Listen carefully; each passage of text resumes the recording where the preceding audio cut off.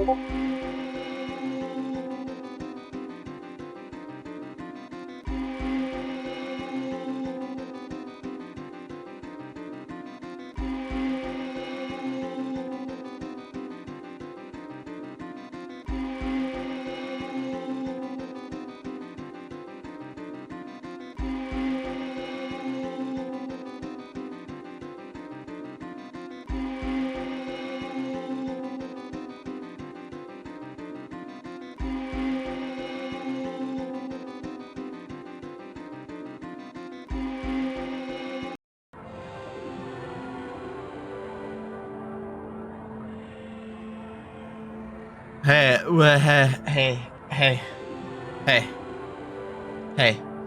hey, hi, hi.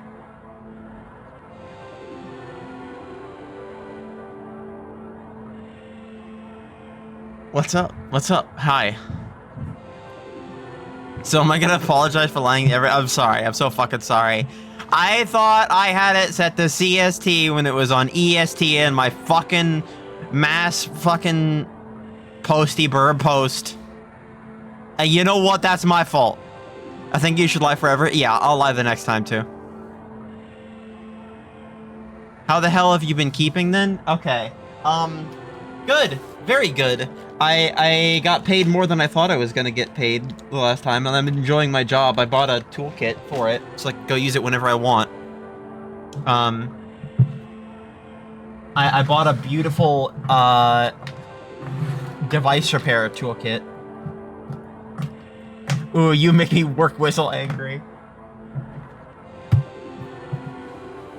But I bought my beautiful toolkit, and it's beautiful.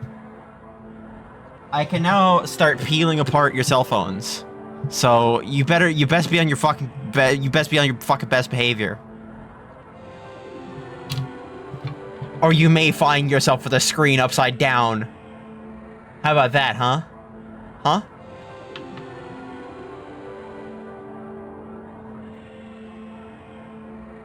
Don't. Yep. Do that to my phone and my beautiful bugs will swarm you. Yeah. Yeah. Welcome back to Thoughtspire. I'm 3 streams old. One of the things I'm gonna have to tell you is that today is another one of those types of special episodes. The fun one. I got a DM from someone who I was not expecting to truly be interested in it, and I was so enamored with it. The most enamored like I possibly could have been. It is a fucking honor to have this person in. You'll see what I mean. I can't pull the same trick of I'm only gonna have 2 players twice. But you'll understand. You will understand shortly. Socks? No. Socks is streaming right now. That's a second smaller Socks that Socks has deployed into my stream. It's that James 7T post about learnlets. Rox? No, also not there. Rox is probably like in bed right now. Pre-recorded stream. No. Besides, if it was a pre-recorded stream, you're my paid actor, okay? You can't be saying that shit. Pyro? We already had Pyro. How is he predicting all of our messages? No, the Sock stream is pre-recorded? That would be insane. That would be insane to pre-record a stream like that of like a recent game. Holotones? That would be like... That would be me dead on the floor, I think, if that were to happen. That would be fucking awesome, but that's probably not gonna happen. That would be, like, one of the craziest moments that could ever happen. You got Germa? I fucking wish as well. I don't... How would one Germa 985 react to a God game? That would be insane. Sorry, I can't make it today. Cancel session. Oh, okay. This is a pre-recorded sound clip. On entirely irrelevant notes, sometimes you just find some weird shit at a Costco and you're like, I really need to try this. Have any of you ever had a Sour Puff bar or whatever the fuck they're called?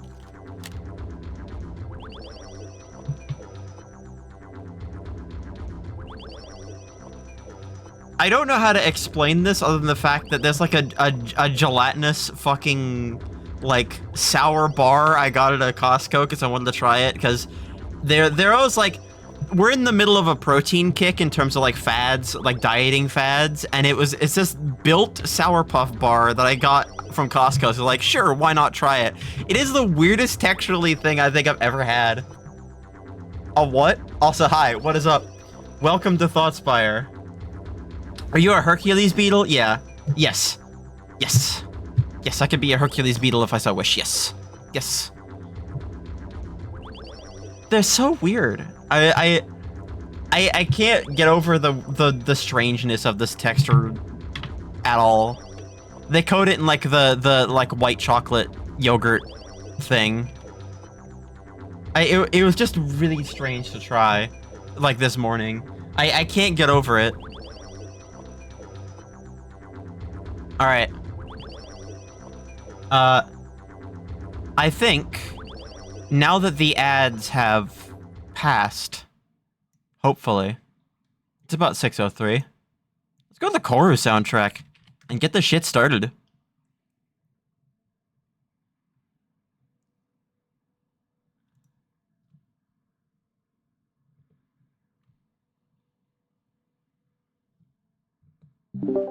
Players. Hello. For some of you, it has been a while. I'd like to try and go grab the two of you that we know for the time being. First and foremost, someone in the middle of a laboratory who, as of recent, went into the entire brain space of one particular duelist. Hi, for those of you who don't know, I am Her Divine and Imperial Majesty, Most Excellent Lady and Ruler, Princess Carissa, and yes, I was just in the brain space of Remus, sad boy. Just one of the most pathetic duelists that you've ever seen, and they're also very strong, but that's also besides the point. I don't know. Ferrari Sage gave them quite the run for their money, and she's what, 12? I don't know how humans work. I think Ferrari Sage could possibly just destroy that thing. Anyway, in similar unknown vein, someone who had recently come to terms with a small microcosm of the world ending and what it means to go out. Who are you? I am Iker Ink. I do suppose today we will be finding out some interesting things. Indeed. I think we should start with the easy one. Iker, what have you been doing since your last excursion into the realm of thought? Probably quite a lot of just mental recovery. It's definitely not easy to face the end of a world. Doing a lot of research on this world as well, trying to get used to it. Not very familiar with how it works and all of that. You were recently given a little bit of freedom in this world. I'd like to try and ask how you've been spending this knowledge. How's the ball that you recently came in contact with? It's curious to be sure, especially with last time no one seeing it, only Iker. It seems to be something very touchy, so nothing has been like looked up about it or anything, but There's been a little bit of research done, trying to figure out what it is.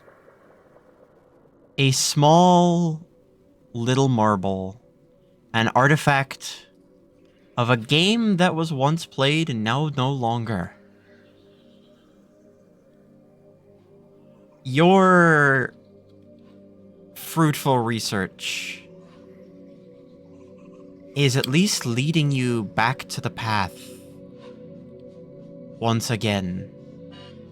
I'd like to try and think about where you are at this current moment in the middle of the city.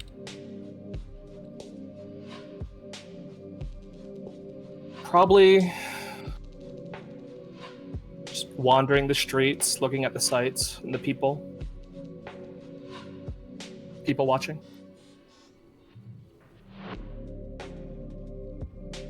Are you looking out for any particular type of person?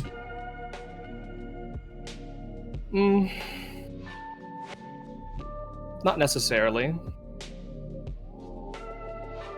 Just anyone who seems like they might have something going on that could concern any of my matters. Behind a crowd of people, as people are getting across their day-to-day lives, just exploring the busy streets of Showdown City, you casually spot a gateway in between a crowd of people. And you feel as if it was meant for you.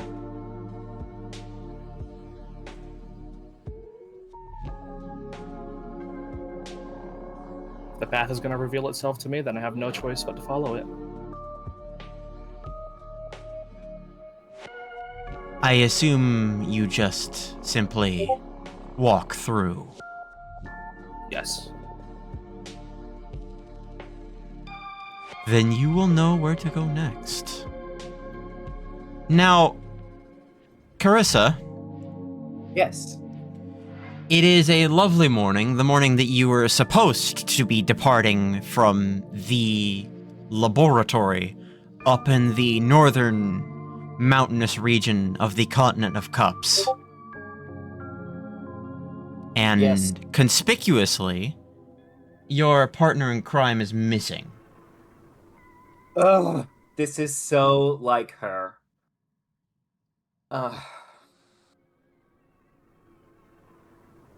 I'm gonna check my God Gauntlet, because I know that if they did get sucked into a portal, they've probably won the floor by now.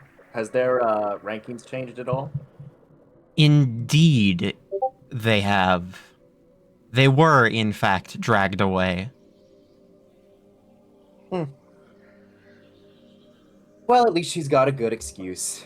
Cardbinder, Yes! I am now aiming Sorry, to- I'm in the other room. What is it? Ah, yes. Is Silva still here? I know that I'm going to have to make this journey, and I'm worried about making it by myself. Buddy system and all that. Oh, yes. Oh gosh, I don't know if I can spare that type of moment. Would you want me to try and teach you how to actually manipulate the gateways here? My treat. Oh! Yes, I would be delighted by that. One of the questions that I have is, do you have any photos or pictures or any type of locus of memory on hand of the place that you would like to go? So this would be, if we're going back to Showdown City, I think the only photo that Carissa's canonically taken on screen would be with Graham Cracker and Grandma outside of the garden, so they were both disguised as plants. Right then, this might have to do. If you can think about pointing yourself here, you can either give it the ability to simply have you travel that far, or, if you would like, it can even send it to you as an end destination. That one seems a little bit easier for people to comprehend. Oh, I understand. So I'll have to fight my way through Arcana to get there, but once I do, I'm guaranteed to come out in the right location. Of course, of course. Ah, I understand. Well, in that case, Carissa's gonna take a selfie of where she is now, just in case I ever need to get back. Fine by me. If you are willing to do some more work, I could always use an extra assistant. Of course. And It's I not- will, as soon as I find a portal, get that link chip information to you. Yes, it's not every day that you at least have a protean to work with. Well, I'm not just any protean, and I would like to try and open up a portal. Why don't you go ahead and give me Wits Occult? Okay. Could I, as a matter of course, before we really get into the session proper, spend some experience on increasing my occult? If you'd like, of course. Alright, I need at least one, and I think that's been justified, but between the well and the grimoire that I've been reading a lot. You gain a die in Occult. Okay. And what was that roll again? That is Wits Occult. 3 dice. Occult. 3 dice. Okay.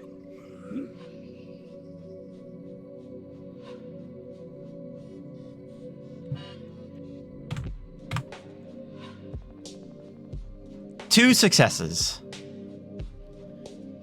Alright.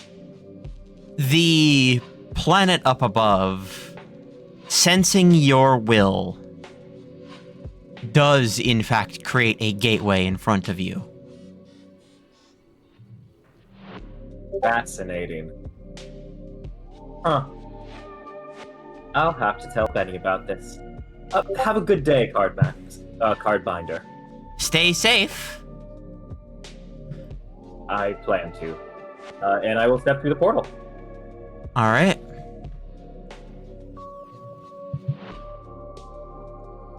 Carissa and Icor both end up in the same location.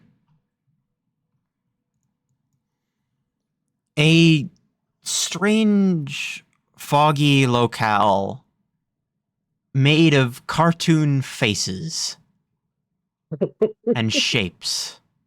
Hmm. Huh.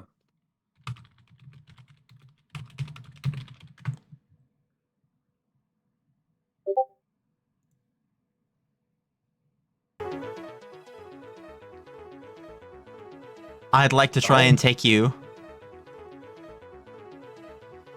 to a very particular locale. Welcome to Happy Town. You're gonna start down here. What?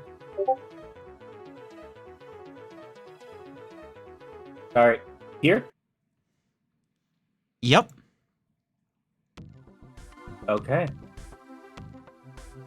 It will be just a moment.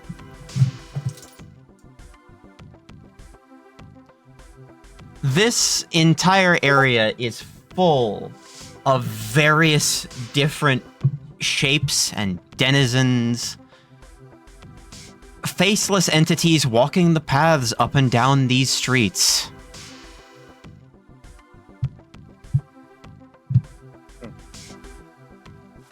Oh my.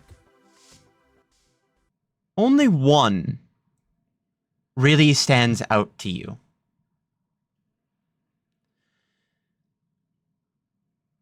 I would like our third player to introduce themselves.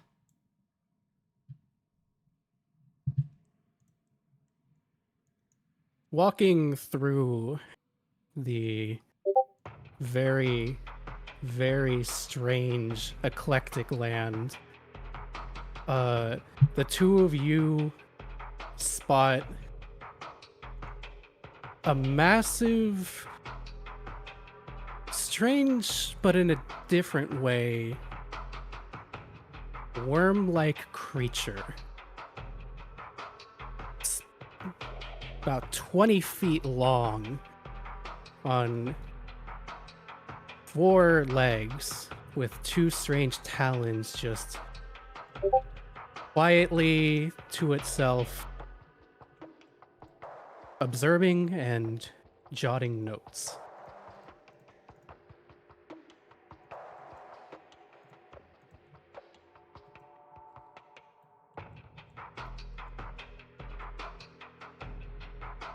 You are at least relatively new to a locale like this. You are an onirographer. You are a researcher, or perhaps in some cases, a purveyor of dreams.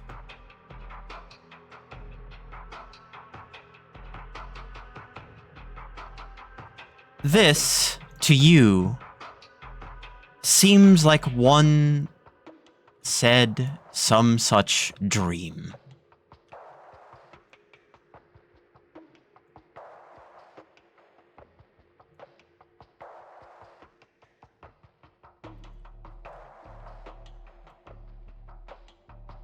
Sorry, I'm just moving all my shit back up top.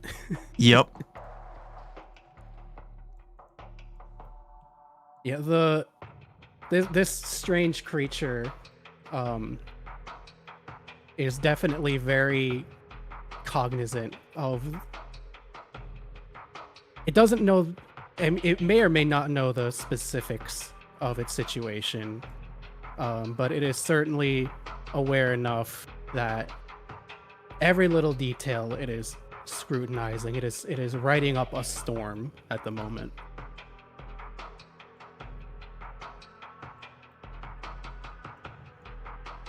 The three of you happen upon each other in this tight little maze up ahead. A locale with various shapes, not necessarily clouds, not necessarily solid matter, more like an in-between. Oh. Well, this is interesting. Greetings. My name is Princess Carissa. I've forgotten my entire name. Her Divine and Imperial Majesty, Most Excellent Lady and Ruler, Princess Carissa. You'll pardon me. You are real people, correct? You have both faces and bodies. Yes. Yes, I'm The very creature much real. the creature kind of just stares at you. It's continuing to write, but it doesn't respond per se otherwise.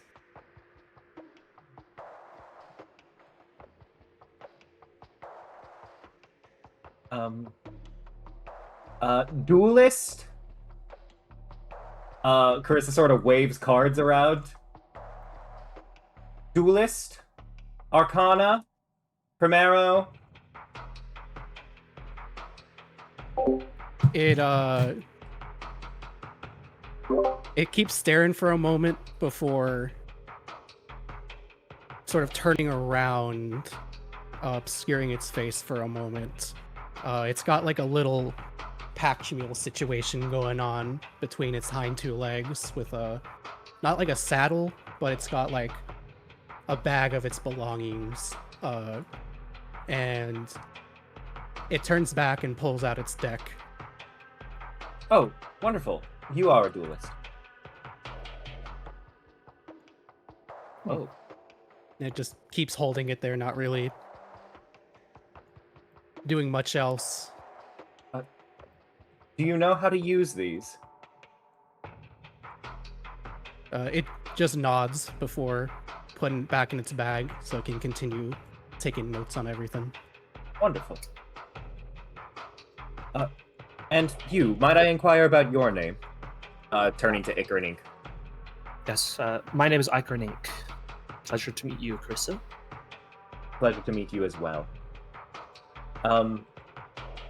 Carissa immediately hones in on the dustpan, and says absolutely nothing. Yeah. Seems right.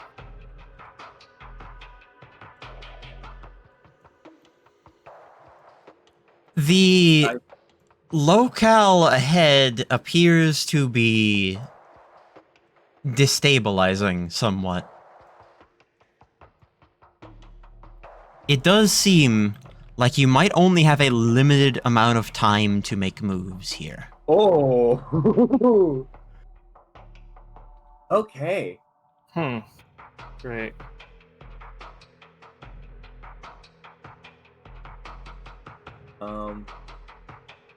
All right, well,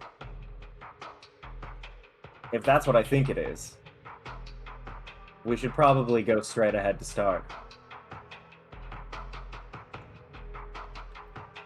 First and foremost, two polar options present themselves to you.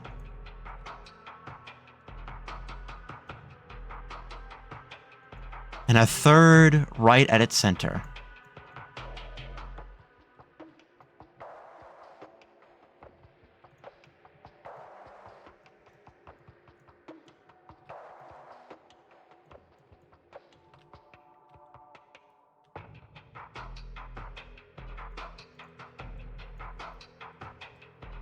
I would like you to make a choice, if you would. Oh my.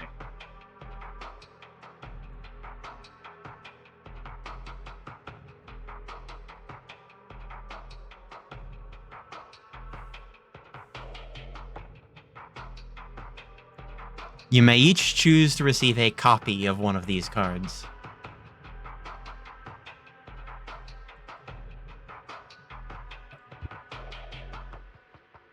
Gertha sighs as she looks at the cryptech and then waits for everybody else to make their decisions. Familiar looking, it seems. It is. It is.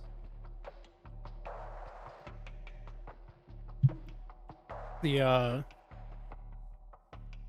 strange creature is very clearly having its attention drawn literally everywhere else, and is not even looking at the cards at the moment. It is kind of just trailing a little bit distantly behind, with its head still buried deep in its notebook.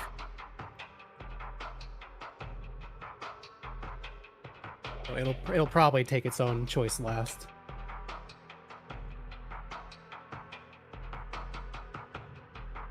I know what I'd choose. Then go choose. I will take a copy of Dynamist. Dynamist Ceratops. I'll take a copy of Cryptech.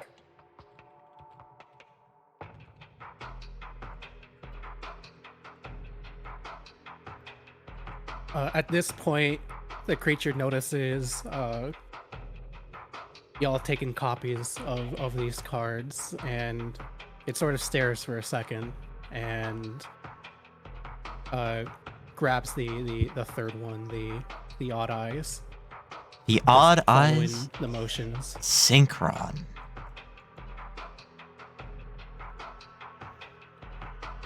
And thus, whatever arc, whatever strange rainbow across the sky that was projecting these things simply fades away.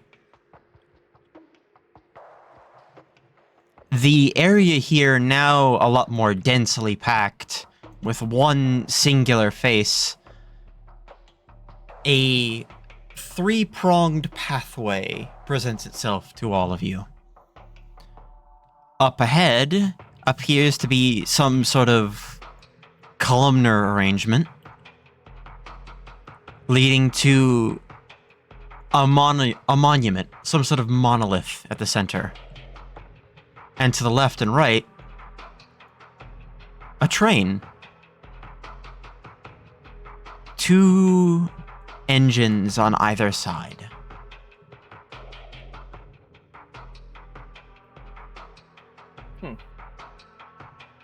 The creature would definitely be is that like monolith in the center like very clearly visible from a distance? Yes, pretty much everything here is visible from a distance. It's very flat. The only things that are really, like, overhead is the pathway here, the monolith, a strange set of labyrinthine doorways much akin to down here, and the slightly raised train tracks.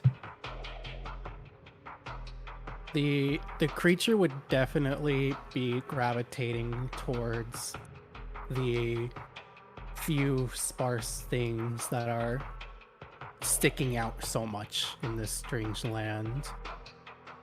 It would probably just slowly be, while looking left and right and continuing to ride up a storm, slowly like making its way towards the nearest point of interest in that regard. Making your way up to this strange area.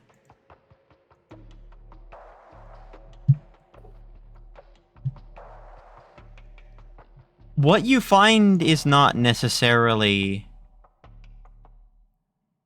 a locale like the rest here. It's kind of a mess. It sort of looks like they tried to set up some sort of sports stadium out here. Oh my There's fucking like God. there's like a slide on one end of it. There's like an area where they set up like a tent in the middle, and a bunch of things. And at its center is some sort of terminal. Three particular voices, or rather, three particular instances of text are shit. present on the terminal. Hell yeah. Football. They appear to be discussing strategies.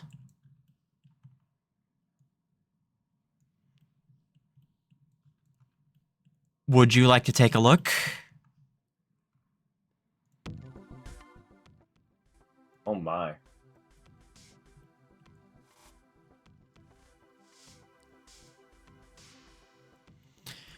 Each and every single one of you, if you want to interface with the terminal at the center of this locale, I will need you to roll Intelligence Technology. Jeez.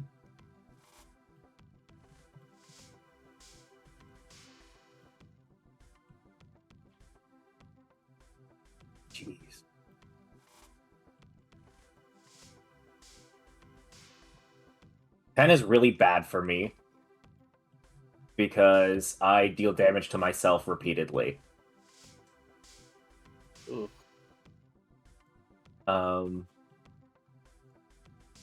Yeah, I'll try interfacing with the console.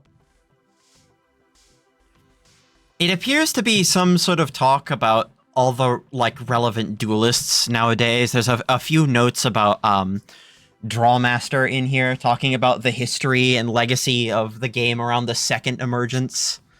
Lots of old terminology for the world of Primero out here, and exactly what the history of the God game is.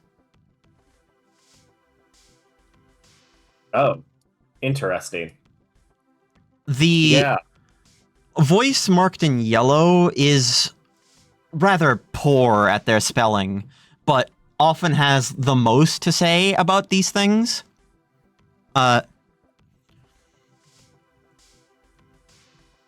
The green voice often keeps ending up correcting the yellow voice on certain topics. Particularly one of note talking about duelists who previously emerged in the ocean of Primero, and the red one being a lot newer and asking questions about exactly what determines this ranking system anyway.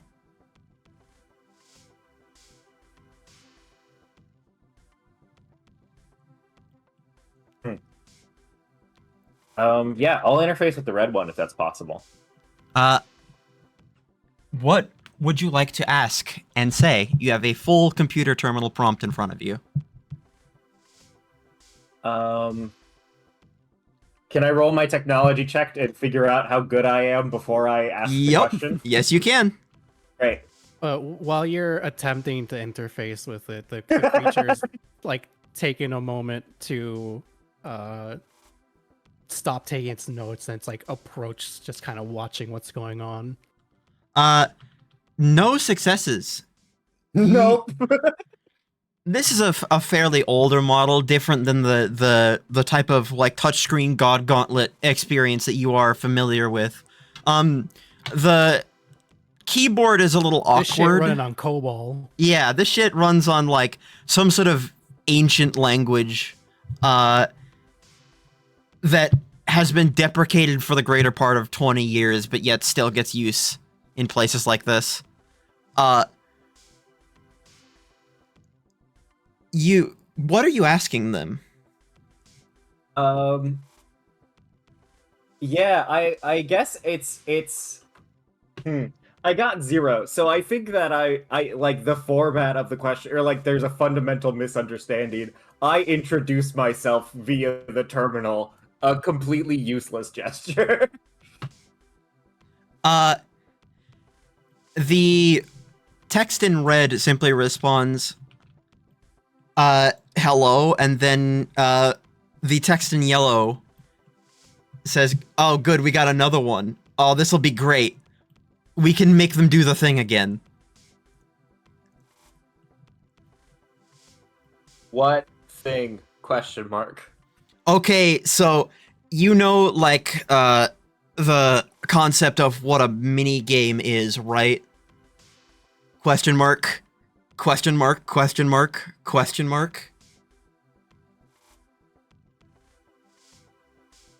Iker, do you know what a mini game is? I don't believe I'm familiar. Okay, so Yeah. it is something that uses your deck as things that would be a piece in this game. It's hard to explain. I don't know. I don't got the time. I got duels to watch. It's the tournament. People are going crazy out here. And I got matches to watch. Okay, in all caps.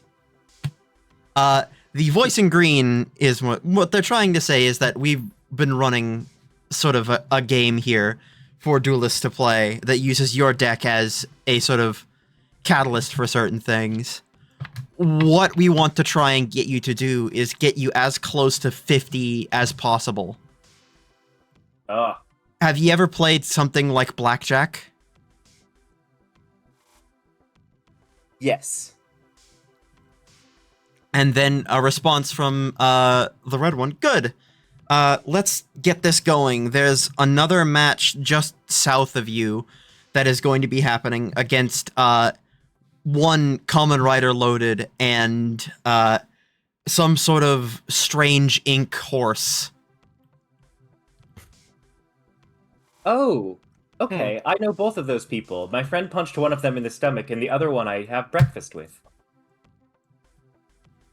And the fucking one in yellow simply responds, "Oh, sick! You in with the mob?" Question mark.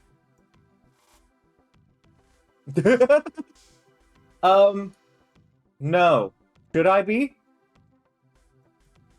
Maybe.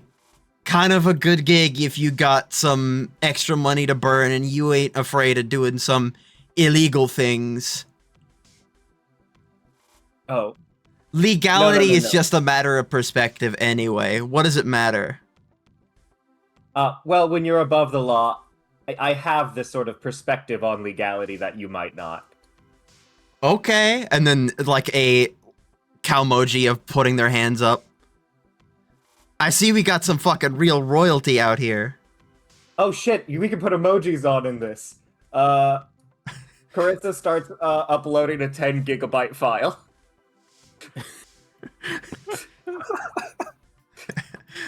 The voice in yellow just says, "Yeah, I'm gonna stop you right there. Good for you, or sorry that happened. I ain't reading all that data." Anyway, I think it's time we play some fucking ball, okay? The red one then goes into this. Okay, it's some of my first example here, so let's attempt it this way. You are going to try and get as close to 50 as possible. Or over. Within 5 cards. Any number on this type of card can be used for this strategy, but you must only pick one. Okay. Are you game? Question mark. Yep. Let's begin. What is a good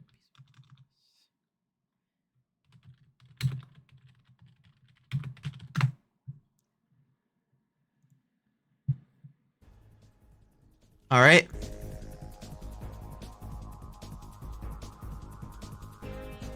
The voice in green says, and don't worry, these will be returned to your deck afterwards. These are not going to be exhausted.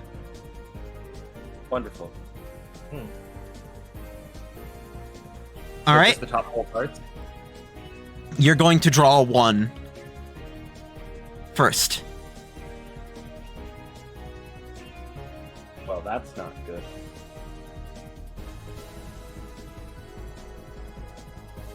Do you have a number that you could use on this? I have a 0 in the bottom left corner, and that's Then a it. 0 is all you got. Ooh, rough start. Well, you just put a 5 in front of that and you're done. Yeah. Another? Another.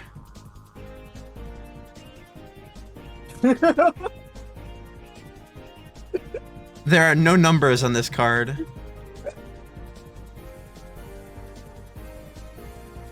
Nope. It remains at a 0. Okay.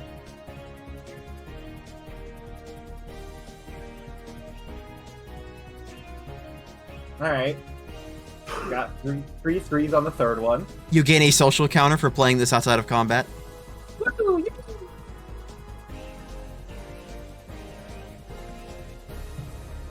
Alright. That is 3. And then the... Oh, where'd it go? Hello? Uh-oh. Something in the background just got pulled up. My lovely wife, did you split open a deck? Uh-oh, I did not. Okay, no, it's okay. It's okay. Oh, okay, it's working now. Looks around. I guess 2. 2. So that is 5 now. You're at 5. I did not do very well on this test. Just draw 45. How many times can I keep drawing? This is your last draw. X being the amount of players present. Alright, you're gonna roll a 1d3. And it's a 3. So that goes to 8. Ooh, sorry. It looks like you're gonna have to pass to one of the folks around you. Time to go. You ready to keep the game afloat? Question mark. I look towards the other 2. I This bitch still suppose- just hitting y'all with that fluorite stare.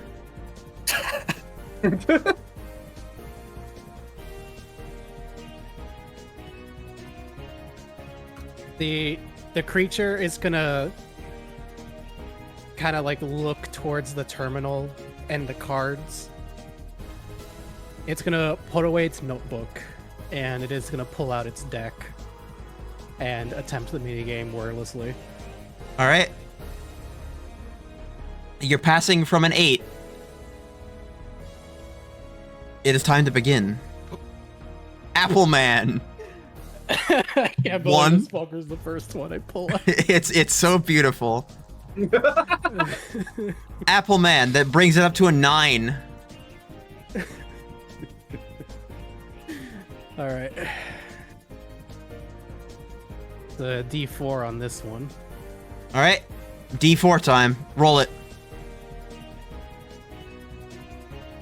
3. Another 3. That brings it up to a 12, and the voice in green says, "Congratulations!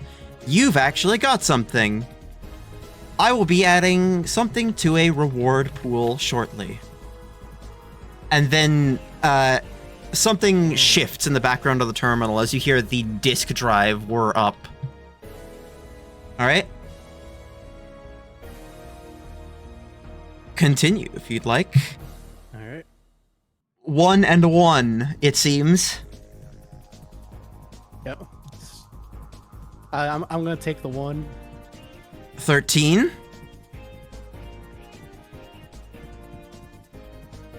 Well, another there's 1. still a 1.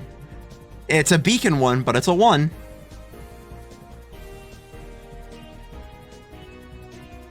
Curiously, Carissa and Iker, beacon is strange. This is not an imprint mechanic that you find on your God Gauntlet.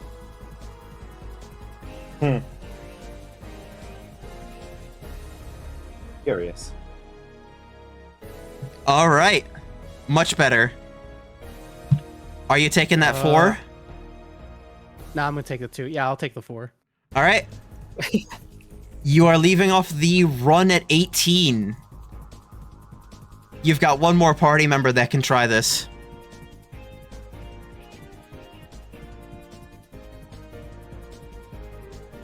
Yay, sports. Lovely.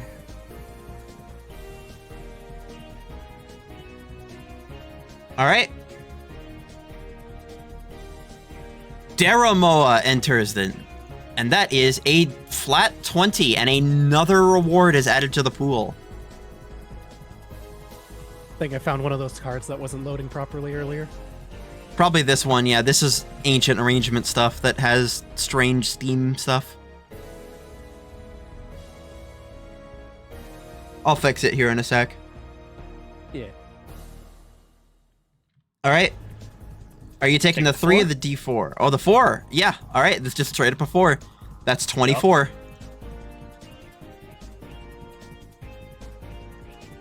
Would you eat it?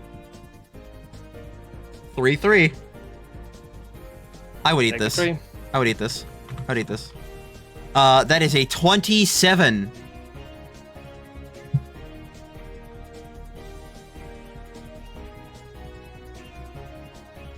Two. 2. That is going to be a 29. 1 or better, you get another reward in the tracker. You could choose a D4 or 3. Just take the 3. All right. 32, and another reward has been added to the pool. Alrighty. Each of you may choose from one of these 3 reward paths that you've earned. They offer up a present for each of you, and you may take your cards back. Good. Oh, okay. The creature is definitely, like, as soon as it puts its cards away, going back to yet again scrawling shit in their note. Why are they stacking? Like scrawling shit in its notebook. So that's gonna give y'all plenty of time to get first pickings, if you also please.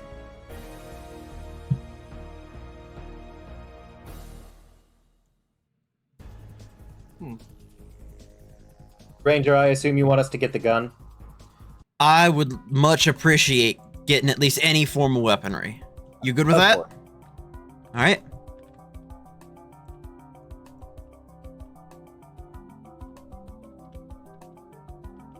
Take treasure. All right.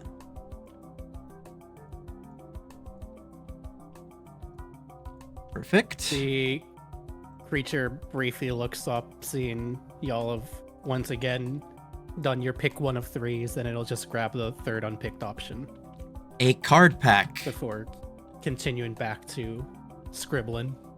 Very good.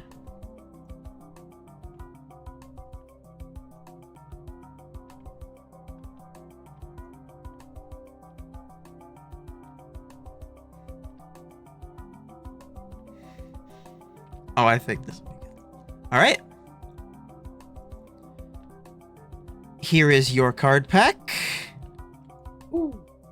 Ooh, broccoli bastards. A selection of cards here. And... Oh, you're kidding me. Oh, well. I'll fix it later. Thanks, Tabletop Sim, for being functional. Carissa, you may choose one of 3. Ooh. Deals plus 16 damage?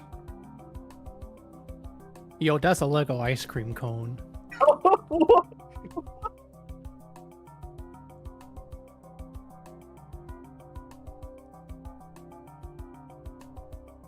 Damn.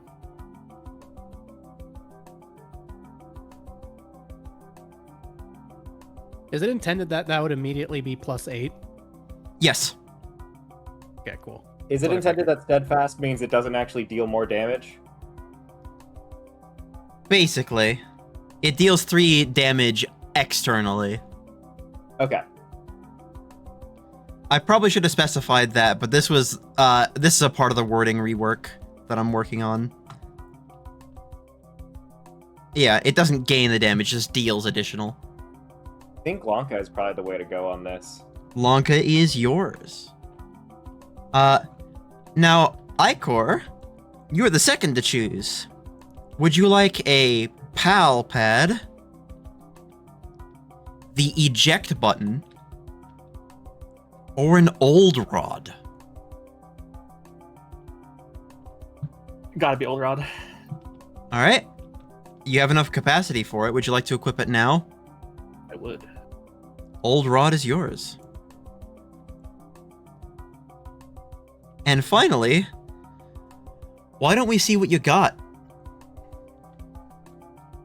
The creature will definitely just like very briefly run through these. I'm just seeing if anything, just scanning stuff. Ooh, Stapler? that fits. Okay. Muscle Goomba? Rectify. Bacteria? Is that a microbe? Is anybody going to eat this molecule? Oh, fun. Oh, Honest chimp.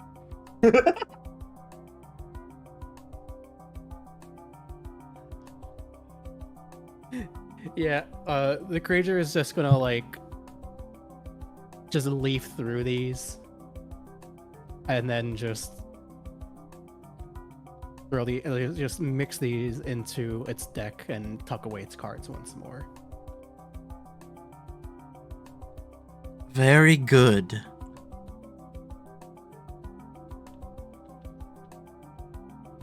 Alright, what was it? Right afterwards it says, "Yup, that's the game. You did better than most. Some don't even make it out of the 20s." Well, with that new item, hopefully we'll start at 16 next time. Frankly embarrassed by my performance. Yeah, I was, well, like, that's the price you half pay. tempted to start a math argument, but I did see an E in there, and it's like, well, that's technically like 2 points. I also thought about using E, but I was not about Like, to. no. start that You much. too could much. have. You It's could too have. I much. would have let you do it. I would have fucking let you do it. I would have done it. I think Juice would probably think that's funny enough to let it slide, like, in character. Yeah, absolutely. But also that E was next to a 0, so that would just still equal 0, now that I think about E to it. the 0 Yeah. was E1, I think, right? Well, that wasn't E to the 0, it was just E0, which would be multiplication. Yeah.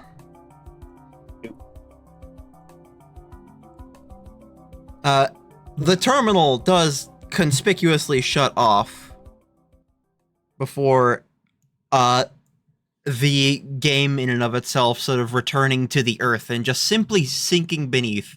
Not necessarily in the way that like something would sink in quicksand. No, it's like it's being unloaded beneath you. just going at a flat velocity. Weird.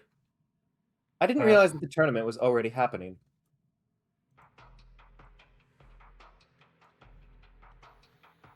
Carissa sort of looks to the companions who didn't seem to...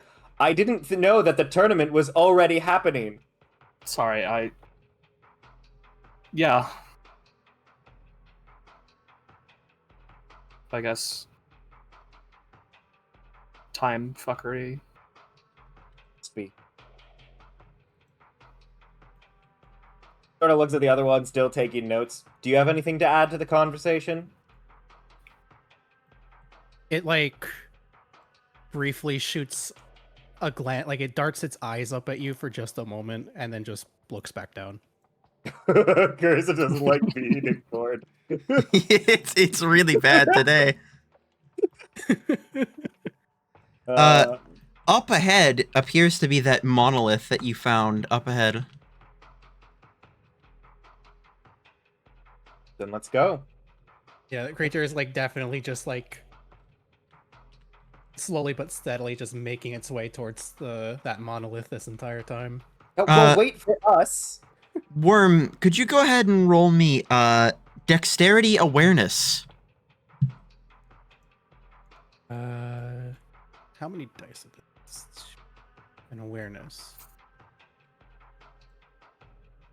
So that would be 5 total, right? Yes. I think, yeah.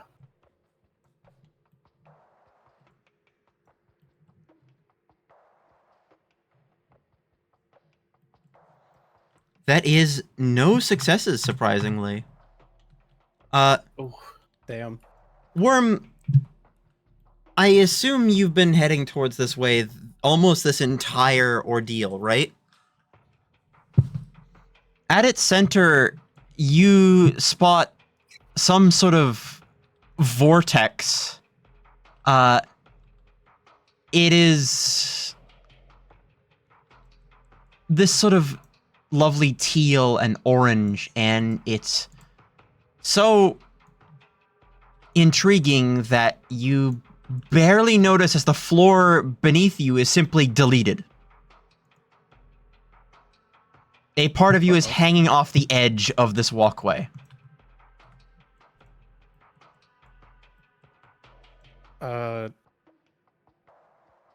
Clutching the notebook it's been scrawling in one hand, it's definitely going to like scramble to like pull itself up back onto like stable ground.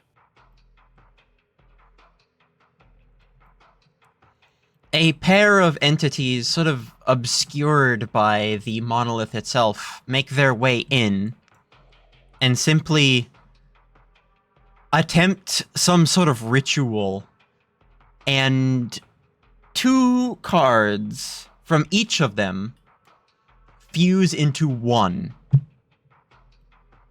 And then the energy seemingly dissipates.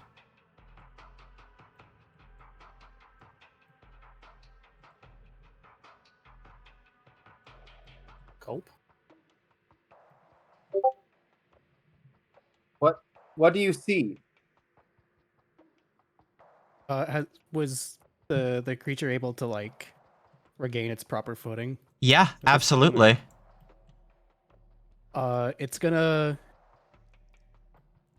kind of just look back and shrug. Carissa takes a very deep breath. Okay. Based on the icons on the God Gauntlet, right? This is we can see the map on our God Gauntlets, right? Yes, absolutely. Good. I assume that was some sort of stellarization portal, right? Massive energy. A bunch of little flowers around it. Not familiar.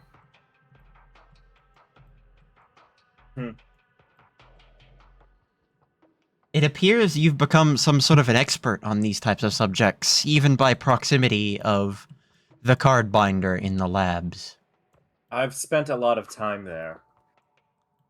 More than you thought that you have. Yeah. Certainly, if the tournament's already started, I mean, I feel like we were just talking to him about doing something to stop it, but now it sounds like it's in full swing if they're watching it. It did somebody use it, or is it still good? The creature like kind of tilts its head, like very clearly not sure of what it just witnessed. Likely because it was too busy focusing on not falling. It's at the top of a monolith, right? Yeah. All right, I'm gonna assist summon Sproing. All right. Sproing will be discarded. What are you attempting to do? I want him to just go up there and get a peek on what's happening and report back, because I'm not getting anything from this worm. All right. I would like you to go ahead and give me manipulation animal ken. Ah, shit. These are animals. It's a kind of a fungus. It's kind of a mushroom. Yeah. All right. 2 successes. Yeah. It does, in fact, go up there. And as it does, a horrible sensation overcomes you as the sort of color of the sproing goes negative, and then immediately, like, it collapses back to the ground, not unchanged for the ordeal.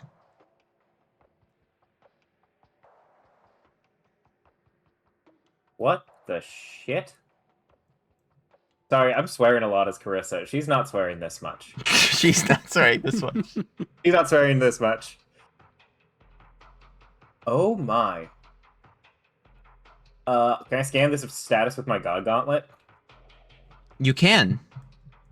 Would you like to?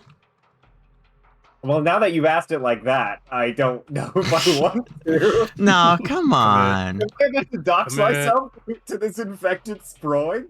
Like... let's start with the other one. Icar and Ink, have you ever seen this status before? I have not. Oh, okay. Are you looking it up? Yeah, I'm gonna look it up. Go ahead and give me Wits Technology. Okay. Rolling a lot today.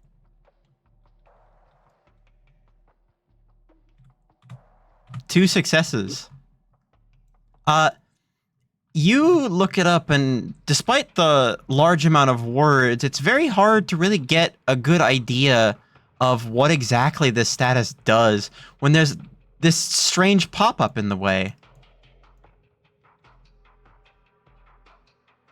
Oh. Oh, okay.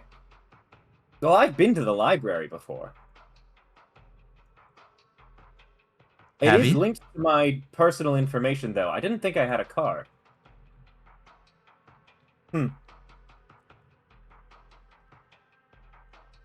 Interesting. Great, I close out of the pop-up. This card, when it is in your deck, is going to start forcibly playing itself. Oh, okay, great. Good luck. I'll need it.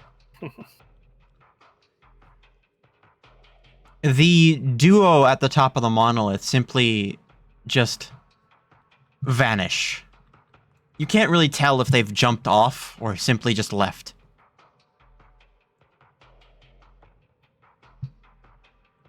The creature, having regained its stance and composure, is kind of just gonna look around for a bit, see if there's anything else of particular note left.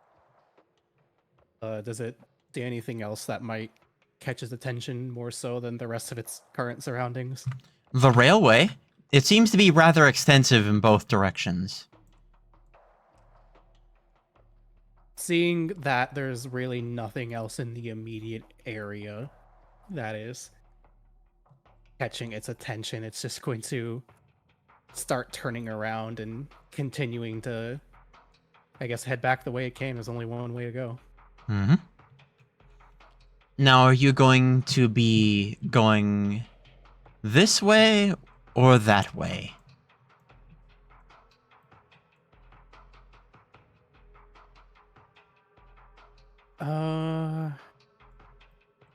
So you said that the only things that weren't necessarily flat were this little labyrinth we came out of, this one over here, the labyrinth, and then the actual railway itself. Yes. It would probably be kind of like staring off in the direction of that other labyrinth, if anything. So you want to take a trip this way, I imagine. Yeah, it probably would. Then it shall be. However, as you approach the railway, sort of leaving the folks behind you, well, behind, strange foes block your path. It seems like the others are a bit more familiar with this. What are you two doing? Coming across what you can only be describing as an encounter by now. I see that you're a will duelist. Are you any good? I'd say so. Good. Then this will be quick. We might have to cover for this. Carissa doesn't have a word for dragon. This eel thing? Eels. Yes.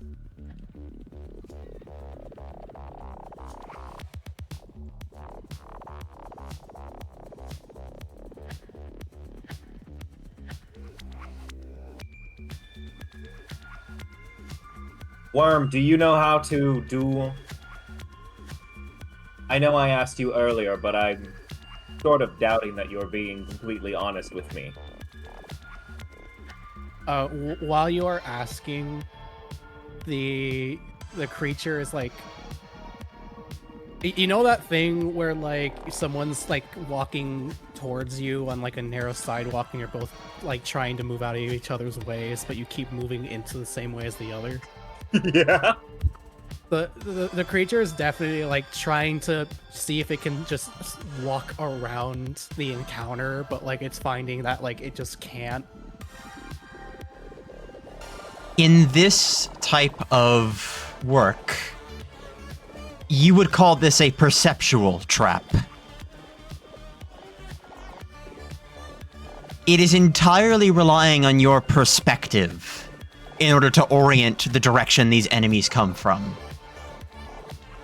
These malign, malicious thought forms have latched onto your head. And you know what you have to do to make sure you can get them out of your head now.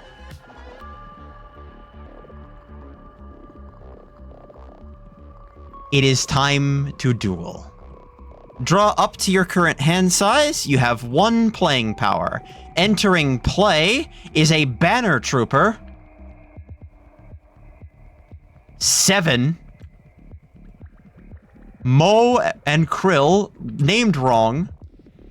Because it's Mirage. That's Mo and Krill. I don't know why Mo it's still Krill. like this in my fucking deck. I changed this like 8 times. It's Mo and Krill. It's Mo and Krill. Another banner trooper and a melee trooper.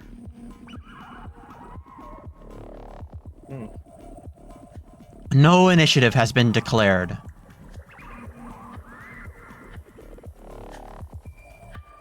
I'm not entirely unfamiliar with these kinds of cards. Another amalgam that was among the pack that you actually saw is present in your ally's deck. Oh.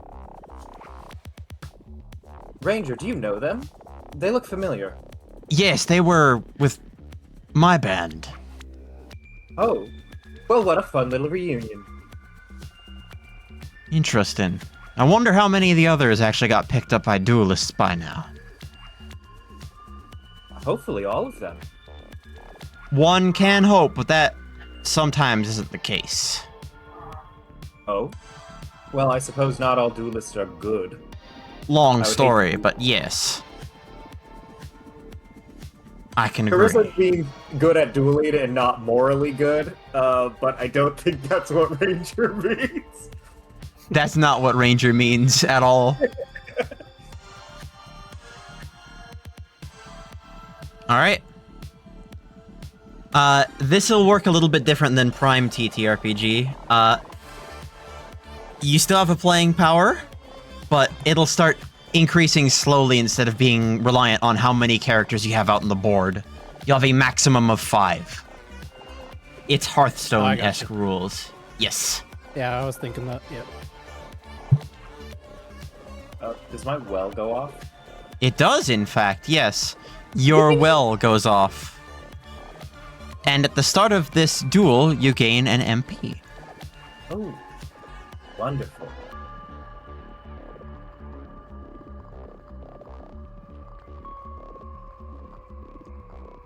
Now, what will you be doing with it? I'll hold on to it for now. In fact, I'll spend my first playing power, and I'll play Pixie, and I'll get another one. Why not? Why not? Your beautiful MP is here. Ah, my beautiful, beautiful MP. Maybe the best MP that's ever been around? Maybe the most beautiful Magic? Perhaps. Perhaps.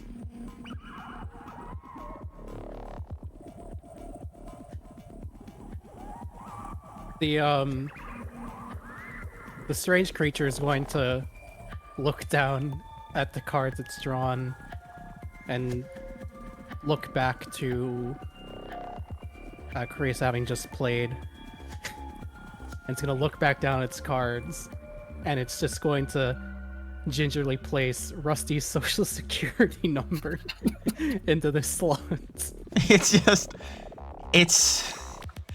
This card is so beautiful. It does have speed, so it can immediately act.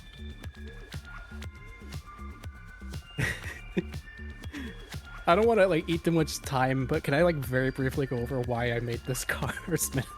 Of course. I had a dream years ago where Twitch added a new global emote, which was just this picture of Scout TF2, but the name for the global emote was Rusty's like actual security number.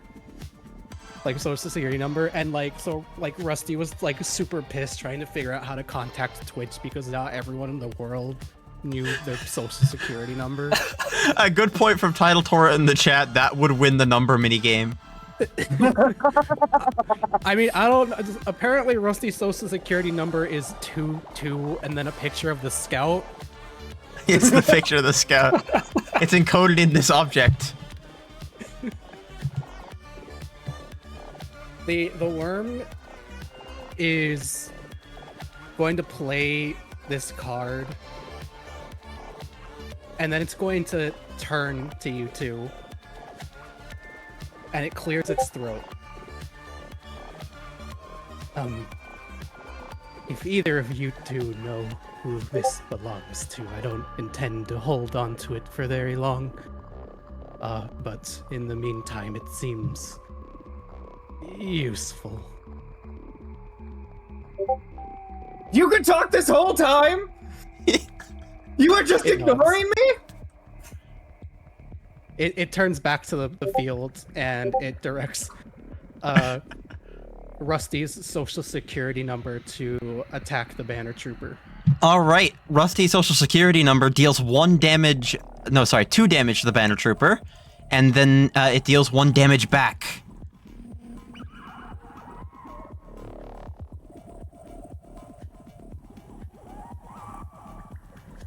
Volley is simply just sitting and waiting.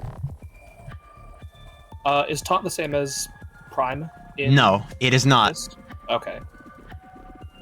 It's the same as Obsidian.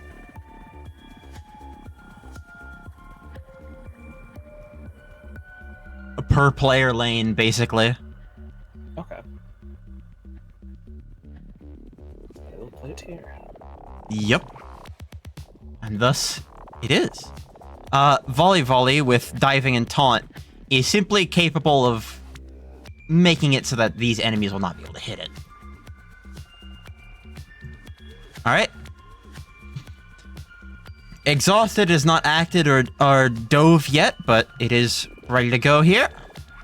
I'd say that should be the end of your turns. If you want to declare it's the end of your turn, by the way, ahead of time, this little beautiful thing, turn it over to its light side when you have finished your turn. Sick. Alright. The encounter will advance.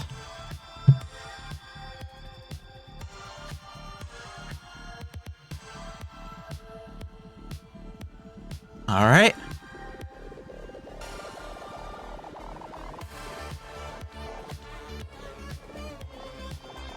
Alright. Initiative is drawn as follows. The Banner Trooper is going to attack Rusty Social Security number. 7 is going to attack the rightmost slot. Who is not Mo and Krill will attack the Pixie. It says Mo and Krill right there. I don't know what you're talking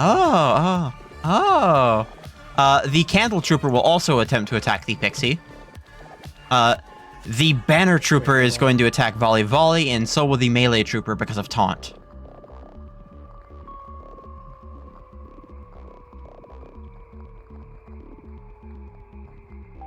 Alright. It is your turn. You gain 2 playing power, and you draw a card. By the way, your hand limit is double your current hand stat. So you can hold up to 6. Oh. And you can also draw by spending a playing power if you feel like you do not have the proper card for the occasion.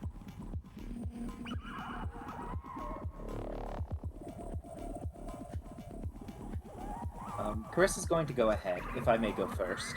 Of course. Moving Pixie to the left slot. And then playing Princess Daisy with every status. Exploding, Swift, and Ego. Very good. And tough. And we'll then swing with Pixie at Mo and Krill. Alright. Pixie attacks Mo and Krill, dealing it 4 damage and immediately killing it. Yep. Oh no, the Mo with no Krill. The Mo with no Krill. Mo with no Krill.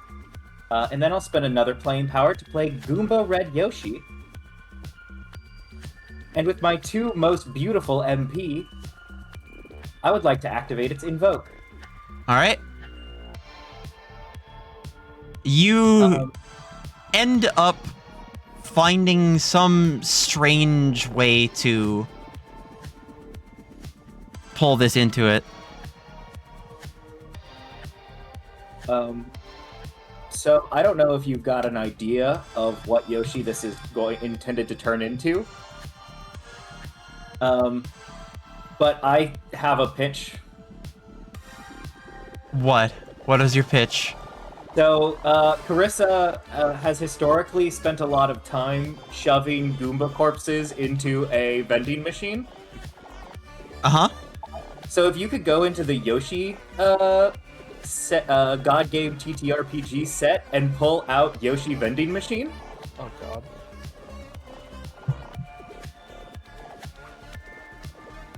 Yeah, okay. Which deck is that in? Skilled. Skilled. Gotcha.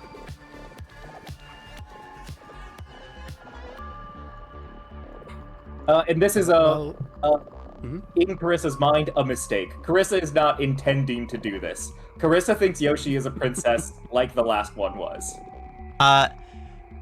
You do this, in fact. You spend the MP, and in a flash of magic, your Yoshi is transformed into Yoshi's sentient vending machine. Wonderful. Unless you're Carissa, who goes, "What do you mean? What? You're supposed to be a princess." It remembers that you said this. Do I need to pay the 2 play? No, because it was already in play already, it does not Right. bounce. Okay, well, we're in the middle of a fight, so just do your best, I guess. It is sentient, and so it will attempt to do its best, but it is also a vending machine. I understand. Was this made before or after Look Outside? I'd have to ask somebody.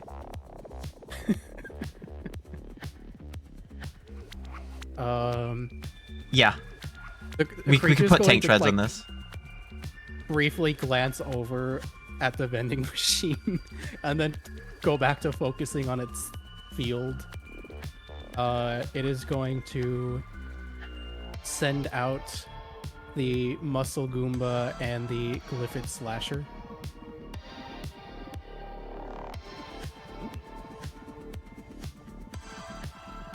Yep. Oop. This would be good. It is then going to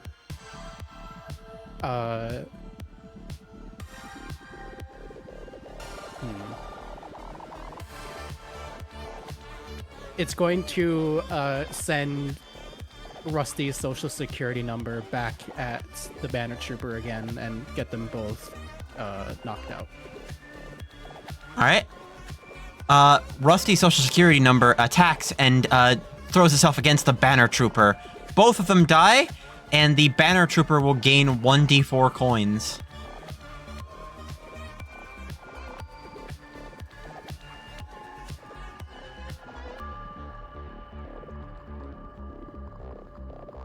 It'll gain 1 sour coin before it dies. The world's yuckiest penny. All right.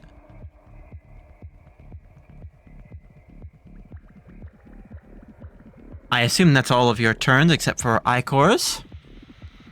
I'm gonna draw a card. I will play Blooper. Blooper is here. And that will be my turn. You don't want to attack at all? I do not. All right. Perfect. Then, as we get on with the turns here,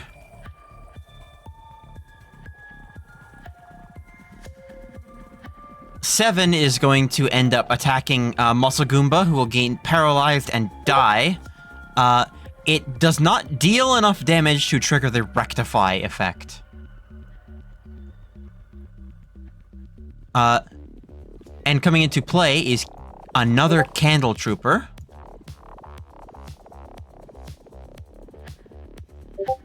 A Candle Trooper will come into play on this field, and a Banner Trooper will come into play on this field. This Central Candle Trooper will attack Princess Daisy for 1 damage, and because it doesn't take any... It does have tough, so it does take none. It takes none damage.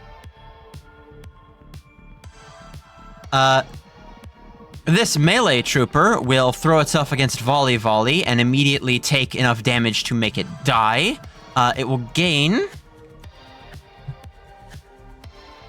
1 sour coin before it dies. Could I use my reactive action to take it? Yeah, of Take course. that coin? Yep. Great. That coin is now yours.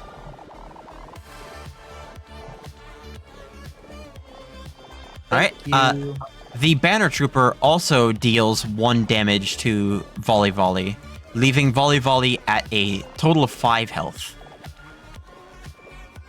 Okay. Alright. Initiative is being redrawn. 7 is attempting to attack the Glyphid Slasher, and the Candle Trooper is going to attack in front of it. This Candle Trooper is going to attempt to attack Yoshi's Sentient Vending Machine, and so will the other one. The 2 troopers in the rightmost field are pointed towards Volley Volley. You have 3 playing power. Draw a card.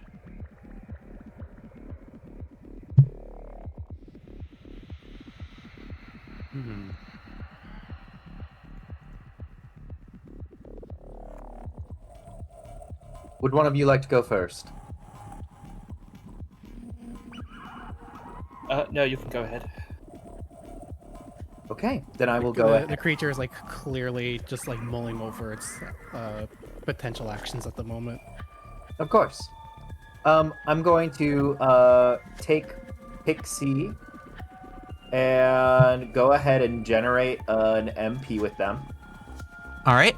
Because of your magic power, the first time you have generated a MP this encounter, by an action, you gain 2. Ooh. Okay. I'm at 3 playing power. I'm gonna swing with Princess Daisy at the Candle Trooper, and I have to roll to see if she explodes or not. Yep. Get a D6 from the top corner. Or you have That's one a down 2, here. So nothing happens. Nothing happens. Go ahead and hit that one. That Candle Trooper is summarily executed before it can deal any type of counterattack damage. And then immediately, it gains 4 coins. I'm gonna use my reactive action to take those 4 coins. Yeah, why not? Take them. They're all yours and your reactive action is expended. Yep. And then I've still got all my playing power. Does anybody need any assistance on their field?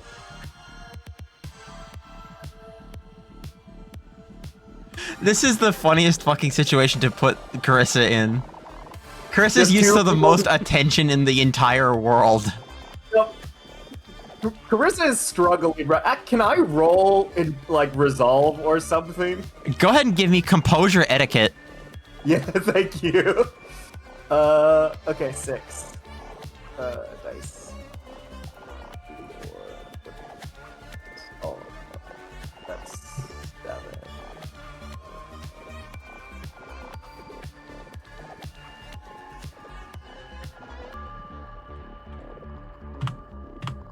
That is 4 successes. Okay. It's clearly still bothering you that neither of these duelists seem as willing to talk, but between the fact that you've got a dustpan user and what you previously thought was some sort of mute, it's fine. In your head, it is capital F fine. It's fine. It's fine. I need to befriend these people because they know things that I don't know, and they are useful to me, and that makes it fine. Did you say that out loud? No, this is an internal monologue. With the 4 successes, she didn't say it out loud. Yeah, Yeah. she got pretty close. Yep, and I'll spend 1 playing power and play All-Seer in the far right. And then spend 1 to draw a card. What is the worm doing? It's going to spend a playing power to draw a card after a lot of mulling. And shit, for a sec I thought that was a fucking consumable. Because it's a stapler?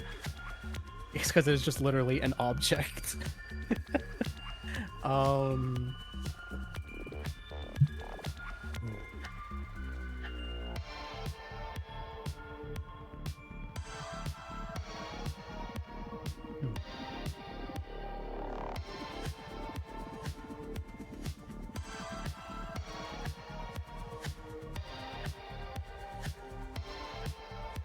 It is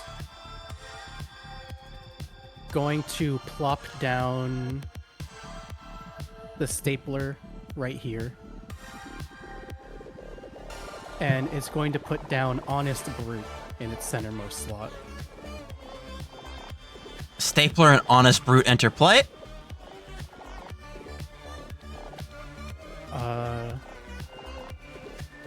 And it is then going to use the Clifford Slasher to deal 2 damage to and stun the Candle Trooper. The Candle Trooper loses its initiative and gains stunned at 1 health.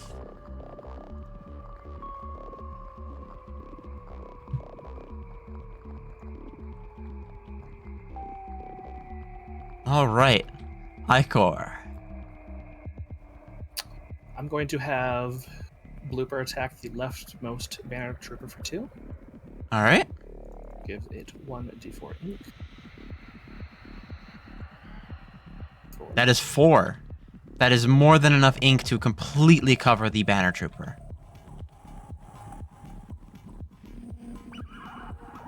Get sopping wet with this one easy trick.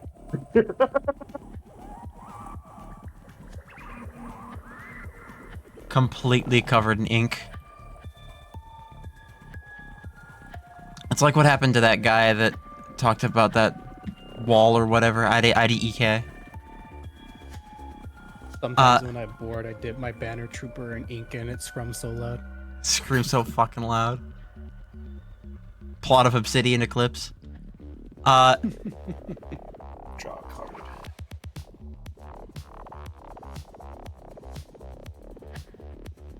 Still got plenty of options here.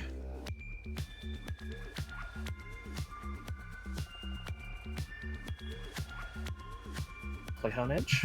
Yep. The sword comes out.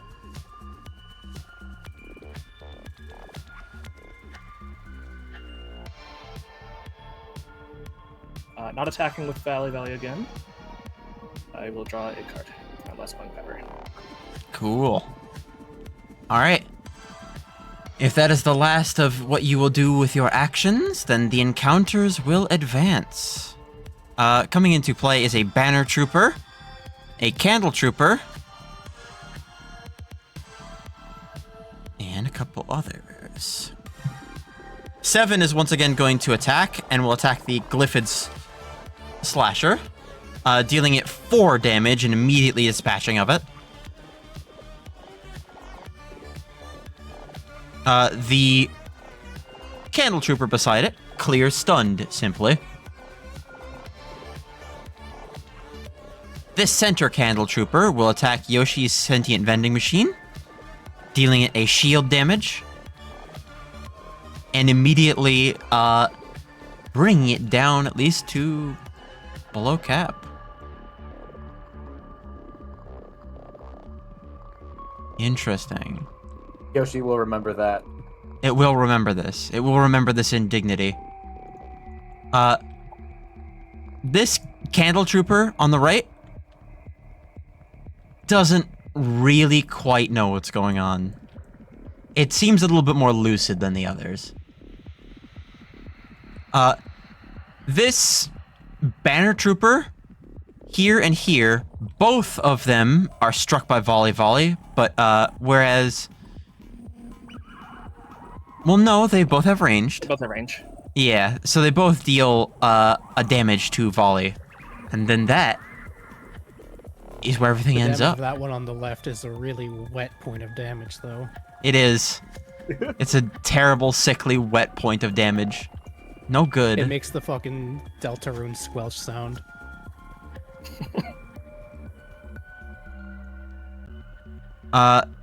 The Candle Trooper will attack Princess Daisy again, and this Candle Trooper will also attack the Ulseer. 7 is going to attack and kill the Stapler, hopefully, next turn. And this Candle Trooper is going to attack Honest Brute. Alright. I don't know how elusive may necessarily work in this specific system. Find out. Okay. Yay. Mm-hmm. Yeah, 4 playing power. Draw a card. I'm going to ask again, does anybody need any assistance? Nope. Should be fine. No response. Business as usual. Yeah. Fine. Then I'm going to take my turn. Pixie, kill that Candle Trooper. Alright, Pixie does immediately dispatch of the Candle Trooper. Very easily. A D4 is rolled, and it gains 3 coins. I'll go ahead and take those with my reactive. Alright, those 3 coins are yours. Thank you. And then I'm gonna have Allseer attack this one. All right. Allseer deals 3 damage to the Candle Trooper. And it will immediately die as well. This will roll a dice, and it will gain 3 coins after it's done. Now, I'm not going to tell you how to play, but you really should be getting money from these. Is that directed towards, like, either of them? Yes, either of them. I don't know what these low rank duelists are doing. Both of them have at least some sort of secret that they are keeping. Clearly, what do we know that I don't? Is my money not good here? Are they too good for fucking material? Like what's happening here? Poor princess. You're really out of fucking place this time. Yeah, I don't know how to deal with it. It was, Primrose just threatened to, like, beat me up, right? Mm-hmm. This is way worse. This is so much worse.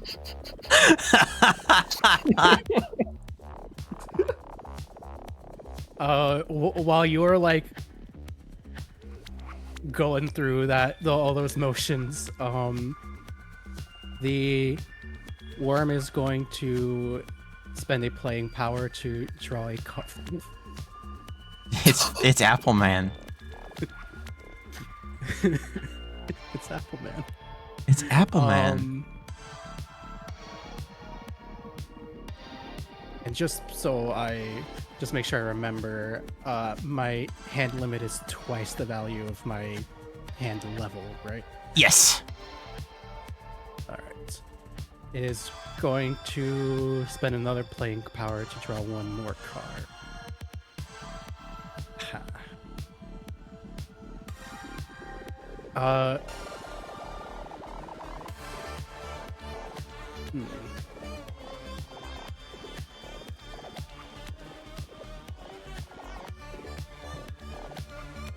I'm going to download it.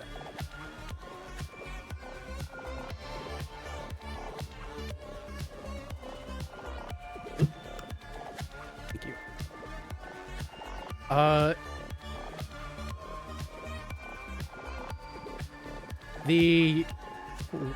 The creature's pupils ever so slightly dilate upon drawing its most recent card.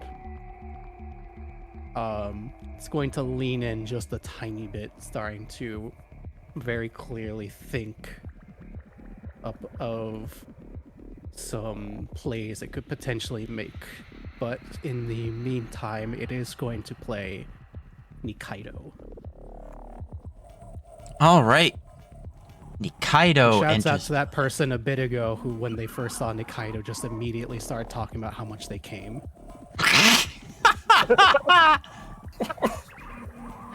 That could be any one of those motherfuckers. That could be anyone. Any single one of them. I don't think that narrows it down to the slightest. Well, I only saw one, and I don't remember your name, but shouts out. Yep. Before you do anything else, I'd like to play Girardi. Message of it's global.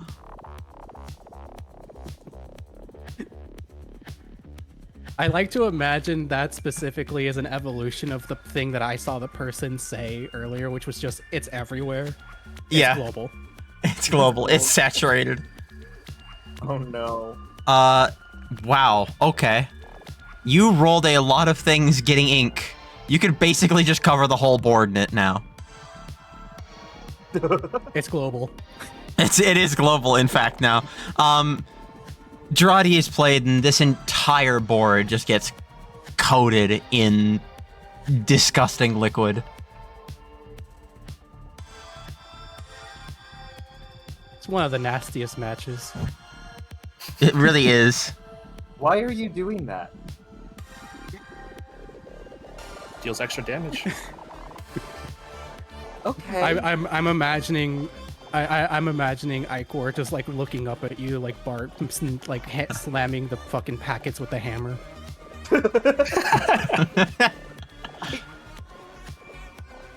I guess. The worm is going to direct the stapler to stun 7. All right. And it is going to use Honest Brute to smack into the rightmost Candle Trooper.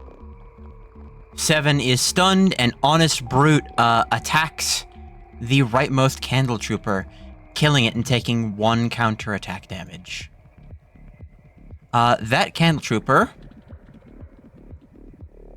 gains 1 coin when it dies. Damn, these bitches broke as fuck. Not giving any fucking souls. Who's in your fucking lane right now? Someone's come in from one of the other lanes. A stapler, I guess. Ivy.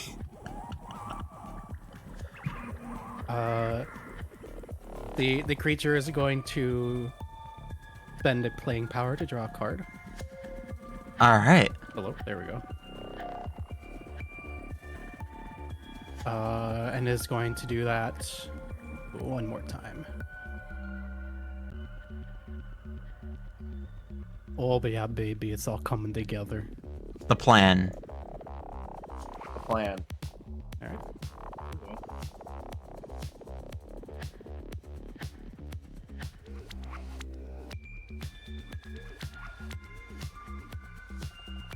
All right. It's a very nice card. Icor, you still got moves to make, I think. Yes.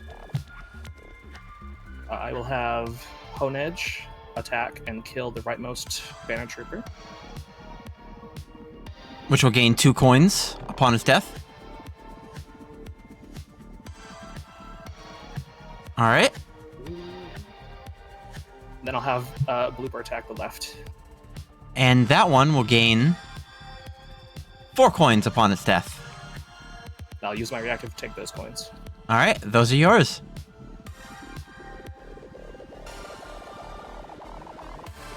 And thus, more ink has been applied and used.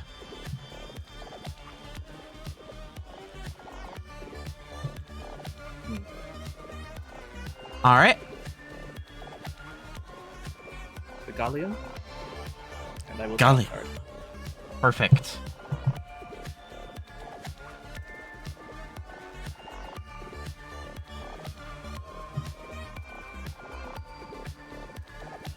All right. I think that's the end of everybody's turns, so I will have the initiative Yeah. draw itself out. This Banner Trooper will attack Honest Brute, and 7 will attack the Stapler. Another card will come into play. A Melee Trooper and another Candle Trooper will make themselves known in this field. And coming into play in this field is Page, which is labeled Paradox. I think I know what happened. The same trick that always happens whenever I do a refresh of these happened, I think. This is Moan Krill now. Alright. You have 5 playing power. You have hit your playing power cap. It is your turn. Carissa doesn't even ask if anybody else wants to go first. She's just going to start playing. She's going to swing with All-Seer at this melee trooper. Alright. The melee trooper is summarily killed, and it gains 2 coins upon its death. Okay, so one of you, please, I'm begging, take those coins. Because otherwise, I'm going to have to pay for everything at the shops. I mean, sure. Thank you. Finally. No, because All-Seer has flying. And that was a melee trooper. Flying's not a real status, it's flight. Oh, sorry. And then I'm going to swing at that Candle Trooper with Princess Daisy. All right, first go of ahead all, and explode. detonate as well. Yep. 2 again. 2 again. That candle trooper will die. It takes And no counterattack damage. You gain 2 coins. Yeah, If you get yeah, I'll use my reactive action to get those coins. coins are yours. Coins for me! And then Pixie will act to generate an MP. All right. You gain an MP. And then I will cross my arms and watch everybody else do things. Oh, yeah. The creature. Its eyes once again ever so slightly dilating. It's going to spend a playing power to hand Nikaido the Nishanka Bolt Shark X80. And it is going to load up its bolt with Frozen. All right. Frozen it is.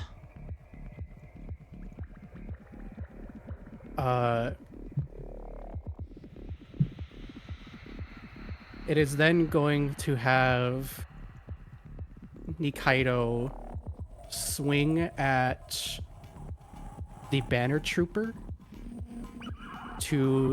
which will give it Frozen, and in that moment, I assume it will require another playing power to use Malediction. Yes.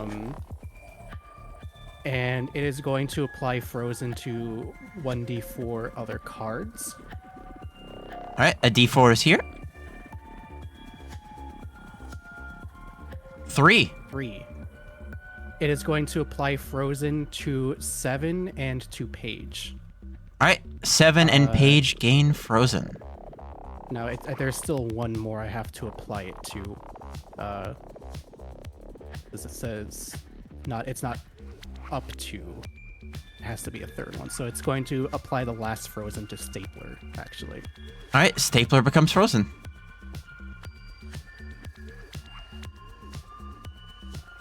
That is Nikaido's action. Oh yeah, and that does, I'm pretty sure, summarily kill the Banner Trooper. Yes, it does. That it does, which will gain a certain amount of coins here. One sour coin. So this card I wrote before we started being better about saying before or after an attack. I'm gonna say after, so Nikaido still does take 1 counterattack. Okay. Just to be fair. That makes sense. Yeah, this is a thing I get tripped up on from the original viewer guide, which is timing things. Missing the timing is annoying. That's why, like, both officially and just like unofficially, there's been a lot more emphasis on explicitly saying before or after. Yeah. Anyways, 7 is still stunned on top of being frozen.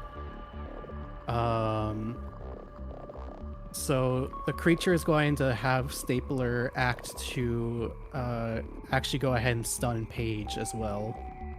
Page is stunned. Okay.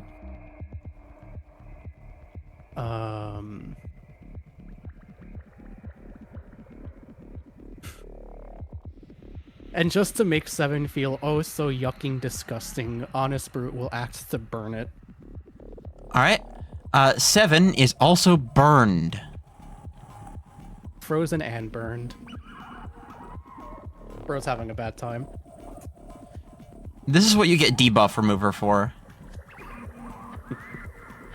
It is then going to spend the playing power to draw a card. And I think it'll end its turn there. All right. Perfect. Ikor, you still have a turn to make. What's up? To the person asking, like, why not simultaneously, I don't know how long ago you sent that. Because of the circumstance, I gave it Frozen, meaning if it happened simultaneously, it wouldn't necessarily be clear whether or not Nikaido would have taken counterattack. It just simplifies things way more not to Yeah. specify simultaneously. There are certain things where it's like there needs to be an order of operations. Operational order in card games is a little tough, especially when you're doing things that rely on, like, what is supposed to happen in a sequence. That's why Yu-Gi-Oh! Chaining exists. Mm-hmm. I'll attack and kill Even if Page a- of Looper. Yes. Nice. Even if a card game doesn't necessarily specify an order of operations, like a TCG, because it is a thing that has been programmed into a computer, it will have fundamentally, like, it will have an order of operations underneath the hood. It seems like the cards are advancing in the encounter. I think that's my turn, honestly. All right. Perfect. 7 is going to clear stunned and will unthaw. What?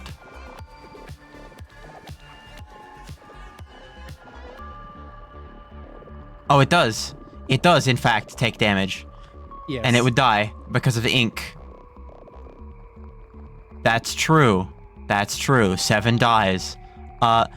Coming into play is a melee trooper, Grey Talon, Pocket, a banner trooper, a melee trooper, Graves, and another banner trooper.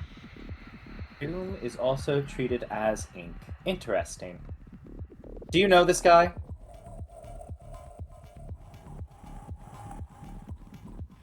Who are you asking? Iker and Ink. The Ink Nope. duelist. No, I've not seen this card before. Do you want me to spare him, or is he fair game? Go ahead. Thank goodness. Do we have initiatives on these guys? No, you actually. Oh, okay. They've only recently come into play on a entry-level encounter. I'm gonna have Pixie make a mana. All right. Pixie creates an MP. And I'll have All-Seer deal 3 damage to Pocket. All right. Pocket is dead. Yep, no counterattack because All-Seer is flying.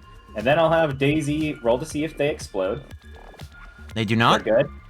And deal 3 damage to this banner trooper. Yep. Oh, I'm one short. The vending machine remembers this. The vending machine.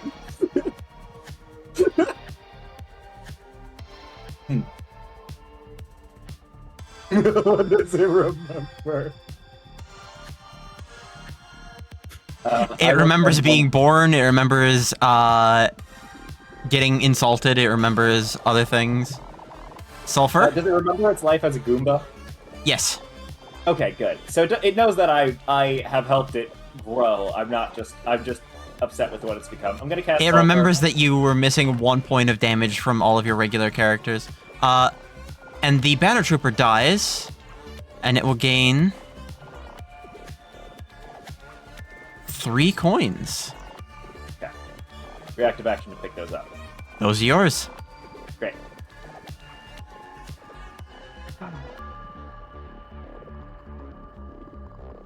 Corsair is going to sit and play on her phone. It just completely disengaged with this interaction. I assume the worm is gonna find out some things. The worm is going to use Nikaido to freeze Grey Talon. In the progress, you do actually just straight up kill Grey Talon. Oh wait, is it act to do this? Oh, right. No, No. it attacks. That's right. Yes. Yeah, it's on attack. Ooh. It's happening. I don't Allow have cards, me. I promise. My lovely wife has this, don't worry. She's a professional.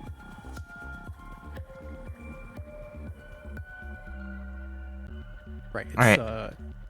I need to remember how my own cards work.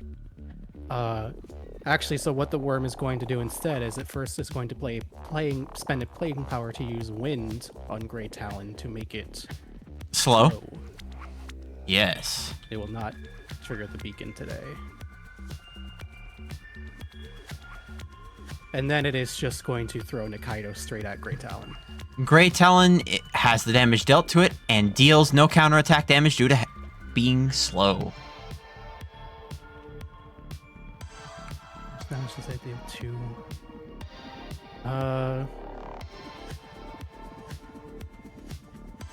Frozen's already gone, by the way. So. Alright, cool. Yeah. It will then just have Honest Brute and Stapler finish off the melee trooper, which will kill the Stapler. Yes. And that is your field empty. Icor still has a field left. I'm going to have Valley attack Graves. All right. 3 for 3 on both sides. Both of these cards die. Valley with a little bit more life than the other one does, in fact, simply just enter the graveyard.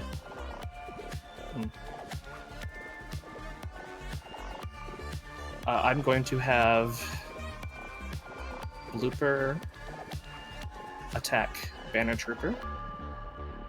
Alright, Blooper deals 2 damage to Banner Trooper. And you may give it 1d4 ink. 3 ink.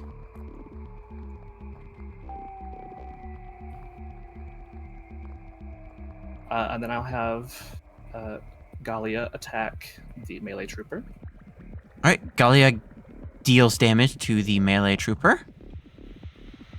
And then it has sturdy, both so of it these will... will take 1 Yes, on and the effect of it. and due to the ink, that Banner Trooper will die. Yes. Which means... that's 3 coins. I will take it. Alright. Having cleared its field, the worm is going to take like a couple of steps forward, almost as if it's just getting ready to leave and move on. But it's going to like stop and turn back to the other two almost contemplatively. And it's going to pull out its notebook and kind of just stand there waiting. Instead of just observing the way that these duelists play the game, in this case. Maybe. Icor, do you have any other moves that you could make right now?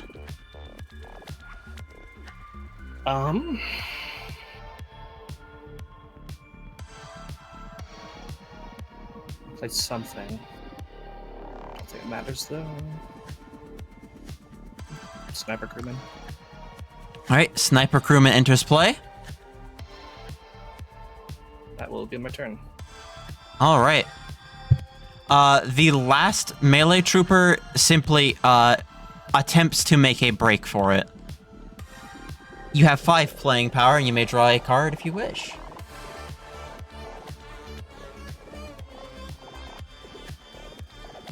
I'll just have Blooper kill it. Alright. Blooper, in fact, dispatches of this melee trooper. Should I have also drawn a card for turn right there? Because I did draw a visitor, and that's the only reason it matters. Yes, you did. Okay. What was the visitor? Oh, okay. No, this is a relevant one. I can give you bounties that'll apply to your party. Give me a sec. Cool. Yeah, so while we're waiting, Carissa just turns on the radio, sees checks the bounty boards, sees what this guy wants for today.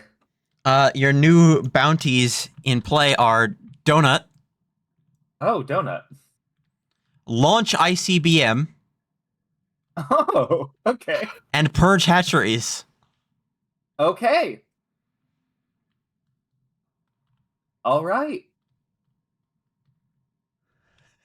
What a fucking awesome set of quests to get. I've never launched ICBMs before. I've never launched a ballistic missile. All right. With that complete encounter, the cards on your field, including attachments attached to them, and the cards in your hand go back into your deck. Any cards that were spent are spent for now until you rest. Could I spend an MP on Pixie for Mage? Yes, you can, because of Errata Mage. What would you like to do? I have 4 instead of 5, so could I make this a 2/5? Yes, you can make this a 2/5. Great.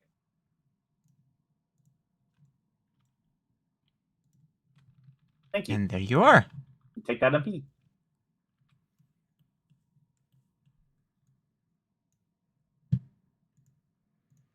Excuse me, Worm. It like turns and like walks up towards you. I need you paying attention. Would you like to put your notebook down for a minute? It does in fact stash its notebook for a moment.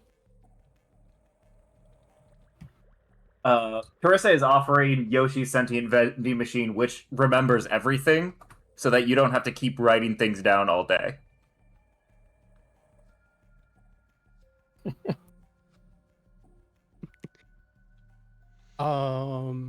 Worm, why don't you go ahead and give me Wits Awareness? Right.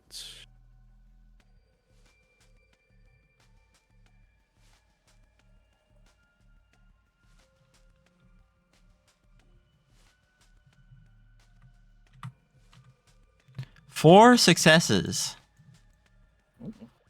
You know, that's not a horrible idea. If you were to simply somehow probe your way into its mind, this could record a lot for you.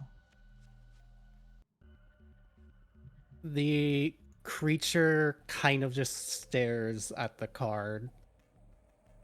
And I actually do want to make a bit of a composure check at the Of suggestion. course. To... What exactly would you be making a composure adjacent check for? Is that one success? I was going to say, we're going to add another stat to it. Are you attempting to persuade yourself to do something or not to do something, perhaps? It is pure. It's the creature is sort of potentially almost offended at the notion of having its work done for it. Composure etiquette. Out of your rolls, you had the one success. I feel like the worm would kind of maybe the most it's emoted so far will just kind of squint for a little bit. But then it'll go back to reading the card. And it will, in fact, take the vending machine. Okay. Seeing that it could kind of pop the fuck off with some of its consumables. It will remember this. The train that you have stepped upon still has more stops to take. It appears that you have a linear path forward with a couple of side stops across the area. Would you like to keep continuing on with the train?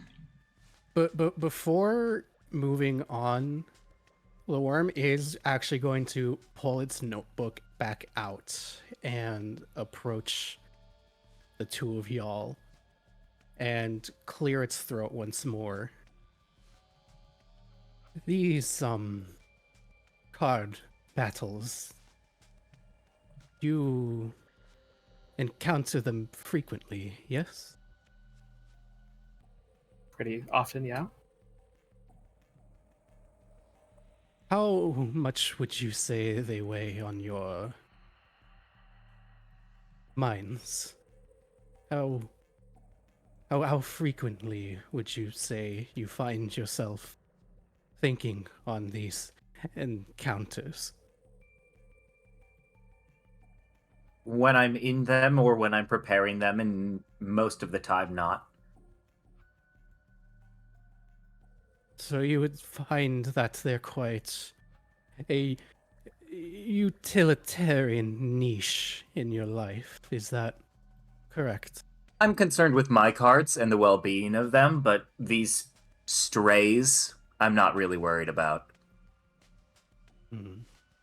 It's going to very lively scrawl back in its notebook some more, taking note of your responses.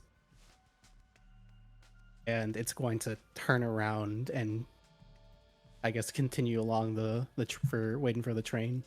Are we on the train or are we waiting for it? You know, you weren't really quite sure you ever even hopped on to the train. But you find yourself on it now. The step in between getting there and simply performing the action is missing in your head. It'll like approach. I'm assuming that there's like little seats and shit. Like it's like a. Mm-hmm.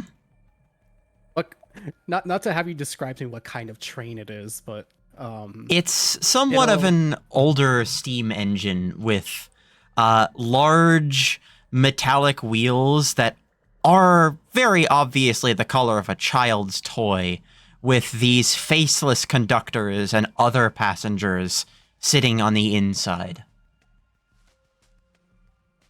It'll kind of make its way to like one of the like standard zones where they have the like the little grip pulls.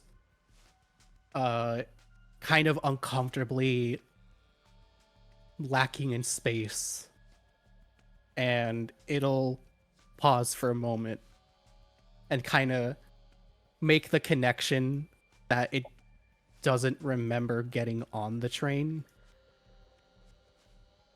and then just continue to write. Rather consistent for the logic you yourself are familiar with. And up ahead, in fact, is something of worth to you. Treasures. Artifacts of this dreamscape.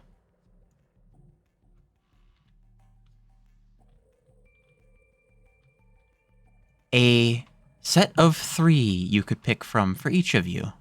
Ooh.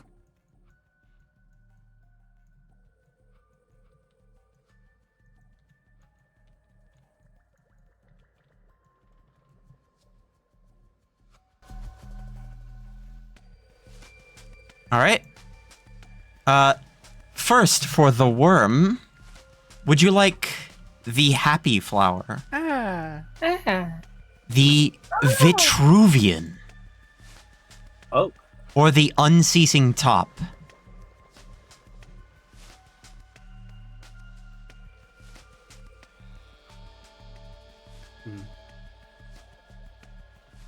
The worm is gonna kind of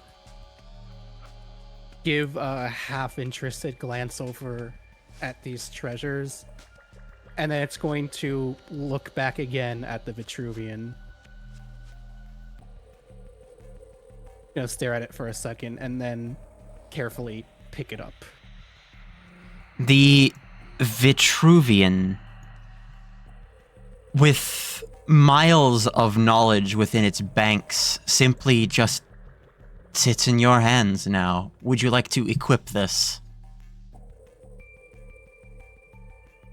Yes. The worm is going to kind of hold it between its two strange, vague talon-like fingers, or maybe they are just talons. It's kind of hard to really tell. It's gonna kind of just glance over the Vitruvian, and it is going to equip it. How big is this thing, like as an object? It is rather large. It's, what's like a good way to describe this? It is about like game console controller sized in your hands. It is going to, because I do see it's got like a bit of like a chain thing going on there. It is going to sort of like a keychain mount it to its little satchel pack mule situation it's got going on. Very good. Very, very good. Good. Second up, spider strings. The primal glintstone blade, Oh. or an arcwing. Oh no! I want all of them. Oh. Oh, I have to choose between an instrument and a jetpack or this magic shit that I just got an upgrade to? Oh. Depends on whether you're willing to make a sacrifice. I mean, we know Carissa's willing to make sacrifices. That's not... I think I don't have any big invoke cost is the bigger issue. I think they're all already at 1.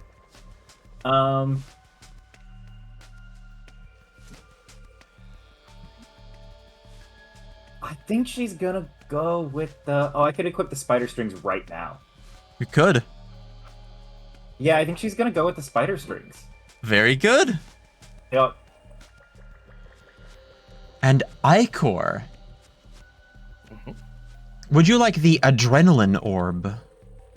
Well, Feeling fine?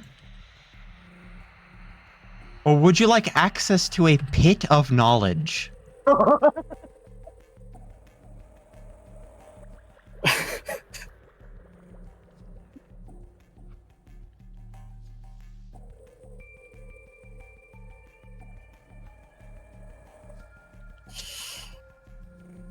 Definitely memory hole. Yeah, makes sense. you sure you don't want one of those two emojis instead of access to a higher plane of knowledge? Now you're right, bring it back out. You can choose to replace it with your old rod or just put it away.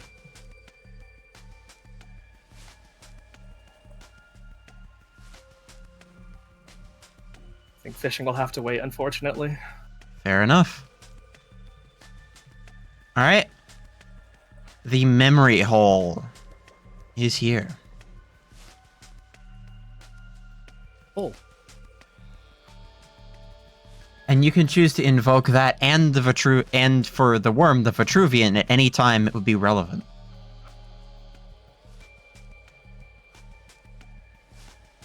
Now, the train is stopped. You can't really see any doors or anything, but you feel like you could get out and enter this area over here, or perhaps go south. I would be interested in finding out what the triangle, or the trident means. I would also be very interested. is there anything particularly like visibly noteworthy right in that area with the trident?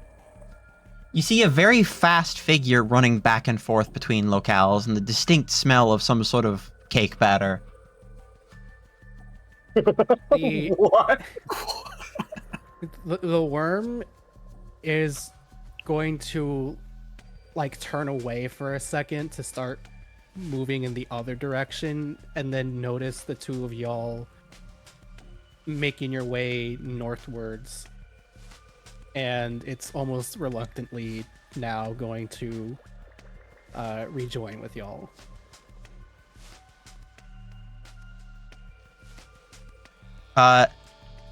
As you do, the figure, in fact, hold on, I have to find the right one. in this soundtrack.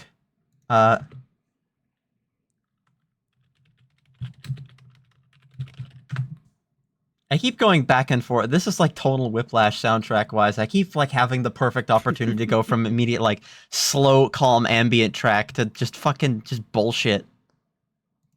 Yup. This is not the right one. Where is it?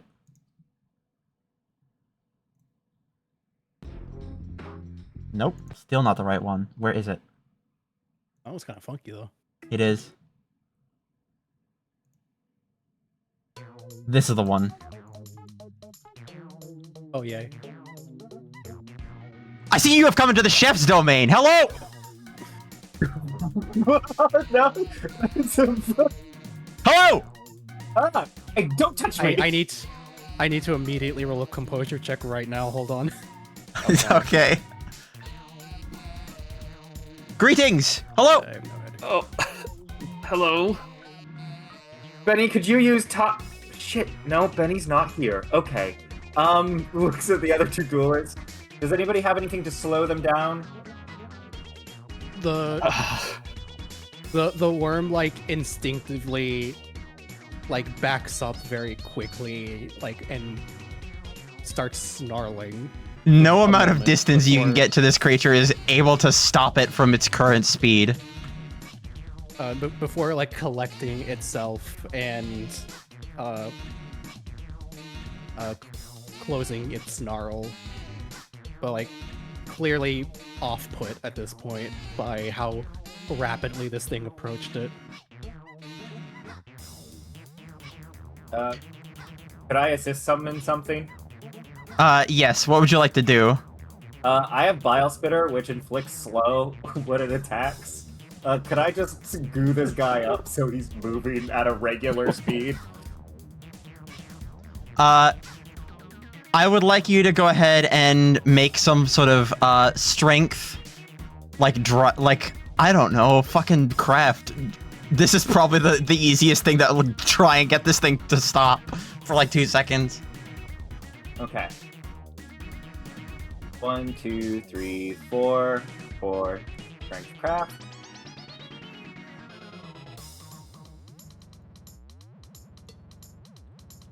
Two.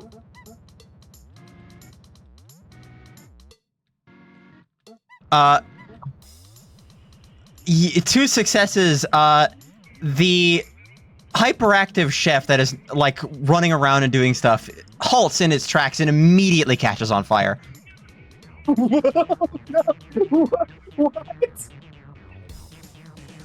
The worm My God. reaches for its notebook, but before it pulls it out, kind of reevaluates the situation and just doesn't reach for it and just... Please, you may pick from one of the chef's wonderful gifts. Oh, yes.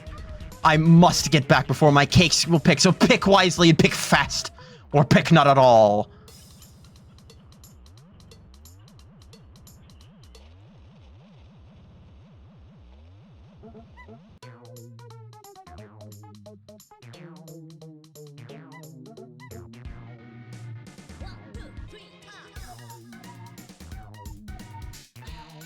I'll take Big Wasp, I guess. Yes, you will pick this wonderful relic. Okay. Thank you? Get off of my field. What? Stop doing that. What? Get off of my field. What? Stop. Get off of my field. I would like to use authority. He immediately gets off of your Oh, field good, it's and dead. tumbles into nowhere. And I think it is good that it is dead.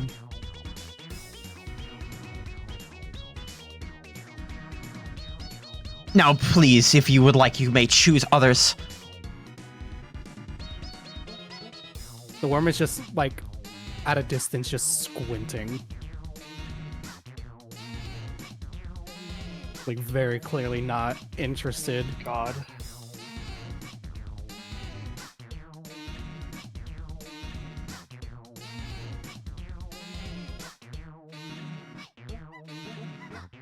I'll give you another couple of minutes. I assume neither of you want to even take one No. of these. for obvious no. reasons. At this point, I think the worm is like kind of just like turning around, getting ready to leave. No, you're right. We shouldn't have come here. Okay, you have made your choice. Goodbye!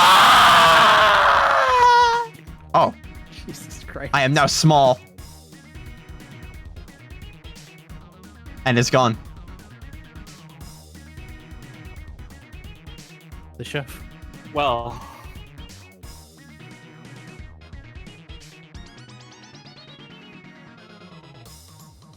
The entire area is like covered in like what you can only assume to be like foot-sized tire tracks. Huh.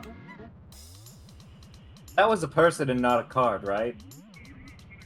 yeah. The worm is already like making its way to the next location. It found nothing of value here. The worm's not the only one. Yeah, let's just go. All right. You are now back Chef. on the road, back to your normal departure. Again, you did not note when you got on or off the train. But you have stops to make regardless.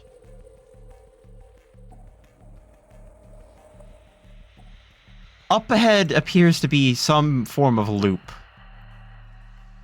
It appears to curve around small points of geometry where folks that, once again, are much more faceless than that chef that you met, and much more plain, gather here. The farther out that you got from the center point, it seems like the render of these figures gets poorer and poorer. Ah.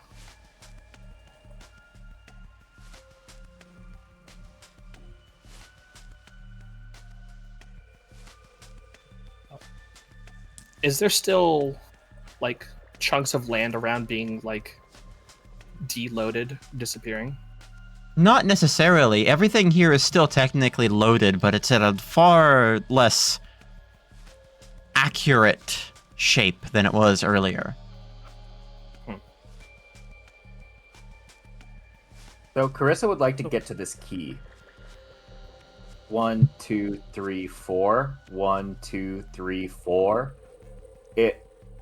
I don't want to. I know that I've had a lot more sessions and stuff, so Chejire know that the rewards are less juicy for me because I've got a pretty stacked deck, but I don't want to like keep people from doing that if that's what they Oh no, want. the train doesn't go that route.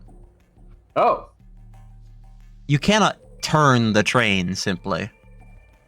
The train just goes where you think it goes.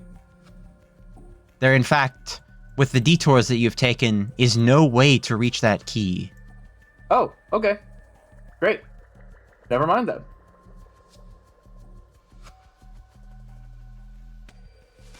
Up ahead is even another card pack. One for each of you this time.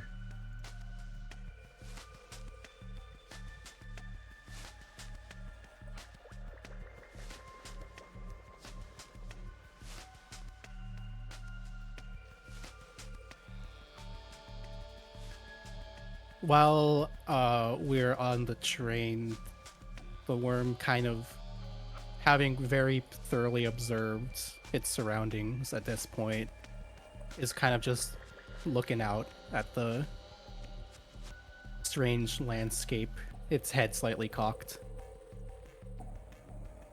All right. I'm so itchy. I'm so itchy. Each of you have a booster pack in front of you.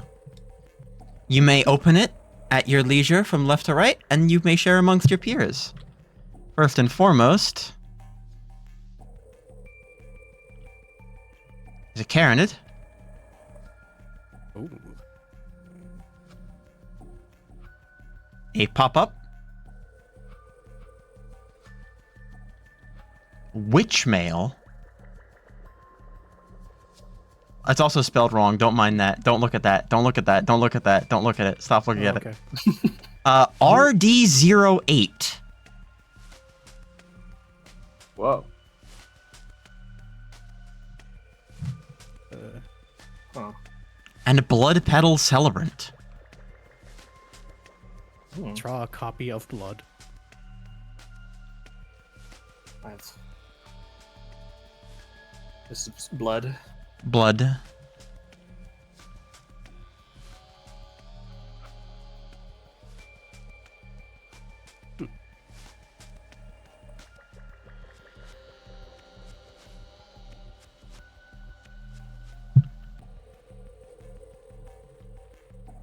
Are we good to go? The worm is kind of like looking at the RD8 here, and it's going to glance back at the Vitruvian and go ahead and try and make that roll to Discover what the fuck is going discover what on. a car is. Yeah. All right, time to learn about a car. I want you to roll me Intelligence Academics, which is 6. 3 and 3.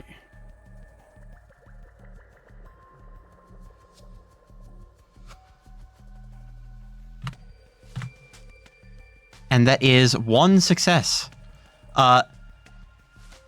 This appears to be a special character type. It is not a status. It is not simply a card back, but it is a variant of a character. This thing will require another card to crew it to unexhaust. It is a vehicle. It can be played either as an attachment with the above text, or a character with a bottom text.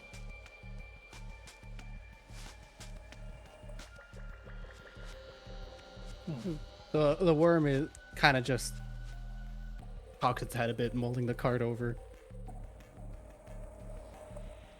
And it continues to move on looking at everything else. Okay. Speaking of, Gazpacho. Gazpacho! Really good with the vending machine I just gave away. Yeah. Chocolate. I'll be having that one. Oh, I could fuck up some dark chocolate. Speaking of Lewis. Doc Lewis, Go.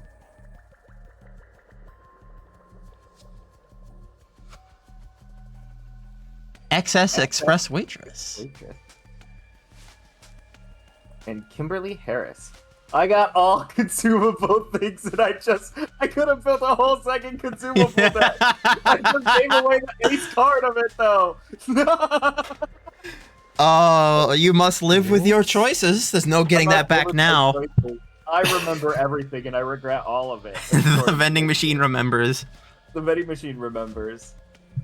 Oh man, I mean, Doc Lewis is just a strong card in general, though, right? Here's Yeah. the thing, I think most of my consumables are removal, so like it's bad for me to use it. I can't say it enough, but Hungry is one of the best statuses that has ever been invented for a God game. It's really, really good. I only have 2 consumables in my whole deck. You're about to have 3 if you take that chocolate. If I take that chocolate, you may only play this during a turn where you triggered at least 1 tithe. Have no tithe in my deck except for Doc Lewis. And Well, potentially before- Gazpacho if you want it. Also, Yeah, I guess so. technically, these are not sacrifice anymore. They are tithe. So you could activate Netra and then activate chocolate. Oh my gosh! Yeah. Well. Okay. Yeah. I could update these real quick. Hold on. Wouldn't be mad about that. Just to make sure that it is as clear as possible because it's a relevant effect.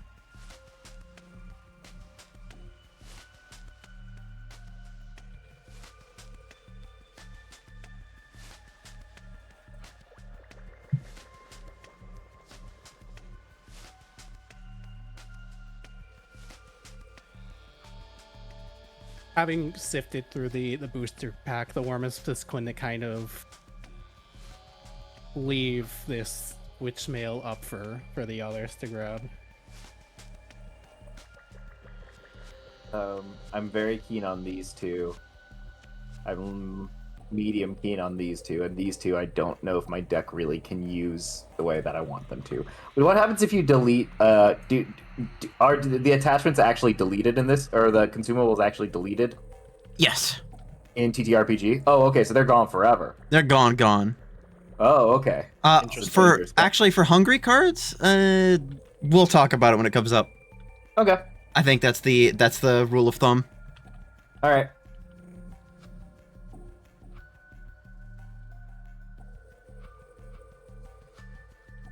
And finally, Icor's set of cards, by the way. We have Goombulb, Luigi and Spaghetti,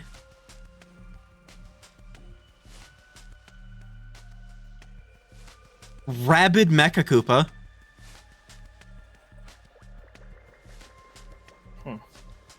Hypnospecs, and Mario flavored Homer. Okay.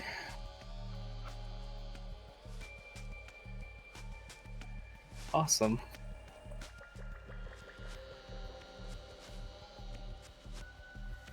Who's gonna have to explain this one to me?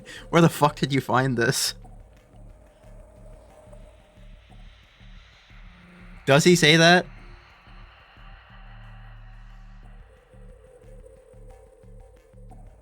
Good. Interesting. Be good. Anything's possible. Anything is possible. That is correct. Still plenty of cards to trade around if you so wish.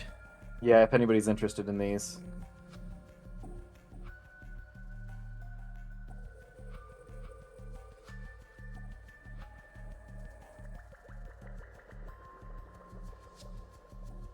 Are these three you're leaving up for grabs?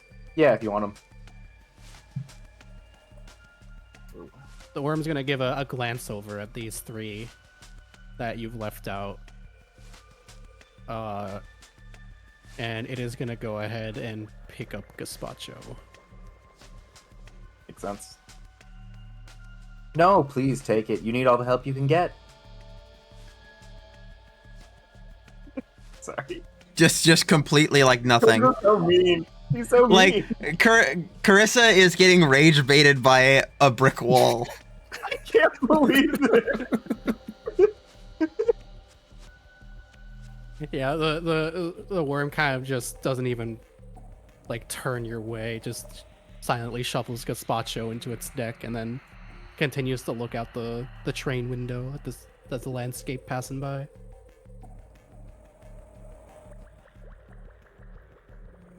If any of you want any of these, I think I'm good. I think I'll keep the rest to sell at the shop if we find one.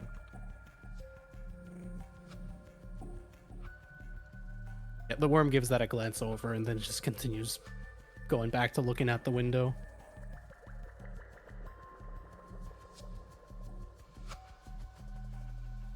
Marissa starts to wistfully look out the window even harder. Whatever that means. Popping a vein in your forehead, trying to be as wistful as possible. That's exactly As it. you are progressing, you find yourself in You may find yourself.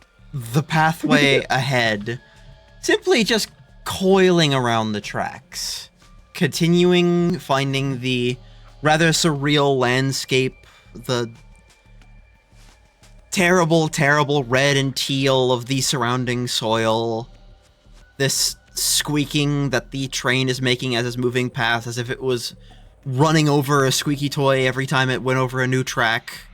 The pig standing in your way. The What? pig Yeesh. What? standing in your way. The pig. The What? pig. What pig? Oh, Right there. this is not the right song. The pig. Oh! The pig. Oh, The pig. Now I Pig. understand. What about Bam?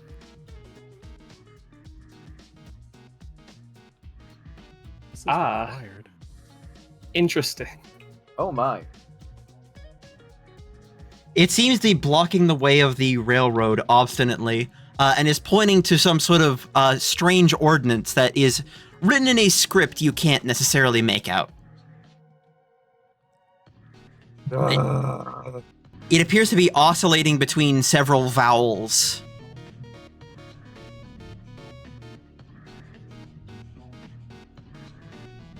The worm, you can notate this as another instance of a psychic connection being made. Some sort of trap. Crap.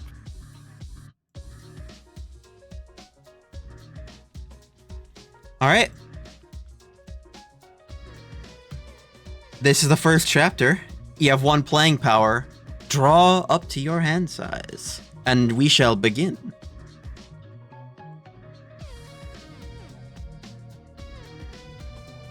Hell yeah.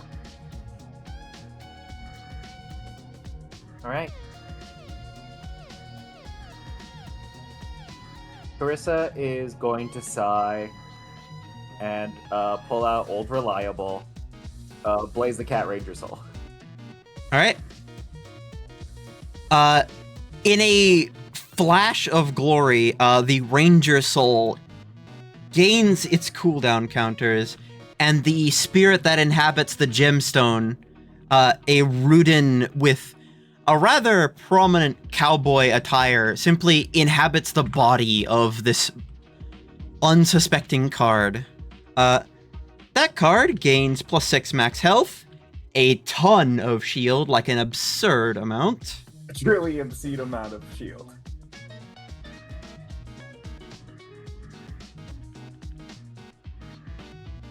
Alright. Don't worry, I won't leave you hanging, and I also throw them the Natarang. Much obliged. So what? This big block in the whole area? Is that what's going on here? It seems like it. We're on a train. I know that you're a cowboy. Those things are, like, related, right? I mean, somewhat, if you've got a little bit of a narrower perspective, but I mean, it's kind of related. Okay. Additionally, that damage increases. Worm, a very, very strong psychic presence has entered the locale. Not necessarily the same as a card, but not quite a duelist either.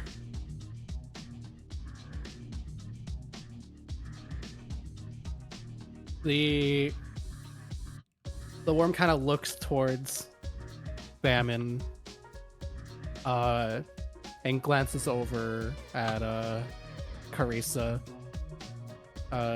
saying that it seems, despite this one looking a bit meatier than the other, seems to be a card battle as normal, and so it directs its attention back to its hand and puts out Nikaido on the outermost left slot.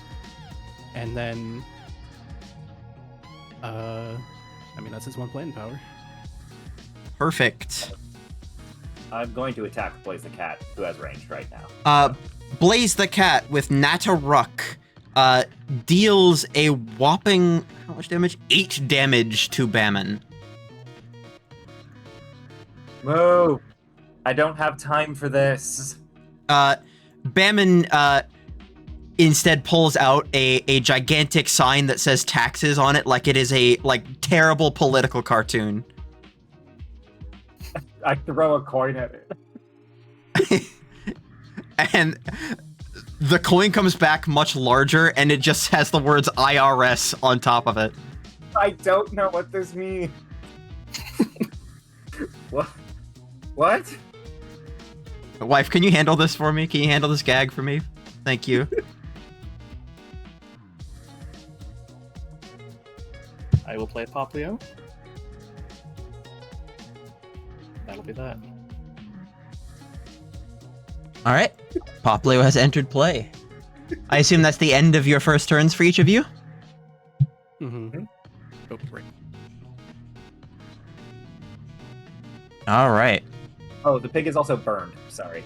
Mm-hmm. The pig is burned. Oh, it is.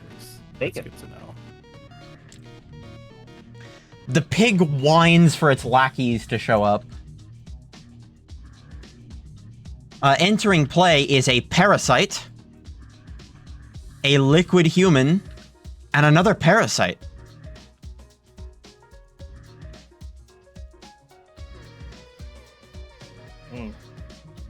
All right. This parasite's going to attack Poplio. This liquid human is going to attack Blaze the Cat. And this parasite's going to attack Nikaido.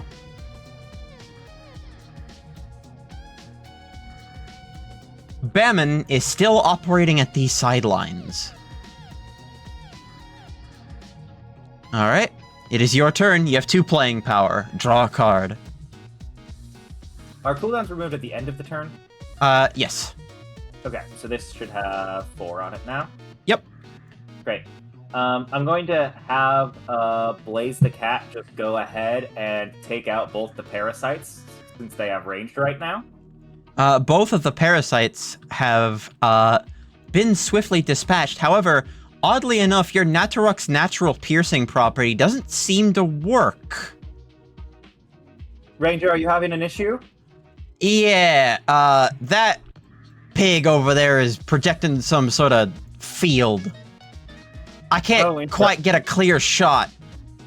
Whatever it's doing, it's sort of deflecting attacks until it's sort of... How do you put it? Its flunkies are going to take up the slack until you actually get rid of everything on its field.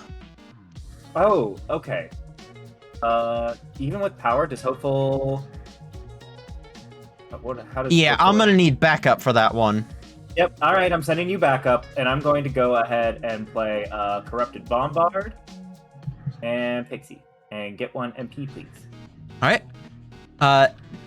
Beyond the MP you gained at the start of the battle, you gain 2 MP for the first time you gain MP.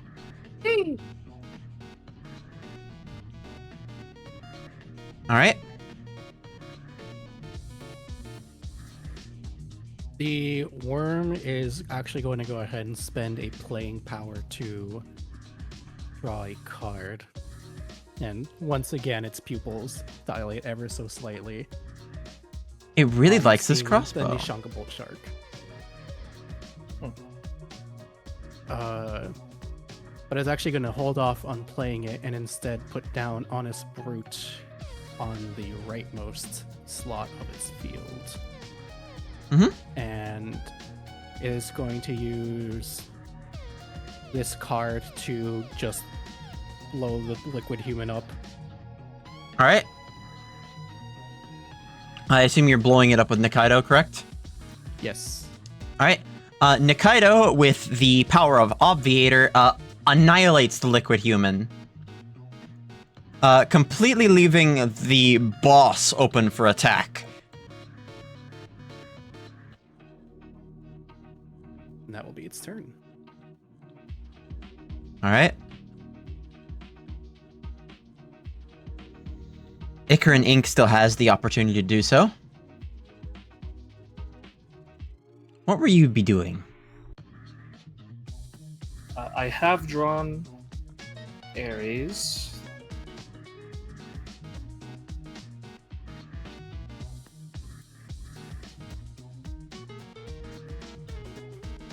We'll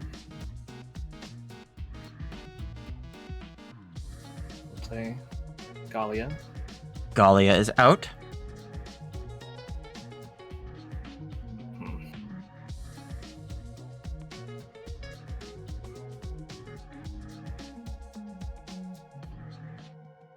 I think that'll be it.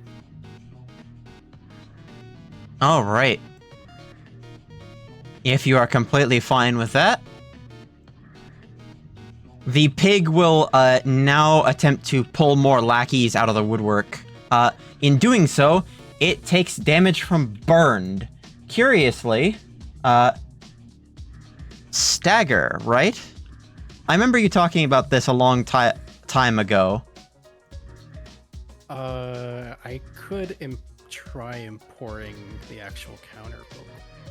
No. Some form of syzygy has happened. Oh.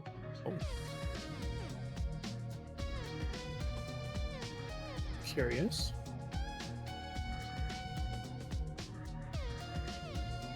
Only a few of you know what that means.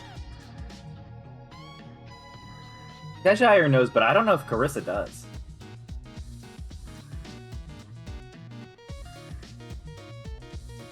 Isn't it beautiful how things turn out? Beautiful.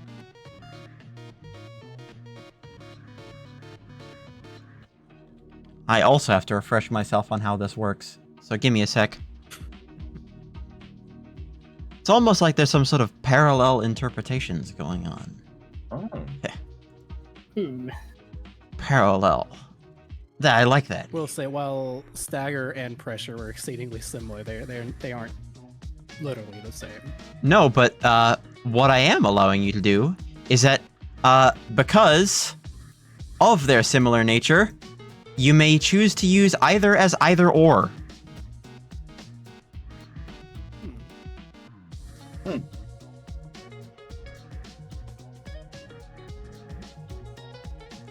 I'm not entirely sure if the worm would know necessarily at this point what stagger does per se. I will. It's an 8 echo. My brain isn't working. Where is it? There it is. I have to go grab both of these really quickly. No rush. There we go. I'll add them to the back of the board for reference.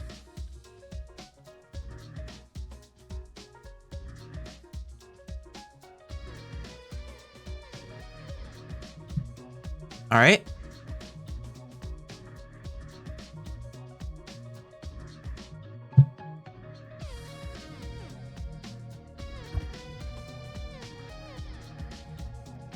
Perfect. I believe burned has been removed. Wife, did you roll for that already? No, okay. We gotta flip a damn coin. Give me a sec. Here, flip this one. Oh! That's the IRS token. I don't know if I could flip that. It remains burned. And it calls for more lackeys to enter the fray. A proto-cop, an invalid, and a prodigy enter play. The invalid and prodigy both will have to operate with some quests here. Oh, shoot, I should check my quest. By the way, we all get these if we do the thing. Yep. Or we can all fulfill these. These are not just mine, Yeah. I guess. Bounties are fillable by the party. Interesting. I see. Invalid Literally has have to the draw a perfect card with for that in my mutated, deck right now. and Prodigy draws Destroy Jammer. Invalid cannot attack due to the fact that Retrieve Mutant Larva is currently unachievable. The Protocop will, however, and will attempt to attack the Blaze the Cat on the field. And this Prodigy is going to attempt to attack Nikaido.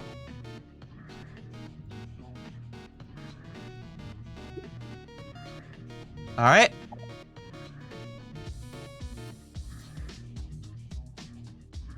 It is your turn. 3 playing power, right? Yep. Cool.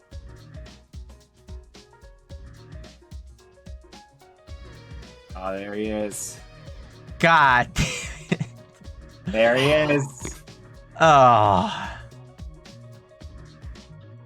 I hovered over it and it was heads. For It said just a heads, moment yeah, while I was that's on its fine. side. You can remove a sleep if you wish. Love World. Yep. Chris is going to go last this time. She thinks that the reason Ranger didn't go through is because of the fact that this thing has hopeful, and so is going to let at least a little bit of her companions clear off the board before she alpha strikes. Okay.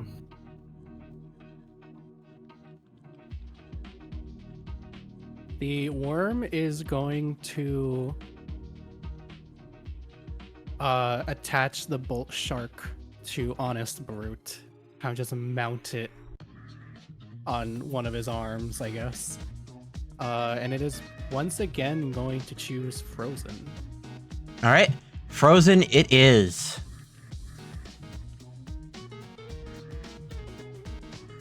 And like I said before, I'm gonna say instead of when, it says after, just for the sake of fairness. Yeah. Honest Brute is going to then attack the Prodigy. All right, Honest Brute will attack the Prodigy, and the Prodigy gains Frozen. Also takes 1 damage, and then immediately deals 1 damage and counterattack. Yep.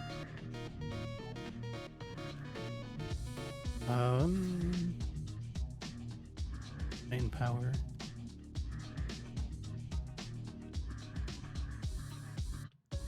The worm will then first draw a card.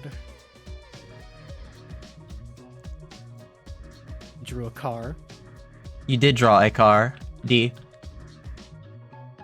D. Gonna take a look at Punished Chimp and maybe slightly more slowly than it played the other cards, play the Punished Chimp to its center slot. All right, the Scout activates this early. Where would you like to place your new beautiful brick house? Piece of brick. House. Let's put that. I want to point out I did not plan this terrain ahead of time, just because it is the Three Little Pigs reference terrain. This was just drawn. Awesome. I'm gonna put it right over the Punished Chimp. Punished Chimp has had a hard life. Let's give this bitch a home. Yep.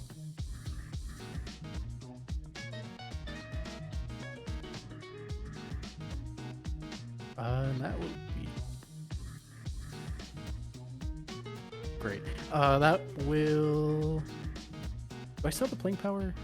I had 3. I played Bolt Shirt. No, okay, no. I'm not a playing power. That will be my end of my turn.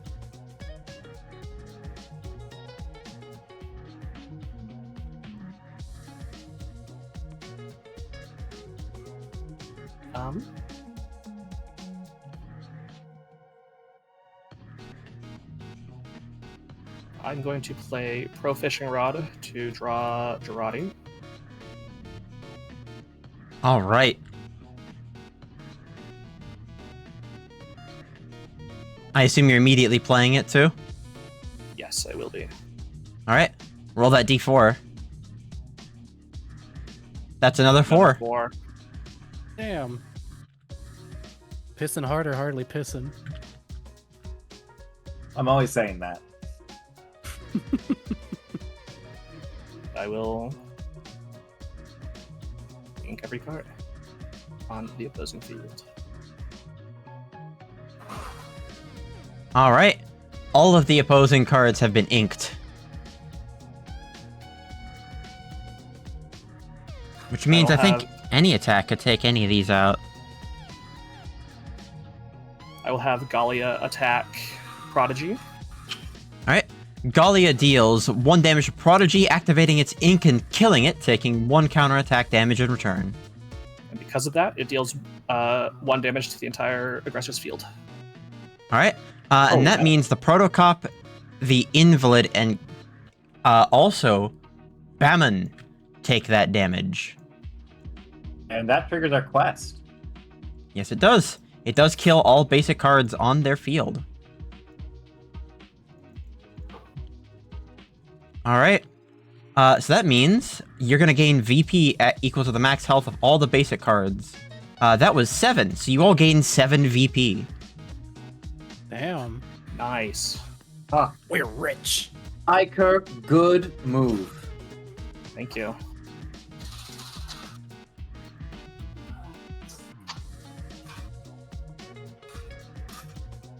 I'm clear to just alpha strike this guy, right? I know he's got texts that say... Well, here's the thing, right? The one making the attack must also have the statuses required to do so. But the field is clear. The field is clear, and there really isn't a whole thing for Hopeful to even activate on, so why not just hit him? Now, you've said that in a way that makes me think it's not a good idea, but I'm Carissa, so I'm going to swing anyways. Alright, that is 18 damage. Leaving Bamin at 2 health.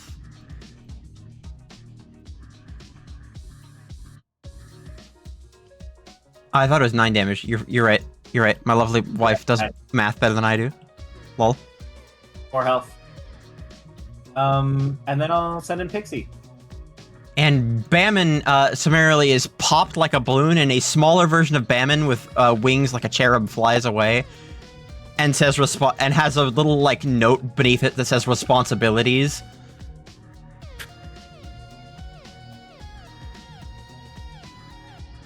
What do you think that meant? I'm a politician. I don't understand political cartoons. I don't understand satire. As a rule.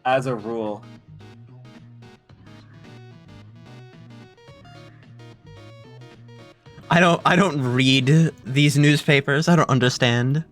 I don't care what the common folk think of me. But that is the end of that encounter. 2, 3, 4, 5. End of the encounter. I'd like to pay 5 to get a status on Pixie. All right, perfect.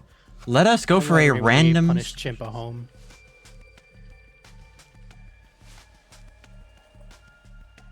Hungry. Hungry. What is up? Is Carissa just not eaten recently? I don't know. She has. What is going on with her? Thought I'd leave without having a slice? I guess so. Hungry, hungry. Hungry Pixie. Speaking of, I'm going to get up for a sec, so I will be right back, and then we will continue. I've also got a message to send briefly.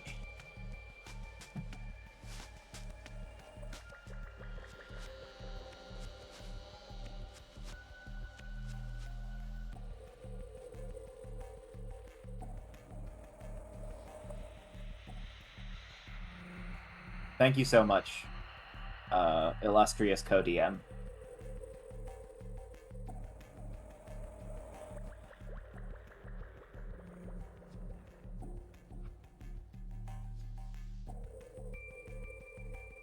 These back to the deck.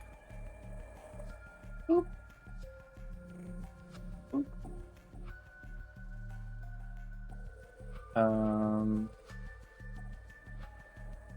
I feel like there was something else I'm supposed to do at the end of a battle. I'm back. Can't think of it. Must not matter.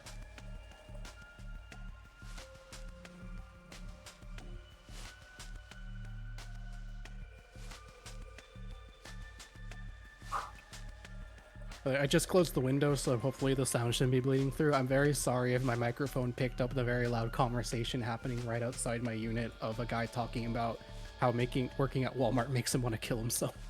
Oh, I didn't hear that at all. Cool. Oh, cooldown counters.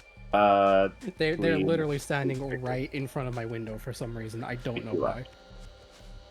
Weird.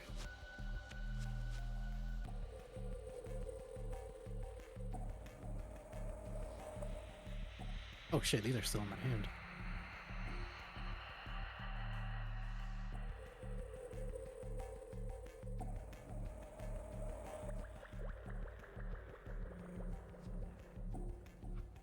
How are you doing, chat? Remember, chat? at the end of this session, you get to vote, and whoever you vote off is gone from Thoughtspire permanently. Are you instituting BFDI rules in my chat already?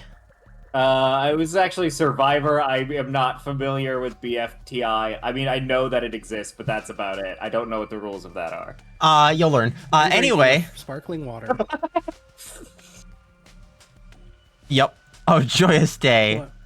One Choice whole day. One of the coin. fancy sparkling waters where they put like the tiniest little pinch of salt in it. Mm-hmm. Pretty good. Icor, I've Hi. actually been really interested in what you've been thinking. You're kind of following along as best as you possibly can, right? Yes. Yeah. What are you thinking about this train ride?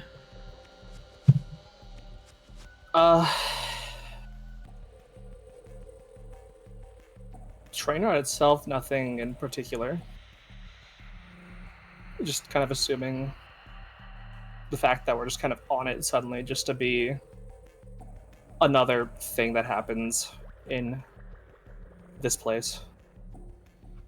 I want you to go ahead and give me Resolve Investigation. Okay.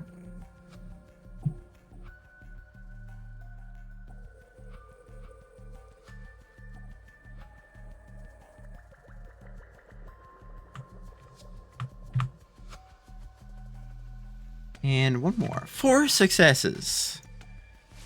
Very good. Icor, how close do you feel to the truth? To the truth. You came here for a reason, didn't you? Yes.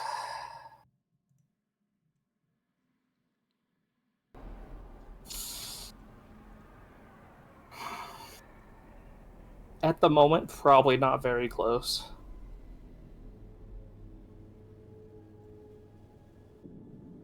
Do you find your mind wandering anywhere?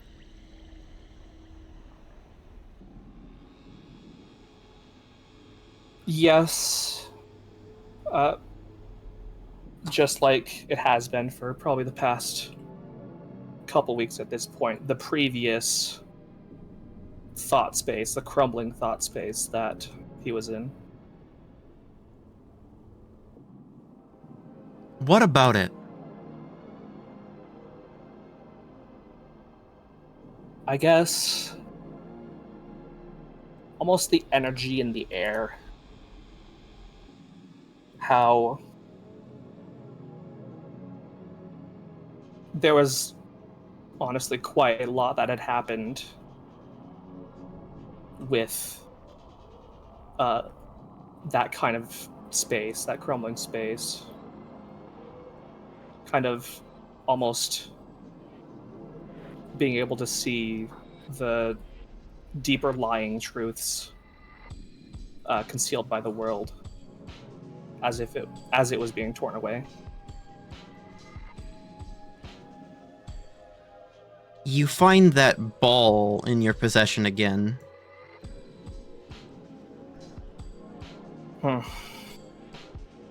Great. Just kind of holding it up in his hand, examining it. Are either of you two really closely paying any attention to Icor? Yes, Carissa knows that they've got a dustpan, and so if they're doing anything that looks shady at all, she's at attention like a Rottweiler. The worm was actually just about to approach Icor. It's apparently quite irksome notebook once again in its little talons. It clears its throat and what of you? What do you make of these card battles? Do you find them to be utilitarian, mundane affair like your patriot over there?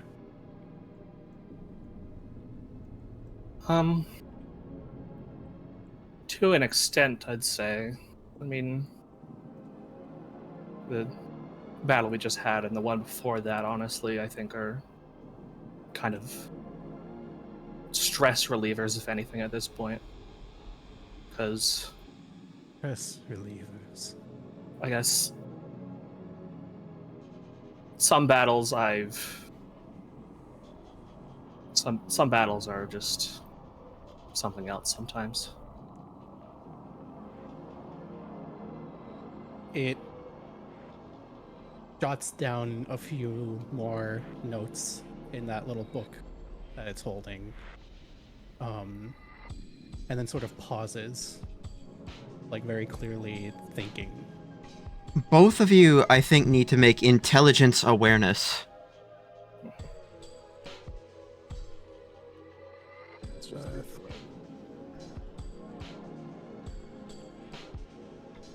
And I just made my dice all nice.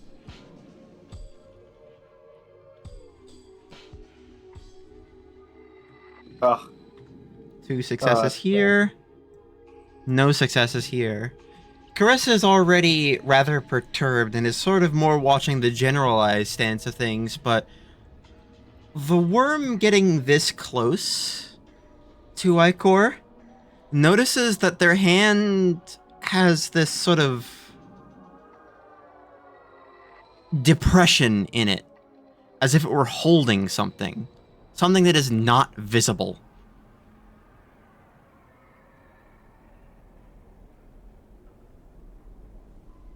It darts its eyes down to look at the depression, and then it looks at the other hand to see if it matches. It does not.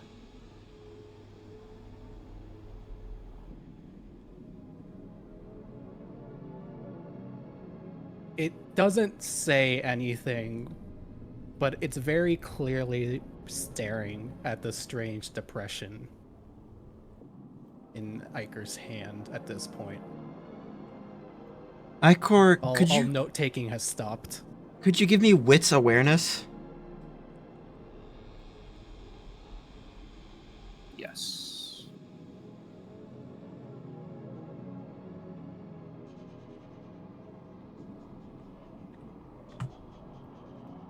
Oof.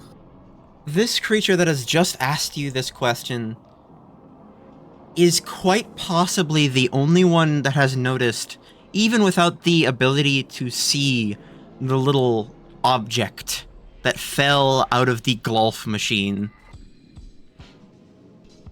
The ball in your hands. You're unsure if they're able to actually see it or not, but they know.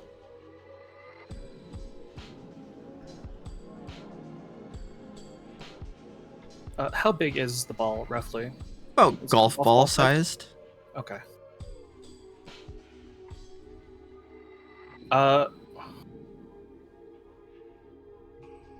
Not knowing that you're just looking at the impression on my fingers, I would hold it up.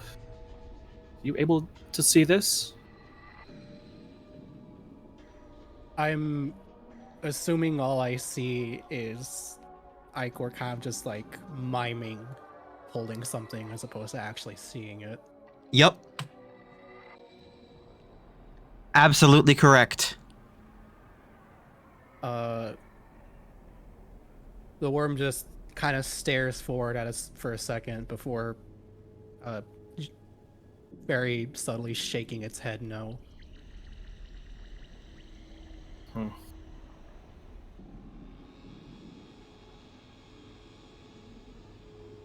Carissa, this be is honest.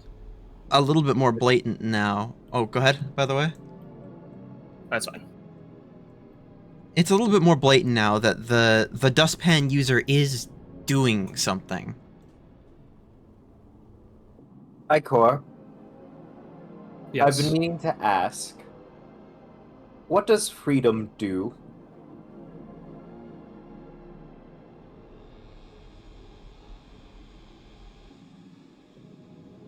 Yet to find out. I'm sure I will, though. Okay. Icor, are you aware of what the dustpan is?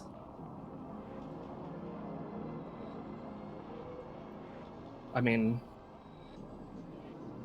roughly.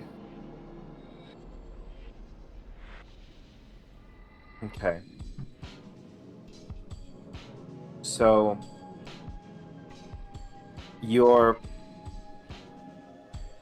What is your intention? I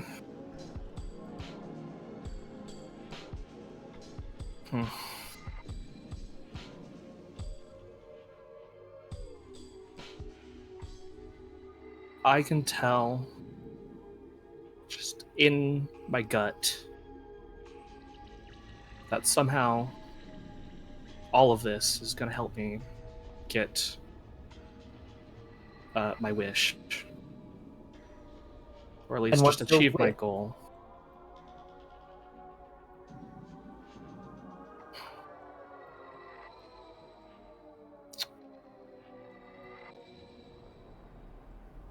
Not sure if I should say. Are you worried someone's going to overhear? The worm is like not moved at all, and it's just like staring like a foot from your face when Carissa says that. Completely motionless. I mean, how could I not be? Fair. No, that's a healthy level of paranoia.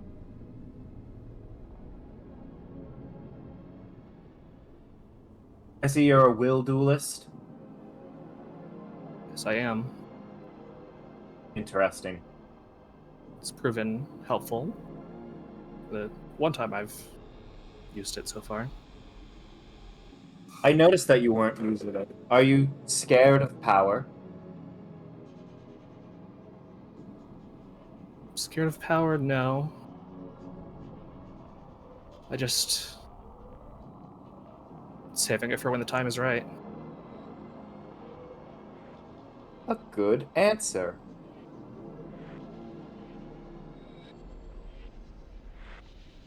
So, you're saving it for the time is right. You don't know what that time will be. You're carrying around a cursed object because you feel it in your gut that it's going to help you. I noticed you picked up a memory hole. Have you tried that one? Not yet. That's going to be a deep thing to dive into as well. Right. Iker, I want to be perfectly honest. You're what I would describe as a liability. Oh, You are loaded with underutilized potential right now, and you don't seem to know when the right time to use them is. And if you don't seize on that, somebody else will come and take it from you.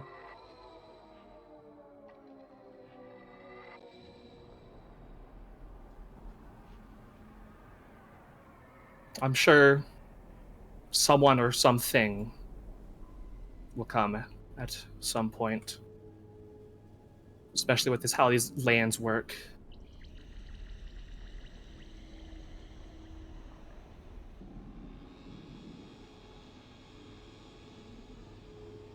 I'm not going to stop you. I'm not that person.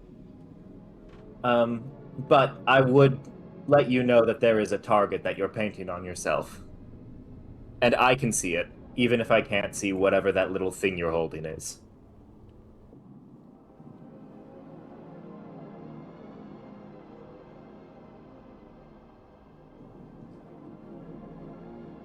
I'm not sure if it's any worry for me, honestly. I've had a target painted on me my entire life. Oh. Tragic.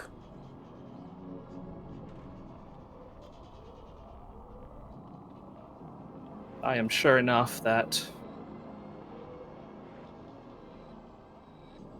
what seeks that target will find me soon enough, or maybe it already has. Oh, you're actively being hunted. Yes. I can only assume so at this point. By what?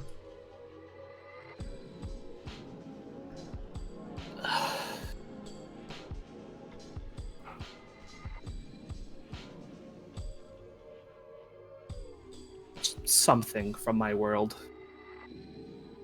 Something Very powerful.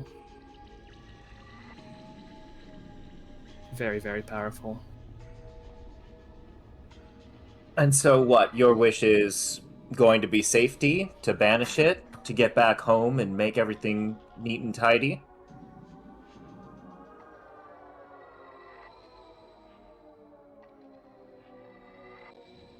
I mean, if a wish is powerful enough to banish it, then I would love that. But also, I do wish to have home back, I suppose you would say. Right. Well. You stay hoping, and I'll stay doing. And I'm going to pull out not my phone number, but Benny Hardboil's phone number, and give it to you. I know somebody who would love to talk to you at length. Oh, okay. I'll take the number.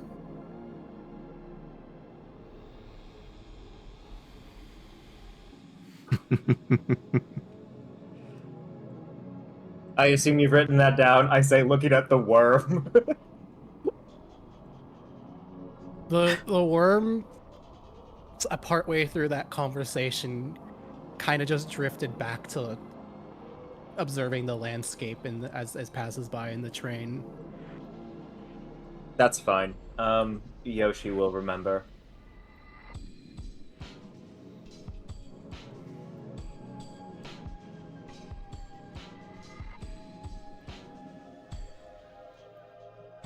May I try your memory hole? Honestly, go ahead. Great.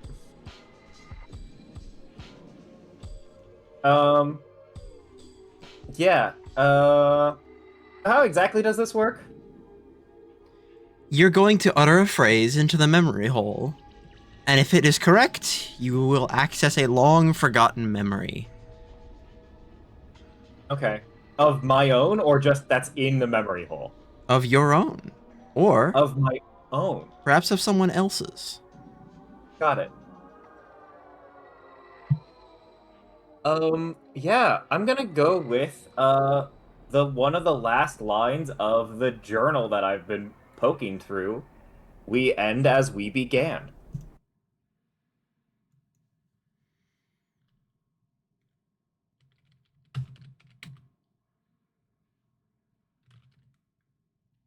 We end as we began.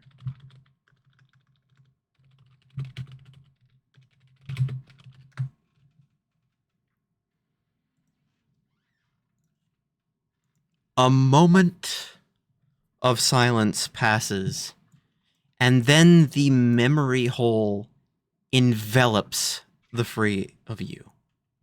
Oh god, I'm sorry, everyone. And here we go.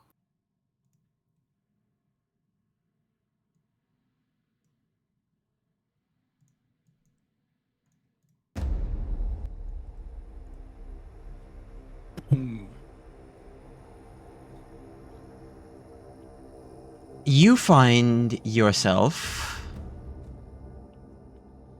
sitting at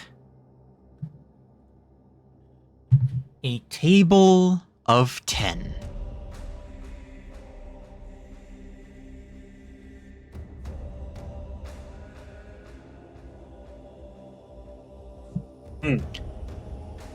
Grasping at the weapon which you so helped to find and you so helped to build. The plan that you have made is enacting.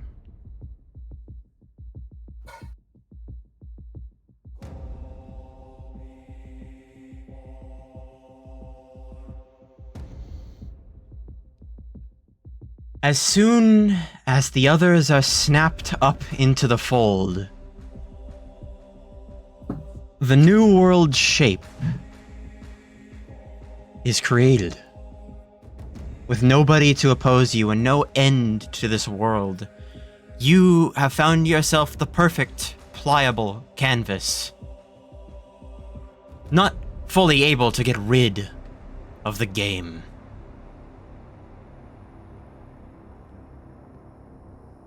More so using it as a tool to shape your operations.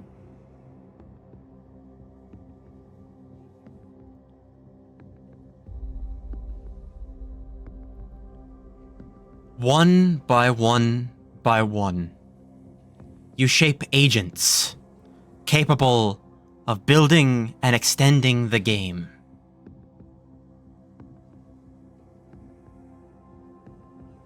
The first, the eldest. A creature born of darkness. Capable of shaping the endless void into something solid.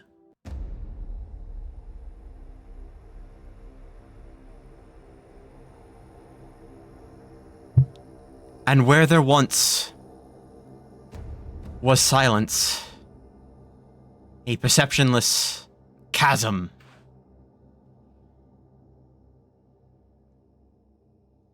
the light of cognition illuminates the world that you are helping to build.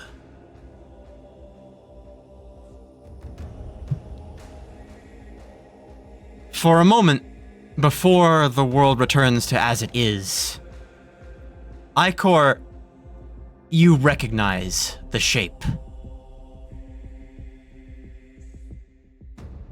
It's a shape. You saw it the last time you were in Arcana, didn't you? That creature with the pen. Hmm.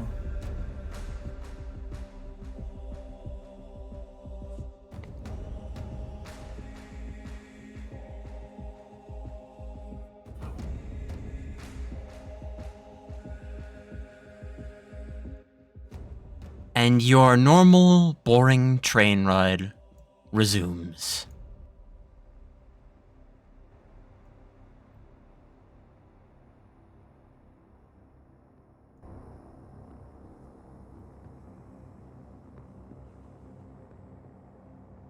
I'm sorry that I may have just painted a larger target on your back.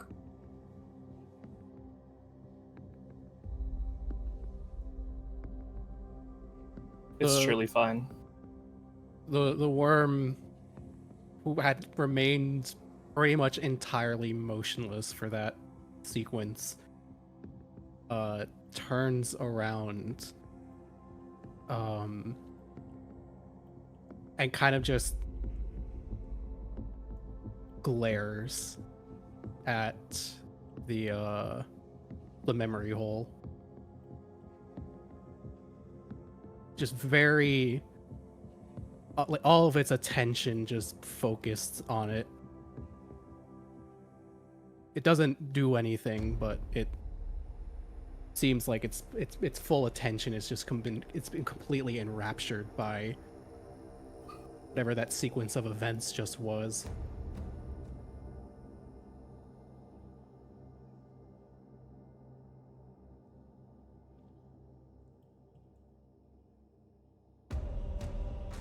I'll be honest, that was not what I expected to happen.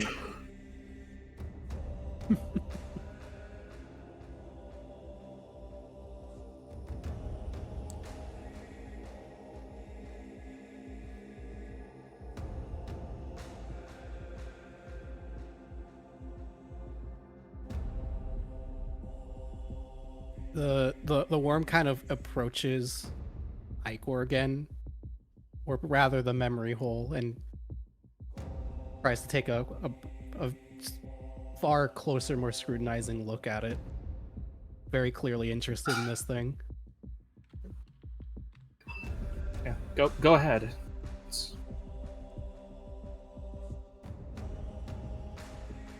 How big is the hole per se? It's about handheld sized. No bigger than that Vitruvian that you were holding earlier.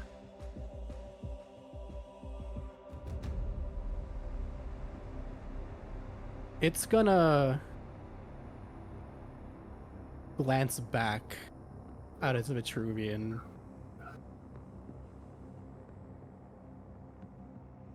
It's ponders it for a moment, kind of scrutinizes the memory hole a bit more, and doesn't try using it. Sort of assumes that it won't grant the insight it's looking for.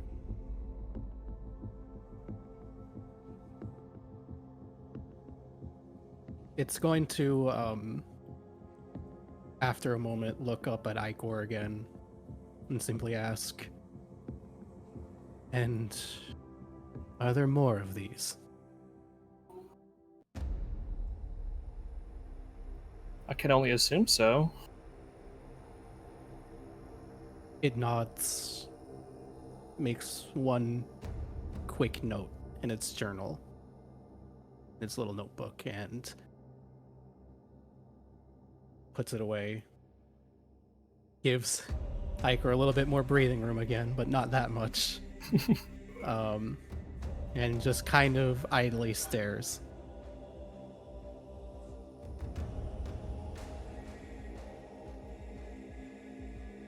Okay, good. Now that we're sort of all bonded through the things that we've seen, are we going to be a little bit more talkative? I mean, No response. I can try. No response.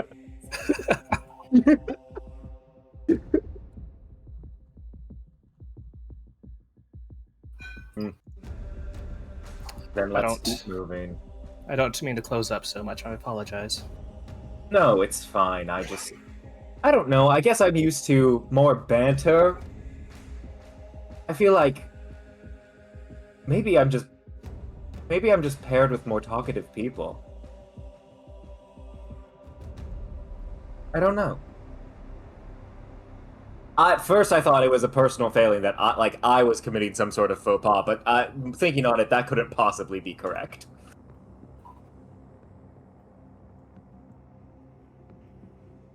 No, I'm just quiet.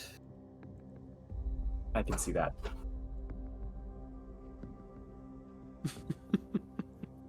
Icor, do you ever question why the worlds around you are the way that they are? Yes. Are you doing that now?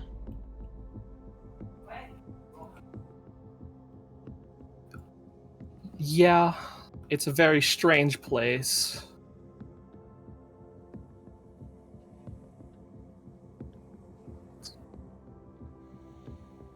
Faceless people in a world of faces.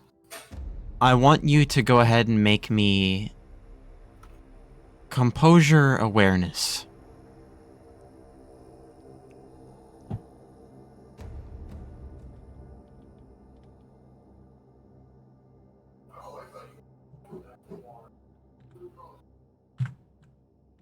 Two successes.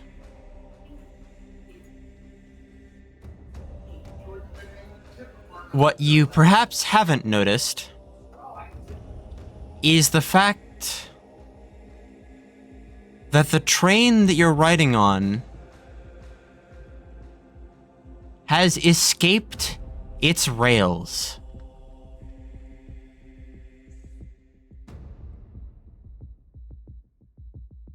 Oh. It seems like it's riding on just fine.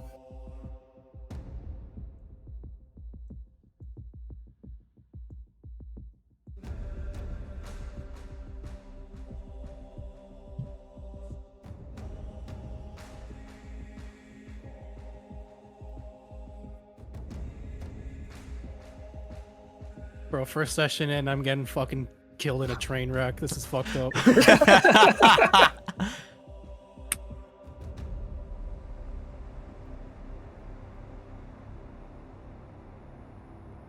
Does it seem like the train is running just fine? Perfectly As if fine. like on invisible rails? Great.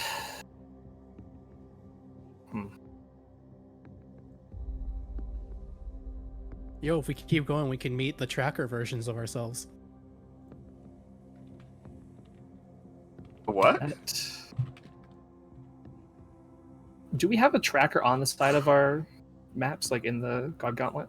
Yes. Run all the way to the side. Okay. Okay. I'm just gonna read that as is and assume that is a possibility. Oh my. Oh my. You breach the edge of the map. There it is.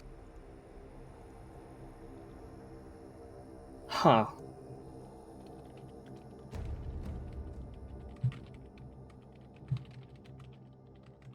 Very curious. What's happening? I believe we're gonna find our way out.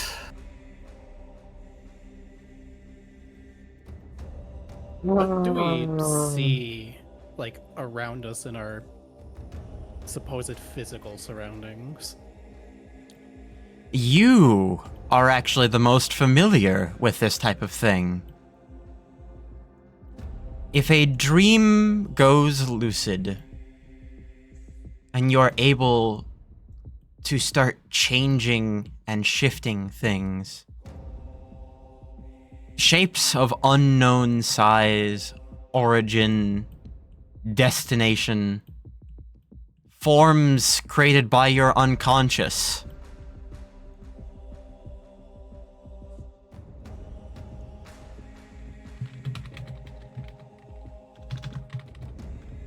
The worm kind of taking stock of the situation and recognizing what's going on.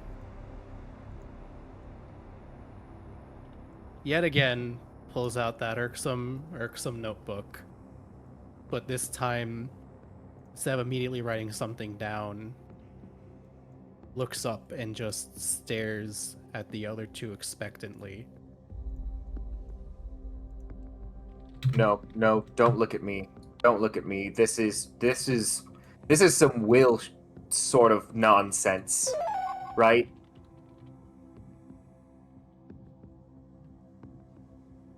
I don't think so. What do you mean you don't think so? I think That's they're the like aspect of breaking the rules. It seems like the rules are fairly well broken.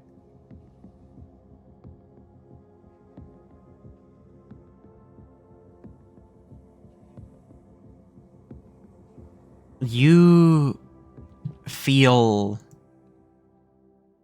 cold.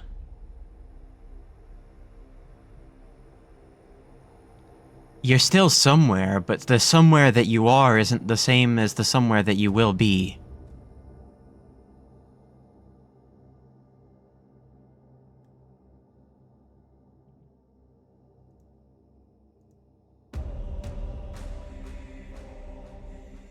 Is the feeling at all like what happened at the end of my last session,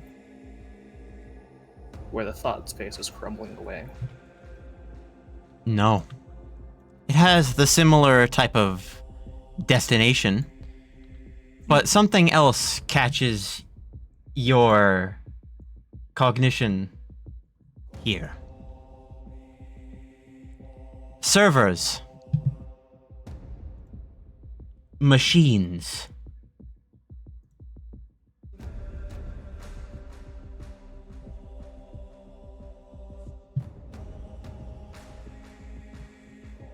And a presence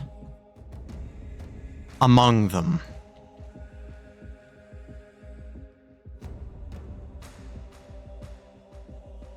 Oh. I've been picking up some unusual readings. I've never seen these signatures out this far before. You're not supposed to be out here.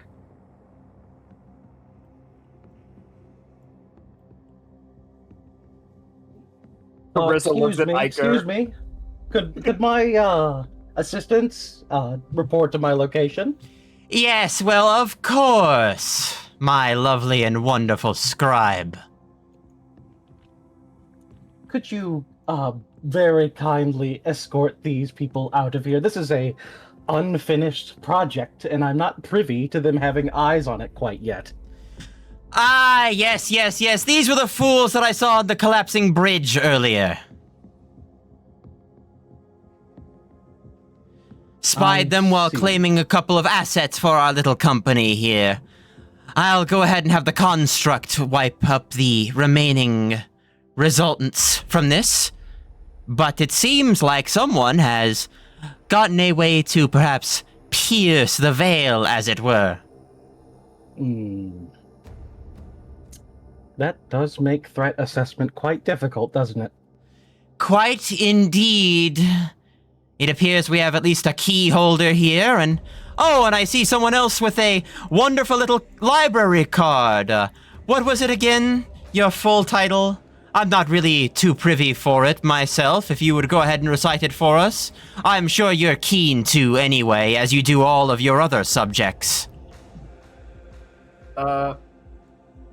Yeah. Hey, I got a question. If I assist summon a card with Voided, is it deleted forever afterwards? Yes. Okay. Great. Just curious. Continue. Her Divine Majesty, royalty of the whatever. You know, you need a shorter title. It really doesn't make things a lot easier for us to pronounce. If you're ever going to be famous, you have to have a tight moniker. Something that's snappy. A good username. Oh, I'm sure you and your ilk are quite familiar with me. No? Well... No. No. No? Well... You're a card holder, are you not? Surely you're familiar with the proprietor of the Primero Grand. And if not, why aren't you? You're a librarian. Yes, indeed I am. Okay, wonderful. Could you find other books that are associated with one Entrati? And Carissa immediately starts to boss this person around to get more tomes of magic. Sure, are you willing to pay an arm and a leg for it? Oh, pardon me, you're a card holder. In any kind of space to be making demands. After all, this is, well, I control this area. So, you're under my authority, per se. Hearing that this individual is the one in control of this particular space, the worm kind of fixes their gaze on them and doesn't get up in their business, but definitely does approach a little bit now, curious. Well, don't we have an intriguing one here? A new emergence. Has that fresh, unkempt duelist aura to them. It sort of just cocks its head at this other individual. Epitaph, do bring me back information on this one. I'm sure it'll be great for the collection. Oh, of course. Why not? After all, they've already been in proximity of a card holder. There's not too much else we'd need for them to do. Wonderful.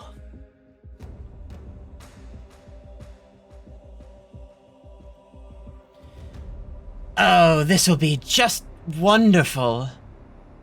And I see you have a few contacts of your own there. Are you speaking to me again? Of course I am. Make a note that we have at least one detective on our hands. If not multiple. The little spider web of networks you've been creating is rather impressive. It is important to make sure you know where the reins of power are so you know when to pull them. Aha. Well, You seem rather sure of that fact. yes. Despite the fact that there already is a protean stronger and more high up in the authority tree than you are. Carissa goes white. What? Ah, yes, you haven't heard of them. Rather pain in our side if you're interested. If Tell I me tell more. you this, I think you'll go ahead and, I don't know. I think this little pale flush that you've got going on will get so much worse. Do you wish to know? After all, knowledge is dangerous around here. That's true. Carissa did literally just lecture somebody about that. What's the price? Come and pay us a visit. I'd love to learn more about this little network that you have going on. After all, a old grudge is soon to be rearing its ugly head once again, and I'd like to try and figure out exactly what type of dirt that you have on us.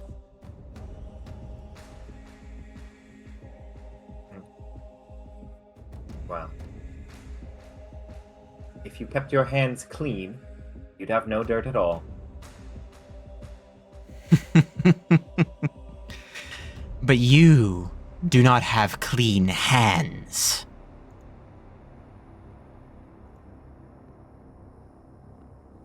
I want to just kill this guy, but I don't think I have the ability to do that. I keep looking through my deck like I'm gonna find something. My only idea is to summon the Murmur here right now and just really ruin their day, but I don't think that's gonna stop them. If you still have the vending machine, you could drop it on them. Honestly, the vending machine is gonna come in clutch here because we need all of this recorded. Yeah, I don't have anything that I think I can. I don't have any little pieces of bullshit to pull out of my back pocket right now. Okay. I've been to the library before and it didn't seem nearly this sinister. Yes, well, what you didn't know, or rather what you don't know already, could fill only a small portion of the Primero Grand, after all. Isn't knowledge your greatest weapon? What could be more important than that?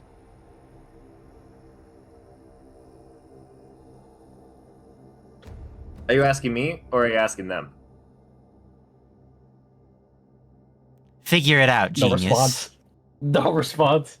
That was me, Judge Iyer, so I'm so sorry. Yeah. If you want to respond to that, go ahead.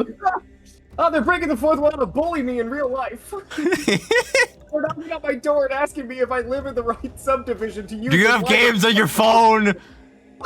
Yep, scribes are real.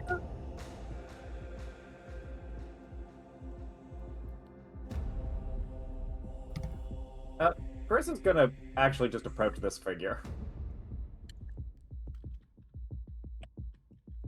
The worm is actually going to kind of follow a little bit behind. As you approach this figure, it doesn't get any more or less defined. It stays shrouded in that shadow. Are you the scribe of infinite darkness?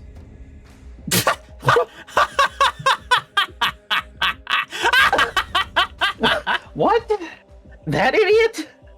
No. You may call me the scribe of digital mischief. Oh my god, thank you for ending that in mischief. I got scared for a second. Oh, okay. Wonderful. So Chris sort of thinks, going, I didn't know that there were two scribes. I've only heard of the one. How many other scribes are there? Up. I answered one question. That's all you'll get from me for now. You're lucky I'm even letting you stay in this unfinished patch of nothingness. Well, it's the least you could do after you stole what I assume was an amalgamation vortex from us. Yes, well, that's our prerequisite and not yours. First come, first serve, after all. It was a critical resource. I'm sure you understand. Well, of course. Of course.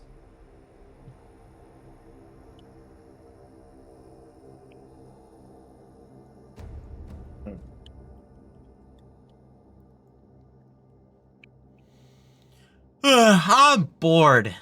You got anything else? Got any other questions you want to go ahead and get off of your brain, even if we're not going to go ahead and answer them?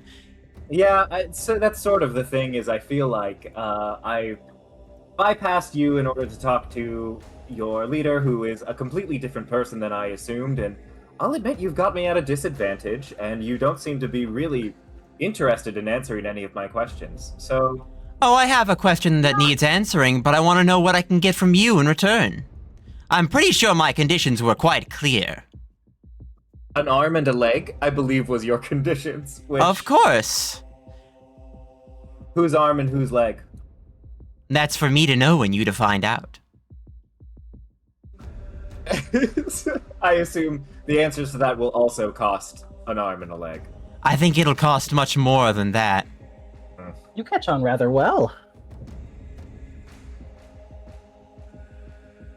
Yeah, Carissa is dealing with people who have more information than her, and I think that's putting her at a bit of a disadvantage.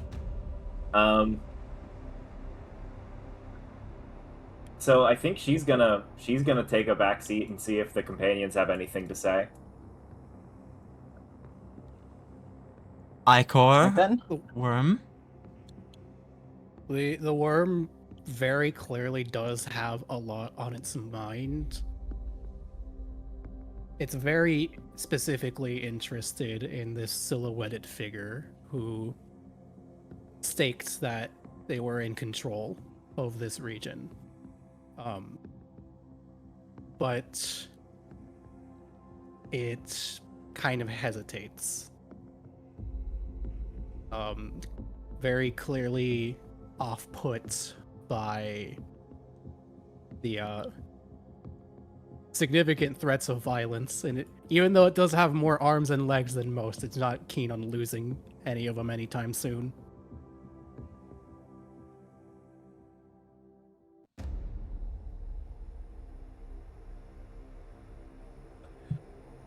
Alright, well, do you have a way for us to get back? You don't want us in your hair, and frankly, I don't like being here. I'm afraid that's going to require us to go ahead and play a game, win or lose. I think you'll find it'll be easier to finish than to start in your case.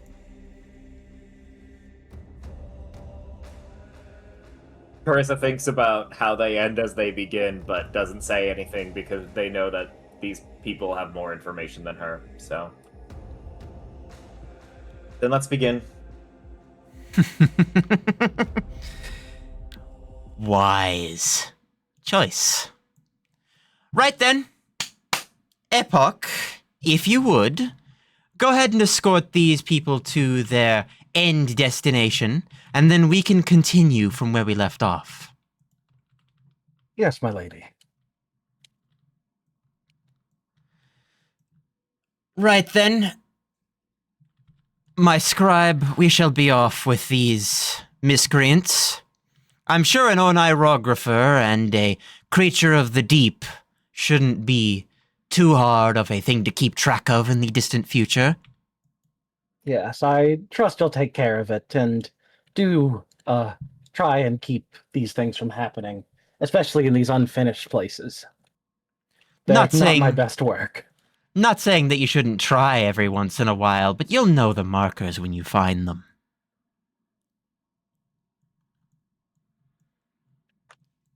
Wonderful. Have a good day. And with that, the scribe sort of dissolves.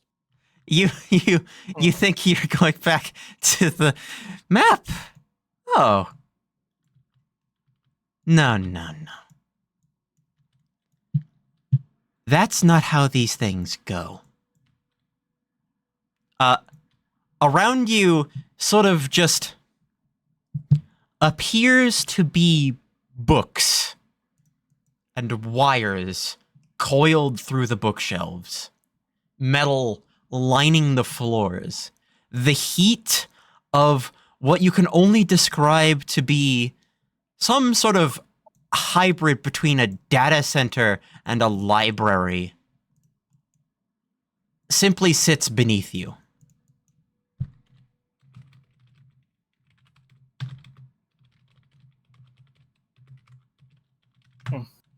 Well, Do you have my deck, oh construct?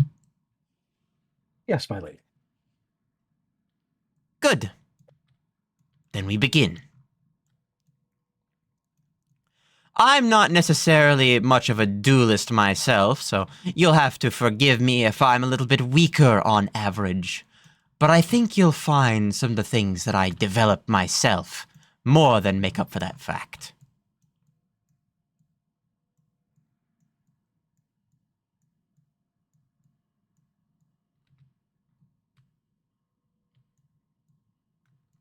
$15 treasure capacity. Okay.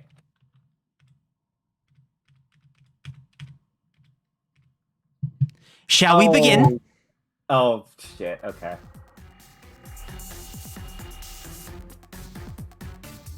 I'll even let you go first so that you have a fighting chance.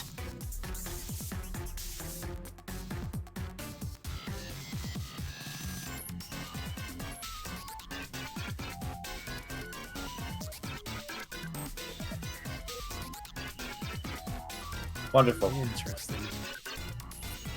The worm, like, clearly still kind like sulking a little bit. They've been sulking since the shrouded individual dissipated.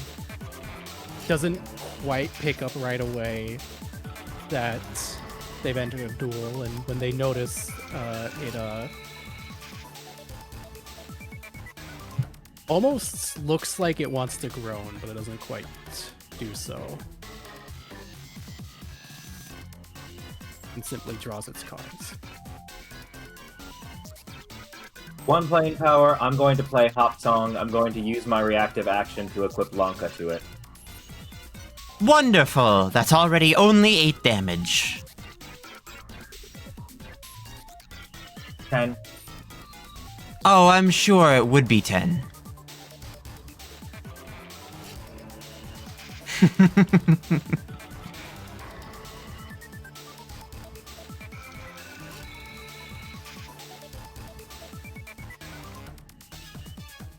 Right then. The end of your turn. What about your compatriots?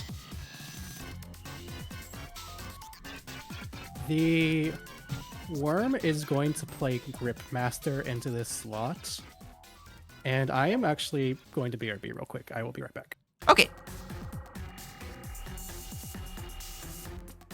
That's a really good first turn play.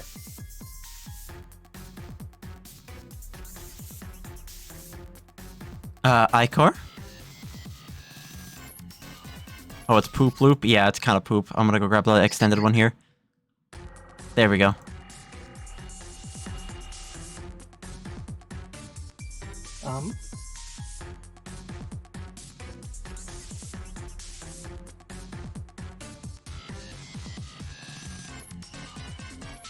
Let's create a socialite. That will be my turn. Ah, very good. Now it should be my turn. I'll gain 3 playing power at the start of my turn. And immediately I'll be playing Harbinger into play.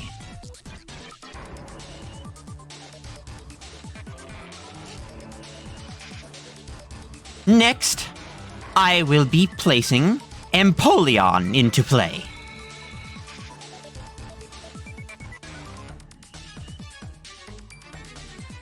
Hey. And now, for my beautiful little trick here. You see, both of these cards are already exhausted. However, I will immediately use my blank chip to activate your Soul of the Ranger.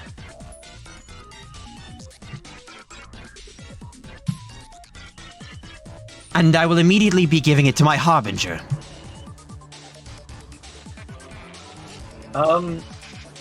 We have established historically you can't duplicate the Ranger's soul. I'm not duplicating the Ranger's soul, silly. I'm simply using its treasure effect. This is a soulless husk that I am creating. Oh.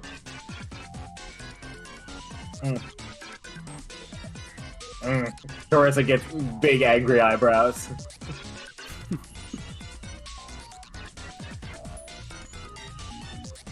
Oh, what's a Ranger? matter?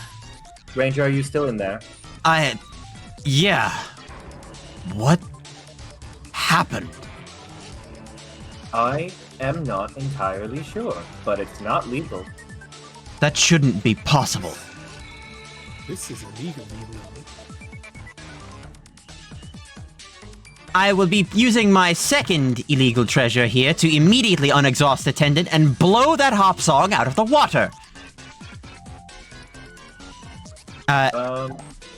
Okay, it counterattacks for 10. Yes. It does Yeah. counterattack for 10. Doesn't matter, but it does counterattack for 10. Oh, that hurts.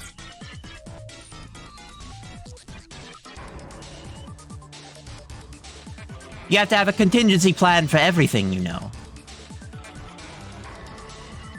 After all, you wouldn't want to be left behind in this great game of ours. Of course.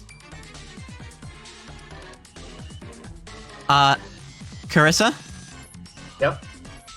Go ahead and make me intelligence awareness. Luna. Hi, Luna. That's my baby. Make me intelligence awareness now. Yep. I'm just getting the dice. 1, 2, 3. Oh, just 3.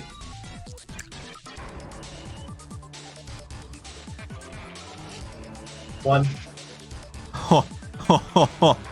One success. Something in your deck has, changed. Oh. If you just put virus on my Luna, I'm going to be very sad, and then I'm... It is your turn. You have 2 playing power, draw a card. Or in your case, I guess not draw a card.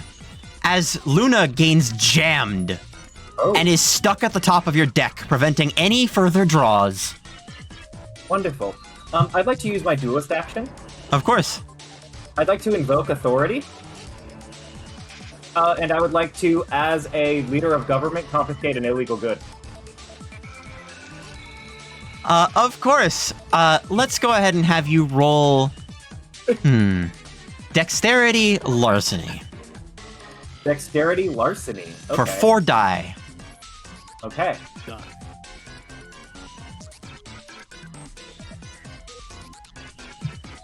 That's... What are you 2 attempting to confiscate in this thing? What's the most... What's illegal here? I guess I'm taking the master key. So eager. Fine, you can take it. Thank you. If you don't know what it does, it can't harm you, right? Well, I just figure as a ruler, I shouldn't be allowing people to break the law so willy-nilly now, would I?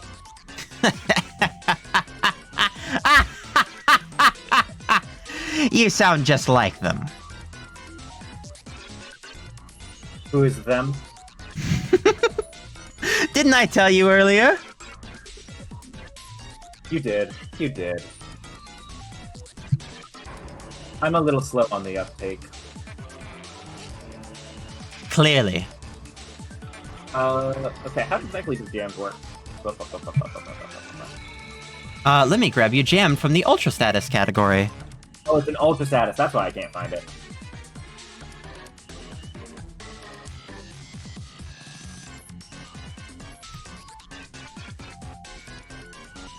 Okay. Okay, so I guess I'm spending 1 playing power to draw it. Of course. And then I'll go ahead and play it. For another playing power. Yep. And then I'll go ahead and use its ability to draw the topmost attachment. Which is not great, but that's okay. It's in my hand. And I am out of things to do. Alright. The worm is going to put down Nikaido and Appleman. And it's going to use the Gripmaster's ability to force Harbinger to return. Alright. The Harbinger returns.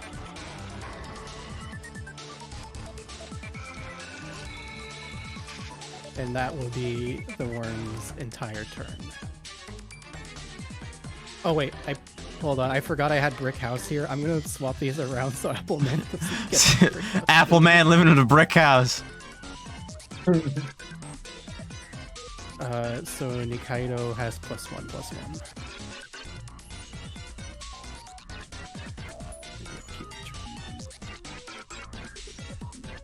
Thank you. Yep. Oh yeah, and Gripmaster has lost flight. Ooh. Light is now gone. Oh, fuck. CC, help me! I got it. Alright, done it. I've done it.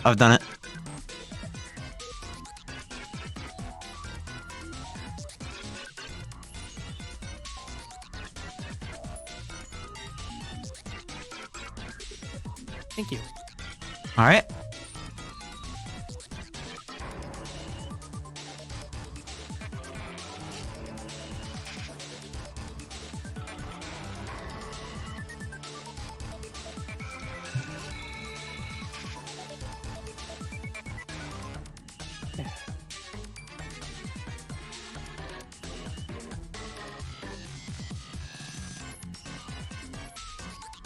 I assume that's all of your actions, and that means Icor can play.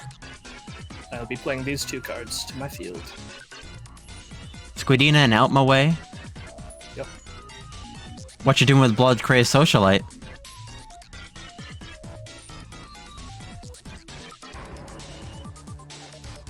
There's no taunt.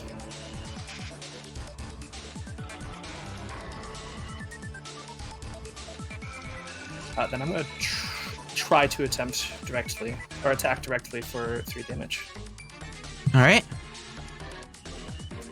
That is 3 damage.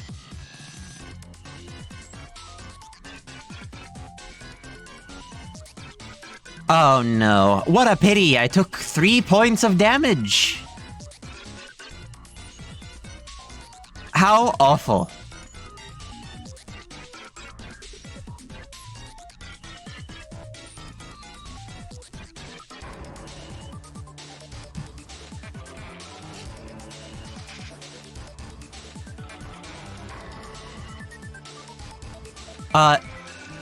Hey, by the way, Icor, I'd like you to go ahead and roll Intelligence Awareness right now.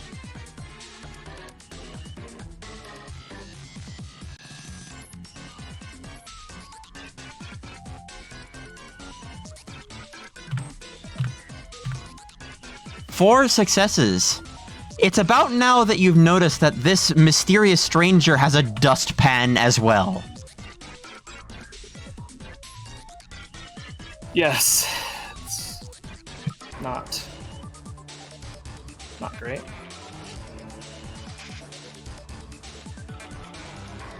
That's the million-dollar question. What are they doing with it?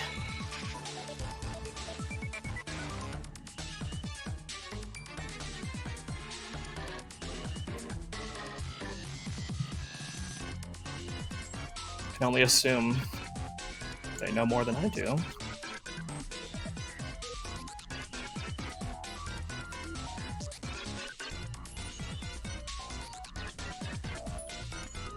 Right then.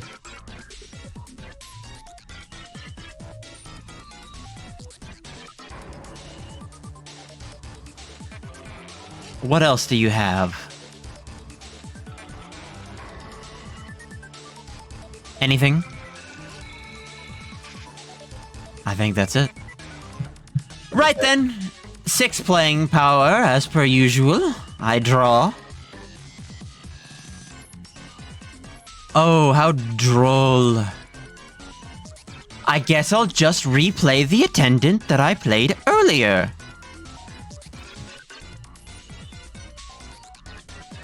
Oh, sorry. Did I say the attendant I played earlier? I clearly meant the harbinger.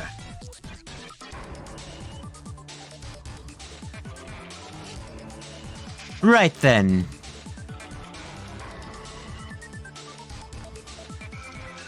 Immediately I will pay another playing power to draw. And I will play Snow Pest in this slot.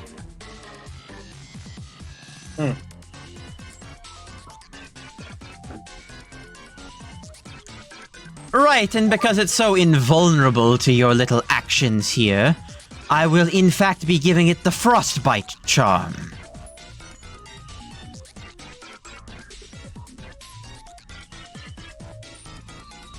That should make things easy.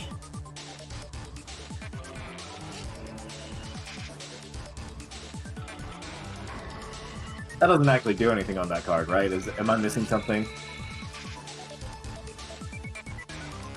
Okay, good. Thank you. Don't worry. I'm sure there's a reason, but... I'm sure you're already well familiar with the ability of turning cards into other cards, yes? Yes. Then we begin.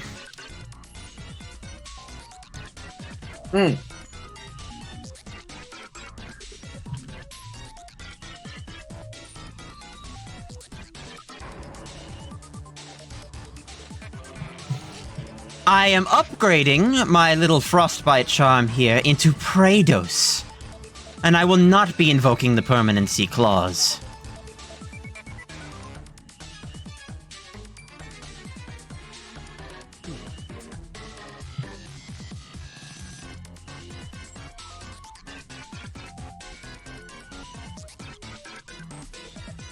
Which means I'll be able to go ahead and give plenty of characters much higher speed from now on. Oh, and why didn't I just top off the top of my hand? Oh! A phenomenon has entered play. Whoa, fuck. Interesting. Empoleon! Strike them directly. And immediately, Epitaph attacks Carissa directly Yeah, for 6 damage. I deserve it. Oh, by the way, I did send a card back to its owner's hands. You did. What's the effect on that one? Draw a card of the same type that you sent back to the hand. Oh, yeah. You want to draw a card of that same type? The fucking skilled card? Alright, so like just top skill. Do you want to draw your own or a random one? I'll draw a random one. Fuck it. Nice.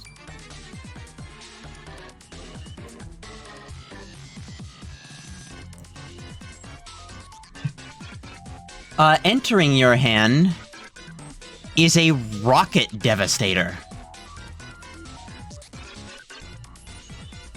Oh. Fun. About to blow up.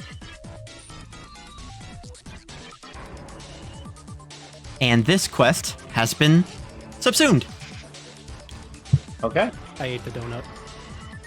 Yep. It tastes Forever. it tastes like stardust and votes, which is also a type of snack.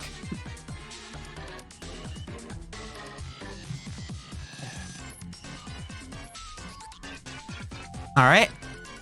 Are you That is done? the end of Epitaph's turn. Yes, so impatient, you royalty types. Weren't you just screaming, "I'm bored" not too long ago? Is this Yes, not but a I was time justified and you weren't. Ah, it's a matter of justification, huh? Mm-hmm. I'm sure you've justified it to yourself plenty of times. I I'm have about no to need. justify this to myself too, and I would like to confiscate another mod. Would you like to try and roll authority again? Yeah.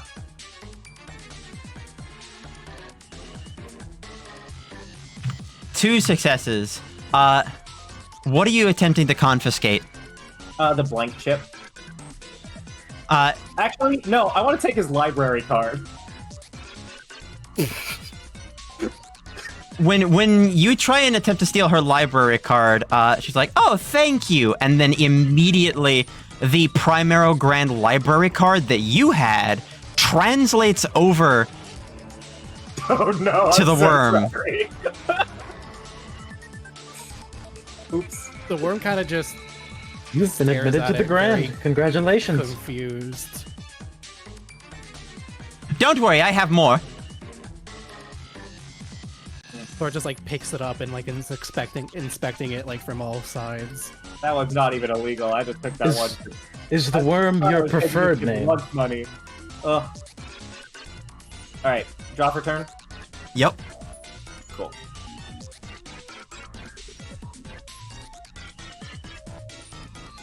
Okay. Blaze the cat into Soul of the Ranger. All right. Soul of the Ranger, Blaze the Cat. It's about fucking time. It's 3 playing power this turn, right? Yes.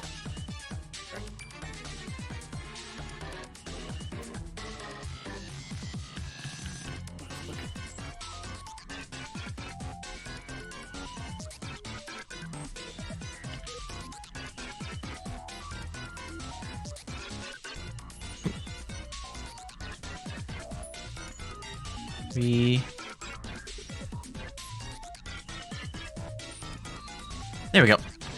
Great. I'm gonna send a second power playing power on Doc Lewis. Doc Lewis has entered play. I'm gonna spend one more playing power to draw a card. And Damn. I'm gonna go ahead and use my reactive action to cast Orbital Napalm Barrage. All right. Orbital Napalm Barrage has been cast. Attendant, Harbinger, and Snowpest gain burn, except for the fact Snowpest cannot gain burned. Nope. Pest can gain burn. All right, you can. Never One of the only mind. things that can damage it. I was thinking about the other snow card that had a similar effect. My fault. No, you're good. And then Blaze the Cat will attack for 8 directly. You see, this one shows promise.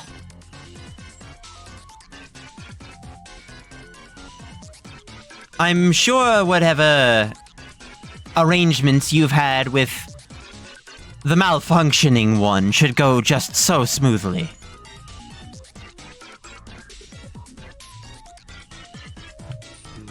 I would ask you to clarify, but I know you won't. Why would I need to? You already know. Besides, I like to think that I'm at least a little better with your personal data than some of you out there. I'm certainly no Rich Holdings.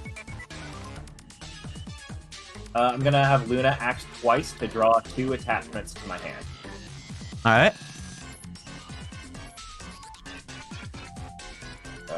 That one, and That's a consumable. That one. Okay. Cool.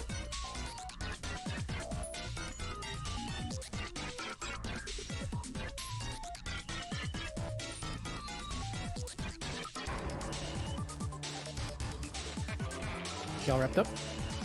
Yeah, I'm all wrapped up. Sorry. Cool. All right.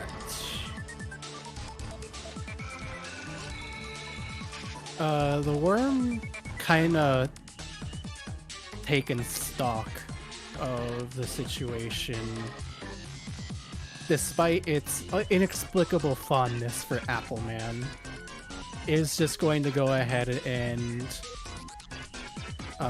swing it into the attendant to clear up a slot on its field.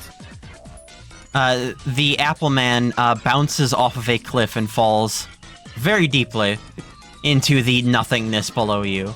Or rather, You hear the leg crack sound? yeah. It sounds like the kickball. Is then going to play the Rocket Devastator into this slot. Yup.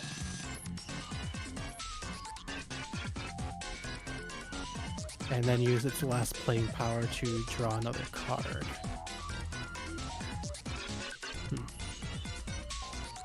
And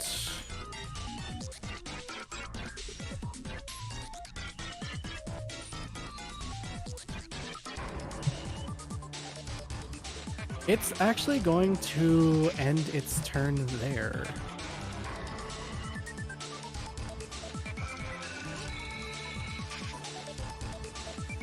Alright. Perfect. Icor. I am going to have the Blood Crazed Socialite attack Harbinger. Alright. Blood Crazed Socialite attacks Harbinger, dealing it 3 damage and killing it. It'll also gain a Doom for doing so. Oh, you said the Harbinger. Yeah, the Harbinger took damage earlier, right? Am I foolish? Yes. Okay. Yeah, that is a dead Harbinger.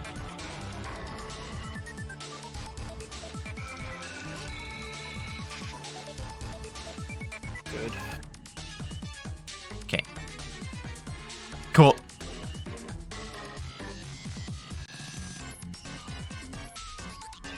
That's And, true. I almost forgot. The Gritmaster did regain flight. Yep.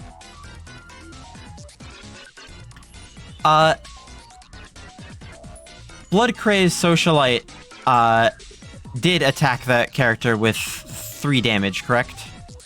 Yes. So that is dead. Is it? Yes. It has a +2 HP. Ah, +2 fuck. attack.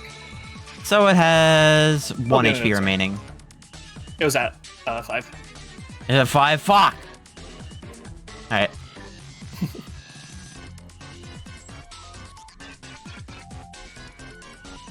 Alright. Well. Okay. I trust my beautiful wife with these things. I don't suppose it's particularly useful having ink on anything.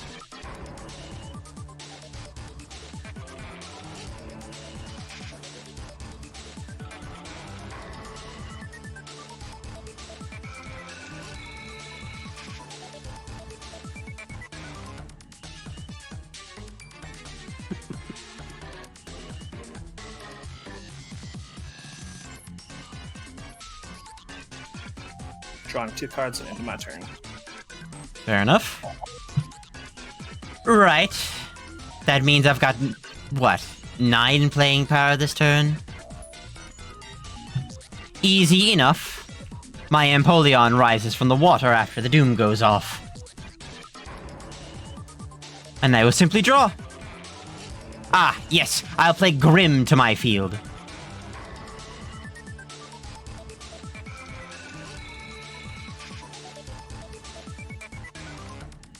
Now, I'm getting a little bit tired of your direct attacking, so I might as well play it. I'll play Might to my field.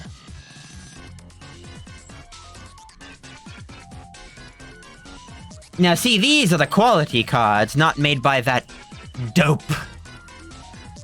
Wasting away in his hole. Oh, You seem to have an inferiority complex. You seem to not know the history of the world quite properly. Carissa sort of thinks about the things that they saw in the memory hole earlier today.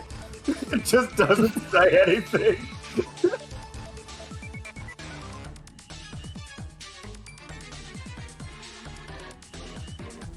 Looks like you're going to have an education when you take your inevitable visit to the library. You keep saying that, but I don't think you can force me to read a book. I can definitely at least force you to go ahead and visit. We have Carissa methods. doesn't like that.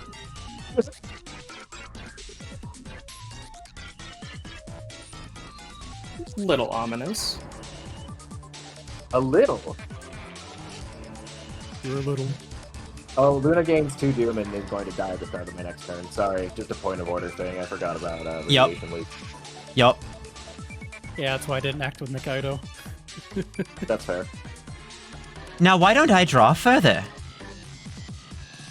Oh, yes, of course. I'll go ahead and play Cryotic on Doc Lewis. Since it's already eaten, you can't necessarily absorb this consumable. Now's the perfect time. Doc Lewis will gain Frozen. Doc Lewis hasn't eaten. Are you gonna force Doc Lewis to eat the Cryotic? Is that how hungry works? Nope. I mean, it kind of looks like a donut. Let me show you what Hungry does over here. I always forget because it's got. It's several too new. It's too new. It's too new. Speaking of hungry, I go fuck up a pizza. It'd have to be on your turn, basically. Okay. Yeah, okay. Then, yeah, I don't know why I could force him to eat it. I don't know what that would do. Poisoning. I'm about to feed a mineral to this man. And that is our little bank acquired. Everyone knows the key to being a successful boxer is to eat every exotic material you come across. If you find liquid nitrogen on the floor, start eating it. Start lapping it up. Surely nothing bad will happen. That's Oh, true. okay. Yeah, sure. Licking it off the floor like I'm a dog or a cat or something. A caterpillar. Famous for licking. Yes. Oh, Doc Lewis will give me info on my opponent? And I draw again. Oh, what I And have I my draw dual attack. again.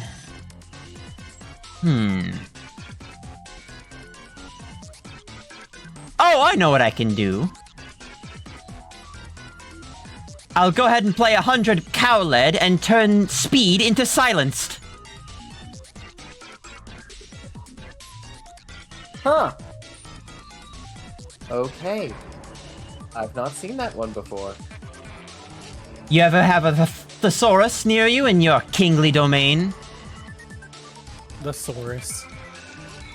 But we don't have men where I'm from, actually. Ah, yes. Where you're from. Yep, sorry.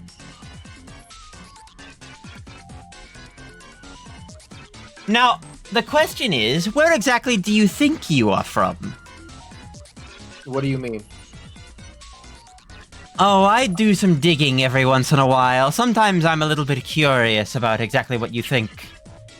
Seems like a friend of yours had a similar level of crisis about this. Ah, yes, my friend Benny is from books. How quaint. My friend from books. Well, it's better than being from the gutter like you. Are you done? Damn. I'm older than you'll ever be. That is how time works. Yes. Oh, yes, but I am not simply old. I was created at the genesis of this world. A plan is starting to form in Carissa's mind where if they can piss this guy off enough, maybe he'll just start revealing information. These girls are fucking fighting.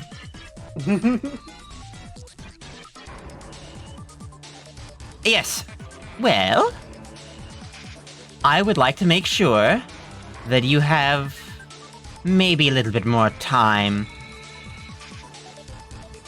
Who am I kidding? Why don't I go ahead and attack one of your friends to see how they respond as well? A little bit of pain stimuli never hurt anybody. Oh wait, that's the whole point. Empoleon, attack the fish directly. No, you won't. You'll attack Blaze the cat because it has taunt.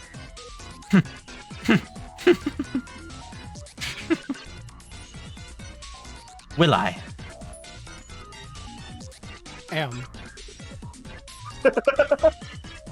Fine then. Why don't I? I will go ahead and attack Blaze the cat. I will discard my Empoleon in the process. Now humor me for a second while I show you exactly what's about to be wrong with your little procedure. If I activate Frozen on your little machine here, and I keep drawing... Sorry, what is the order of operations that just occurred? You attacked, I counterattacked, Blaze froze, and now you're drawing cards because of... spending playing power. Oh, okay. Got it.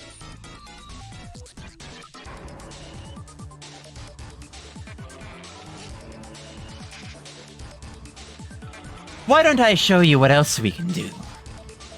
I would love that. I play Corvex into the center slot.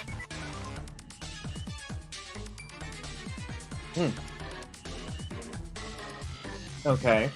A shame I don't have any other true progenitors of these overdrive effects. But hey, why don't I give you another chance to remove a champion from the board? Otherwise, I will irradiate your entire field, and you with it. Sound good? I'm not agreeing to anything. Your Empoleon owes me 7 VP. Or 6 VP. Ah, yes. 6 VP. But now the question is, what are you going to do with it now? After all, you seem to be rotting away with all that VP and no overdrives or anything to spend it on. So miserly you are. Carissa, who has not had an overdrive until literally an hour ago. Right. Are you done? Your turn, Pepper. I might be. Who knows?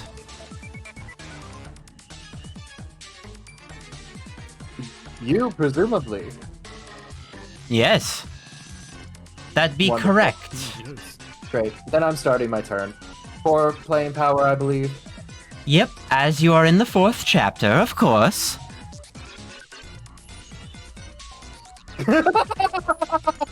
Hey, can we fix this bad boy? What's wrong? I mean, you could leave him as a 215 with speed and power, but I don't think that's what he's supposed to be.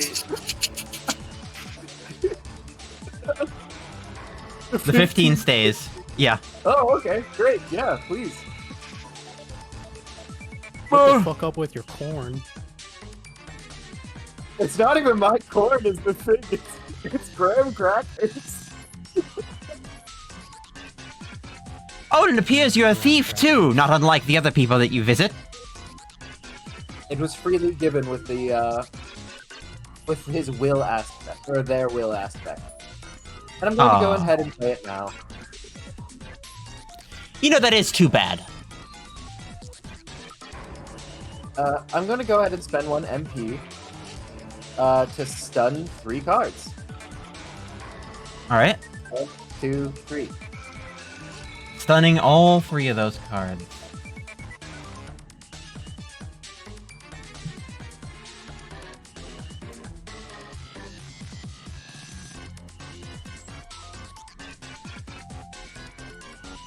Alright. They are all stunned. I'm gonna spend 1 MP to play harder, better, faster, stronger on Nikaido. Alright, D4 time. Yep, I got one.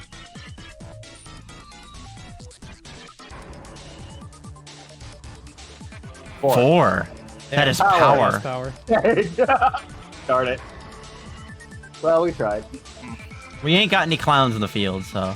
No. If only you had Poplio. If only somebody had Poplio, but not right now. Luna dies to Doom. Yep. And Blaze loses 1 shield. And gets that Doom taken off of them. Blaze has 2 actions. Is Luna locked on the field? Nope, I've just dealt it to you in your hand. Someone's hand. Someone's hand has Luna. Someone's hand has Luna in it now? Come on. Strange creature found. Strange creature found, dead in my graveyard. Yep. Can't spend 1 main power to draw. Yes! Should have saved that card for 1 second later. So it goes. Aviator Tylee has hit the field. What is our biggest threat right now on their side? I Five mean, Corvette? the raw numbers on Corvex over here probably. Oh, we have to Pretty hit the might scary. first, though. Yeah. Yeah, if you don't got a way to cut through, then yeah. Yeah. So first I'm gonna do, I'm gonna swing with Doc Lewis at might. Alright. Doc Lewis attacks Might, and it is dead. However, unfortunately, stunned is not enough to prevent the counterattack due to the unrelenting treasure. Doc Lewis is still taking counterattack despite it being stunned. Oh no, I'd like to use my duelist action to ask Doc Lewis for advice. Alright, I will let you do so. Alright, that will spend your reactive action. Oh, okay. Yeah, go ahead. Alright, Sisu. I got this big gap.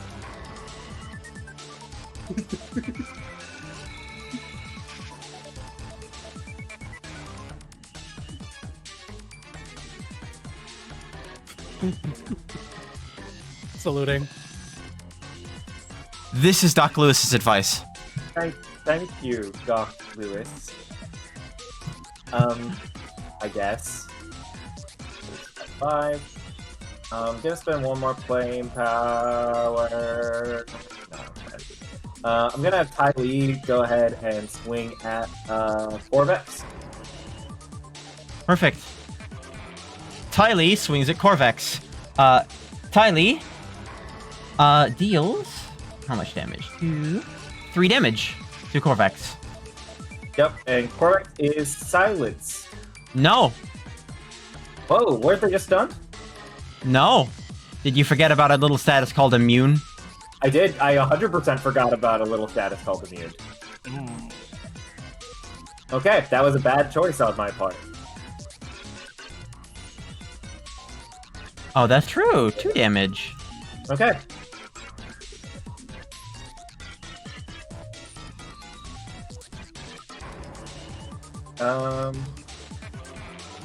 And I think that's it. I don't think I've got any other tricks.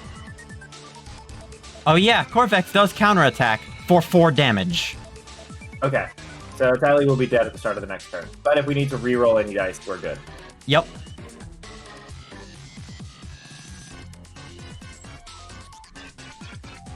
And then with my last playing power, I'm going to give this Corrin a Grimoire. We're giving the Bloom and Doom Seed Company a book. Yep. Yep. As we all know, Corrin loves to read, and that will give me 1 MP, which That's is actually true. 2 MP. And That's yours? it is now a 218. Sorry, a 217. Yep. Okay, great.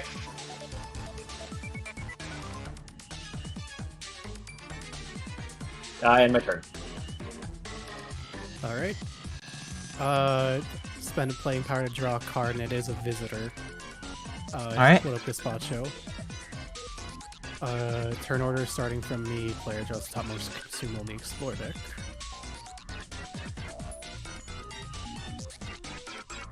I draw Bacteria.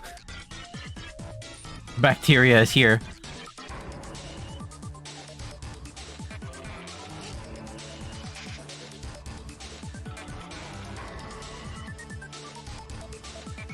Are you ready to make things contagious? Is that a status or a terrain? That's a terrain. Something else I'm not familiar. Okay. Noted.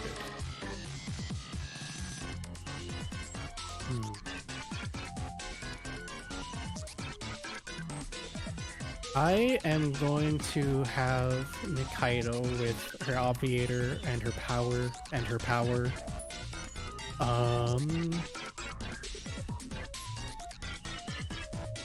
I'm gonna have it swing into Grim over here. Alright. Nikaido swings into Grim. That deals it how much damage? 3. So that is 3. Well, it also has obviator. That's the thing. It so technically would be 4. Yep. 5 because of the +1. That Grim would be dead regardless. Yeah, but that does proc Nikaido's Counterattack. overkill, Yeah.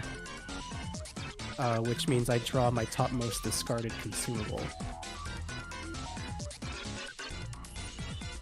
Which is my good friend Malediction.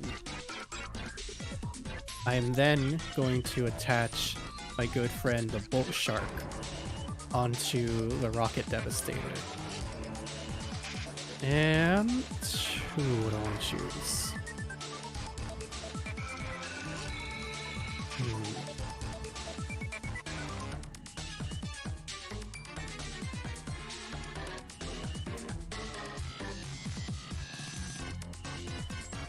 Oh, I got so many options here. Let's go with... Let's go with Poisoned. Poisoned it is.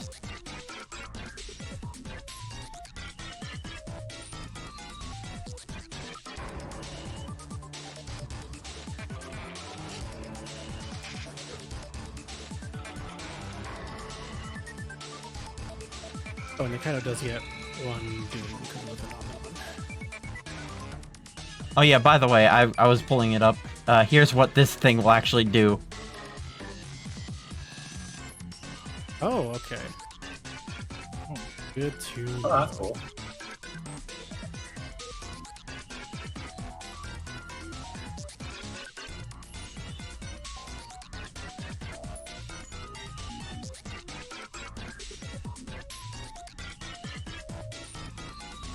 Yeah, let's...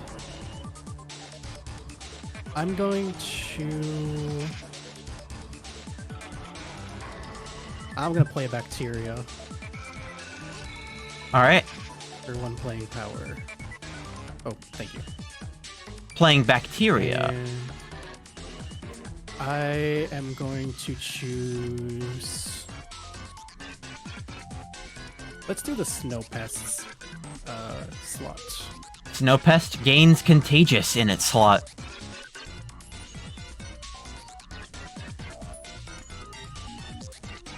Alright, and then I roll a d4. A 1.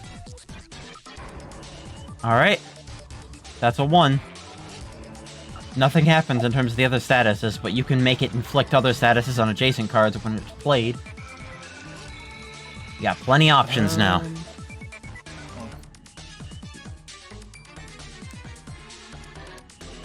Let's see here.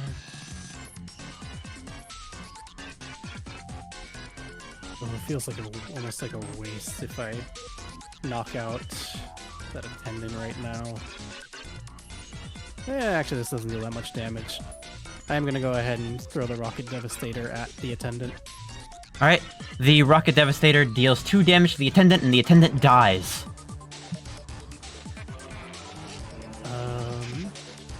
And I'm going to spend 1 more playing power and draw 1 more card. Car. And that will be my turn. Alright. Icor, I assume you still have your turn left? Yes.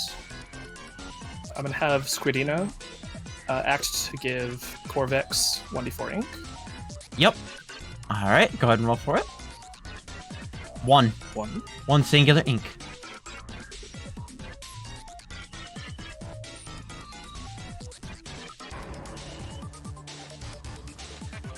That will be enough for Blood's Crazed Socialite to be able to kill it. Alright.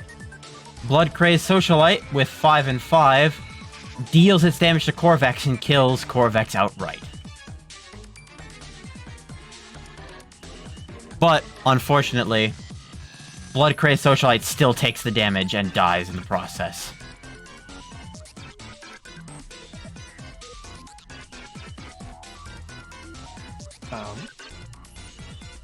Squidino gains a Doom.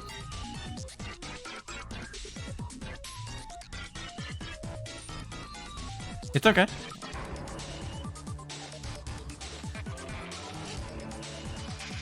Alright. Remind me how spells work. You can play them from your hand like consumables until you get a spell slot, and then you can ready them. You can use this blood to basically just spend a playing power to draw a card and discard a card. Or discard this card in your hand. I'm gonna use... Actually, I should have another, because it just attacked. Yes.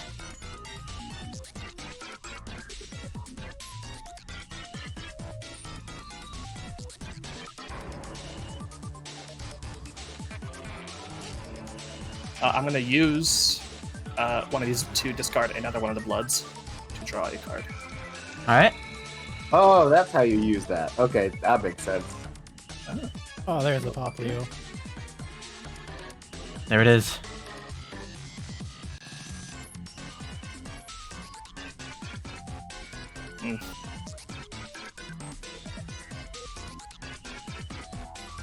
Going to play Seeker.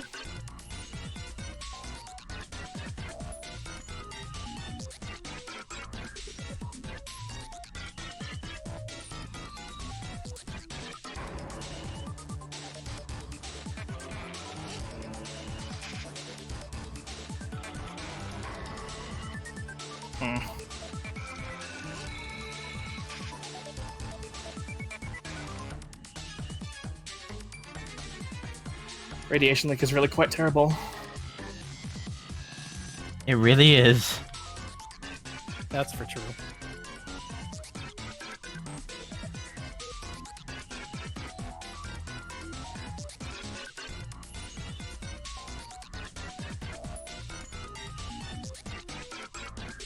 I think that might just be my turn.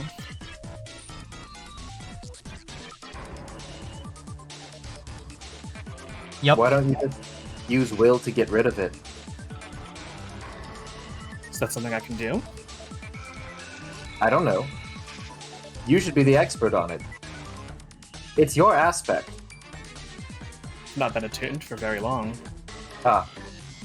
Sorry, I'm used to people who have experimented quite a bit. I would say, I don't know if you're going to be able to get rid of it, but you might be able to subvert it in some way. Would you want to attempt to try?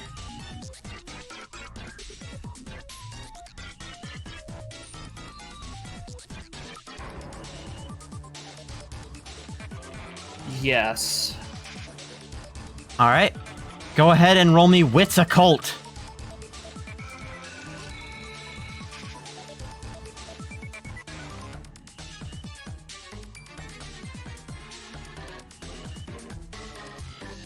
Not great.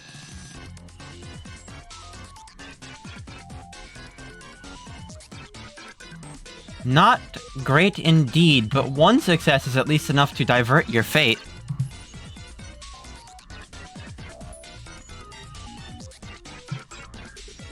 The phenomenon is simply changed. And where once there was a radiation leak, a solar eclipse takes its place. Oh no! Whoops. Yet another.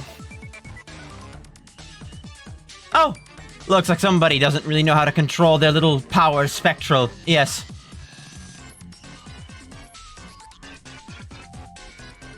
You'll figure it out.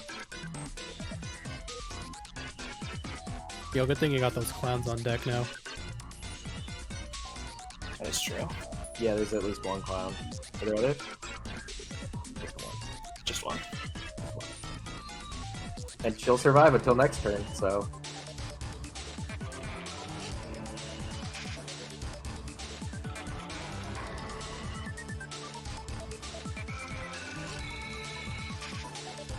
What else I'll be can done you my do? turn. I don't know if there's anything that's worth doing.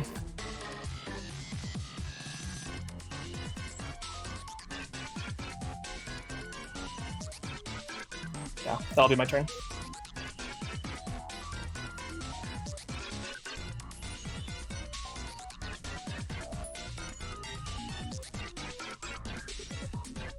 Alright. Well, looks like you've wasted yet another turn. Going killing cards on my field when you could have ended the job. How Cards and droll. cards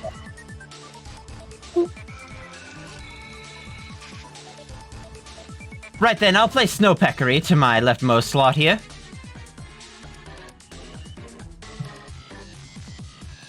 And I will simply keep drawing. Ah, yes, another... Need this. Oh, yes, this might come in handy. I'll play Nullification Burst to my Snowpeckery. Oh, by the way, shouldn't all of you have rolled a d8 by now?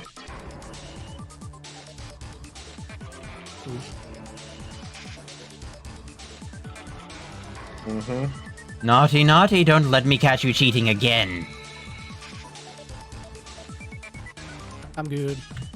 A 6, a 6, and a 5. Lucky for now. Well, if we're going to talk about cheating, then I would like to see you put the cooldown counters onto your blank chip. What cooldown counters? When you copied my card's effects, you copied its cooldown. I did? Weird.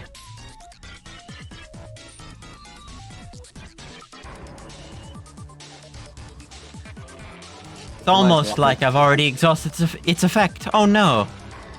Oh well. Not that it would matter to you all that much.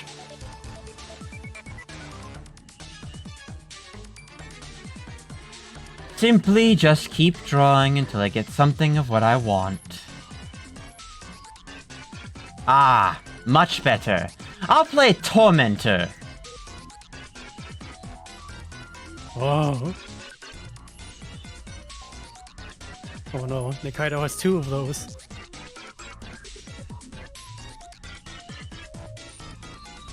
And then I will play Omen.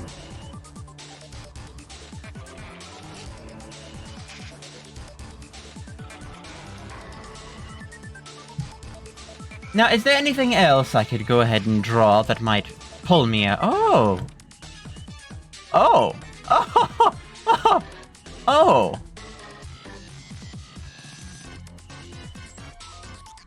Isn't that interesting?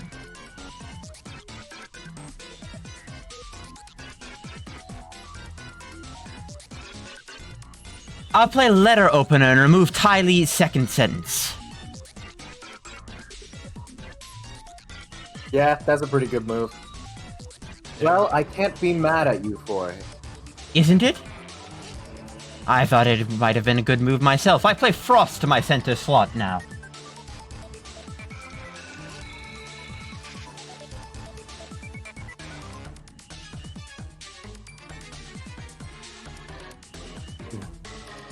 And then finally, why don't I just, simply unexhaust Frost? Because I can do that, you know, with my power treasure. Yes. And I will simply go ahead and see what I can do from here. I might as well. I'll just simply throw it into Blaze the Cat, because I can do that. You sure can. Simply.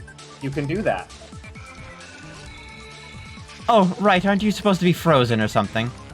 No, it wore off at the end of turn. Oh, okay. Might as well go ahead and just do that now then, before I forget.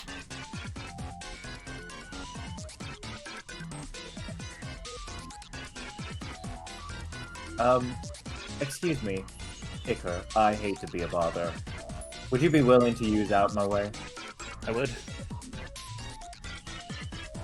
All right. It is redirected to a random card on the field. Okay, cool. Random card time. Random card in play. Ooh.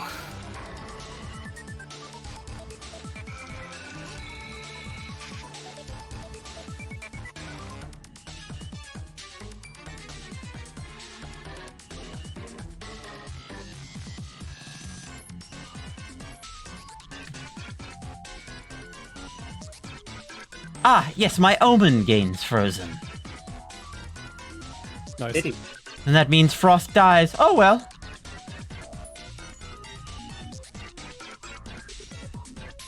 Seems like you've got the handle of this duel. Unfortunately, you're so boring that you've callously forgotten to attack me directly. What is it with your duelists and constantly concentrating on the opponent's field instead of attacking them and killing them?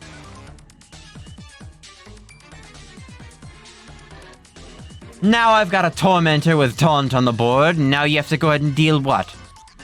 7 more damage before you can even deal me lethal?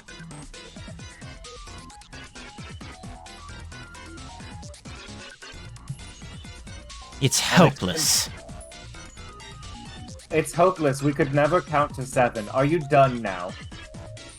Yes, I'm pretty sure that the Royal Highness always wants to go ahead and have her last words right before everything else. Do at least give me a good show. Thorn will kind of squint a little bit at the current state of the field and motion to the Gripmaster, which could just get the taunt out of the way.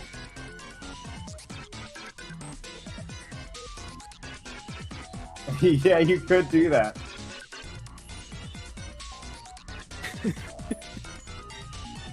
You could do that. Do you want to? Get evil with it. I mean, why not, right? Alright. You return the Tormentor to the hand. I already did. I rolled a 7. Yeah, I forgot to clown it. I'm so sorry. You want to clown it now? No, I got distracted shit talking.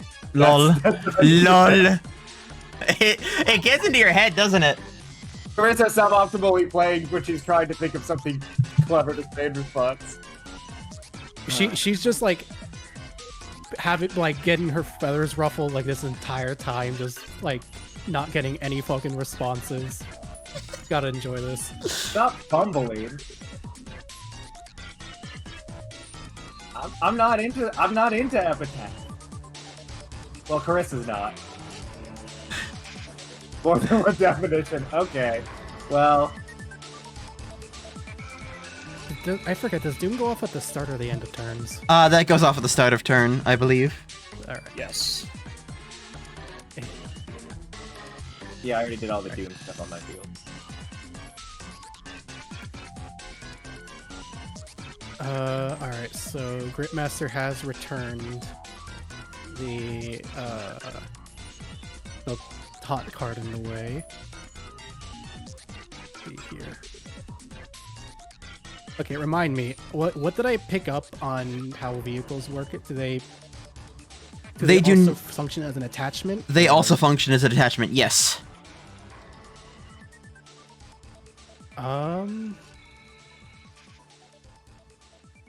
Alright, Nikaido, get in the car. Alright, Nikaido has now gotten in RD08 and gains mutated, which means you're gonna gain one of 2 mutations. Yay.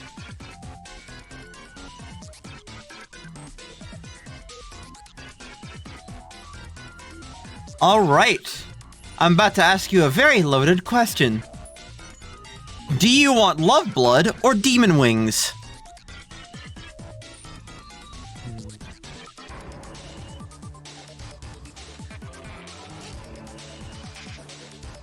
Damn, I wish I could have put Demon Wings on fucking Gripmaster. That's crazy. Yup. Let's go for Love. It's All right. Love World.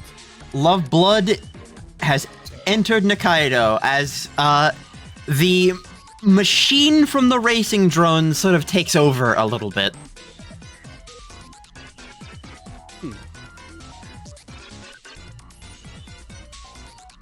Let's Perfect. see here.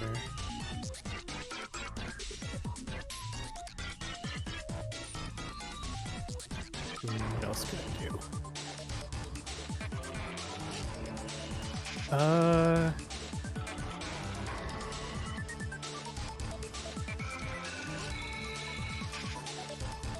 Honestly, let's just have both Nikaido and the Rocket Devastator go for face. That is 5 damage. Step 6. 6 damage. My fault. You good? Very good.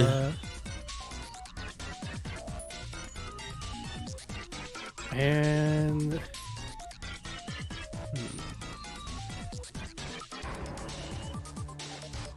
that's probably gonna just be the end of my turn, frankly. I'm gonna spend 1 to draw.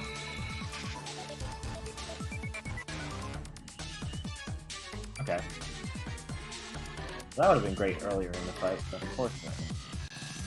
I'm gonna spend another 1 to draw.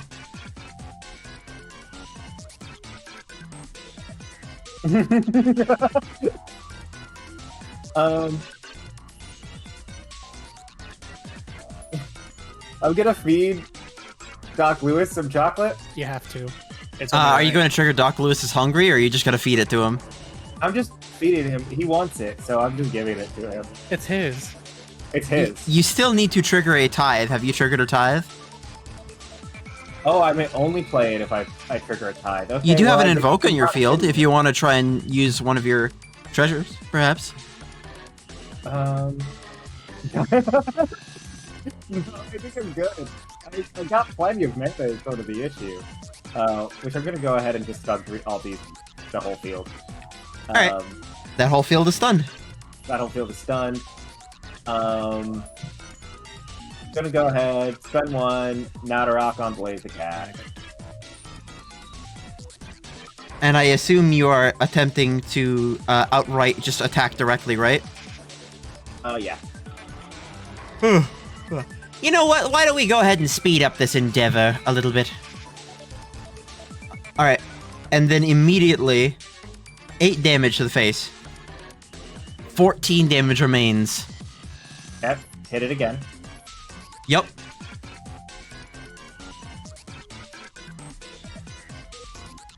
Six damage remains. Okay.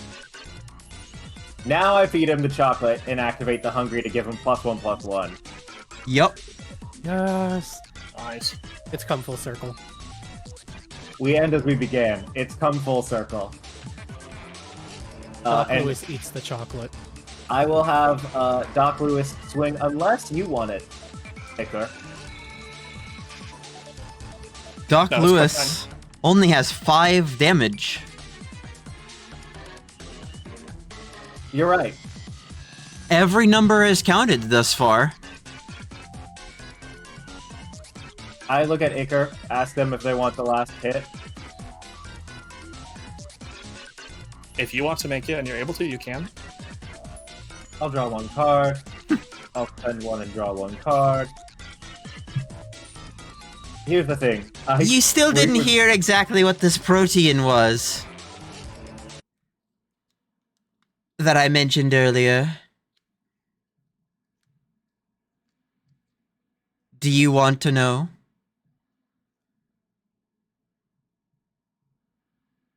The answer is going to save you an arm and a leg.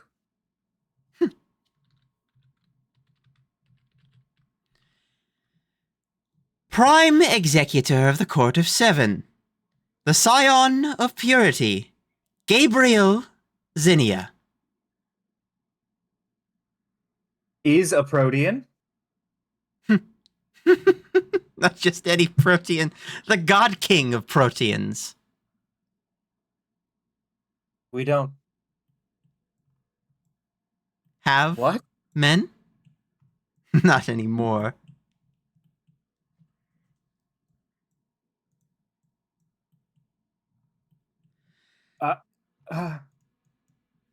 Wha- Carissa fully dumbfounded.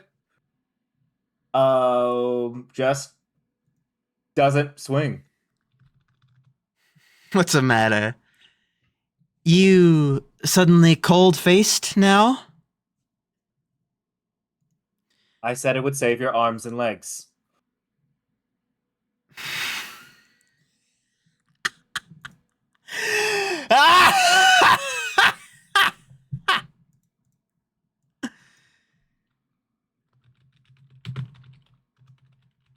Oh.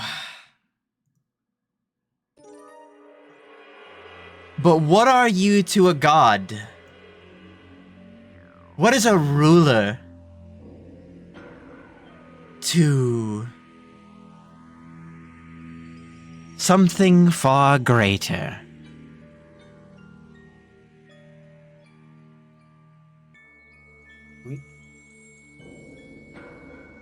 There's never been a god. We serve the queen. See that man? I hate him.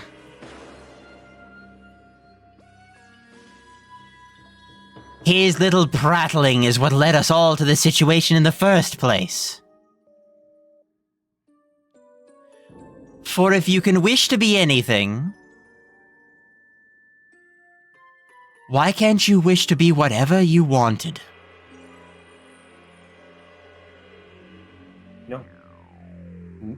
No Protean would want that. There's a queen. There's an order to things.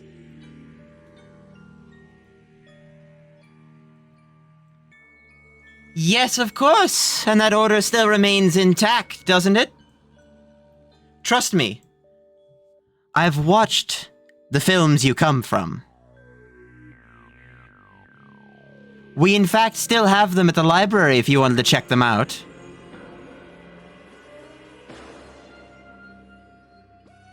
Carissa concedes on the spot. Carissa To escape this conversation. immediately falls down beneath the inky black and loses. Yep.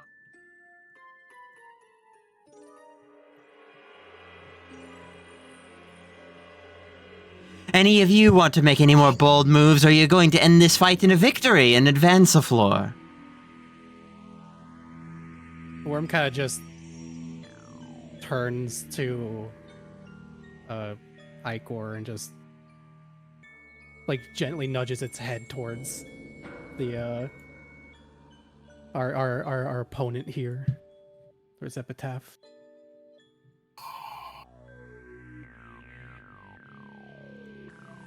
I'm going to attack Epitaph with Squiddy Knife for 2. Epitaph is summarily defeated, and Epoch simply just walks off. Epitaph travels to a realm unknown.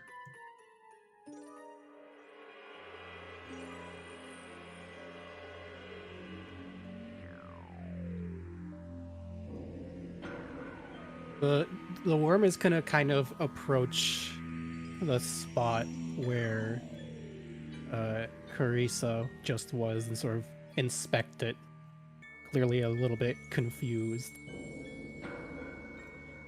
Coated in this thick black ink that stains your fingers. Terrible job, Carissa.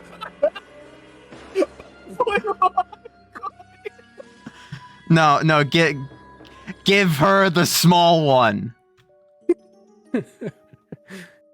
Bring out the tiniest, olives. most sour penny.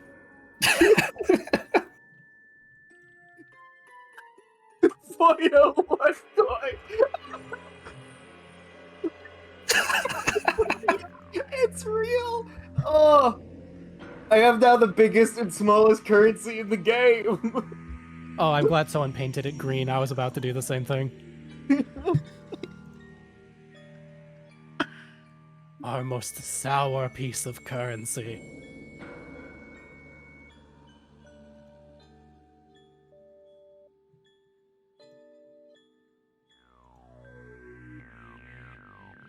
Smell it. So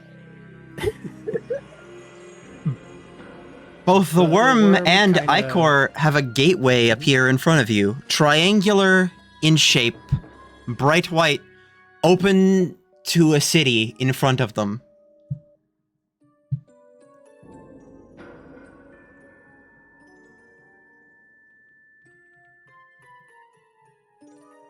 the worm is, as it's cleaning up its deck from this most recent encounter, almost uncharacteristically is going to let out an agitated sigh. And it's just going to say to itself,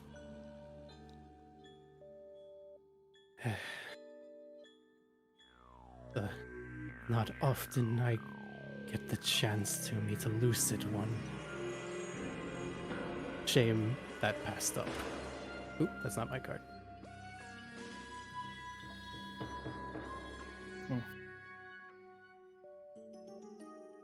It's going to then turn to Iker as it's still kind of cleaning things up and ask, do you know if we'll encounter many others like that one? I suspect that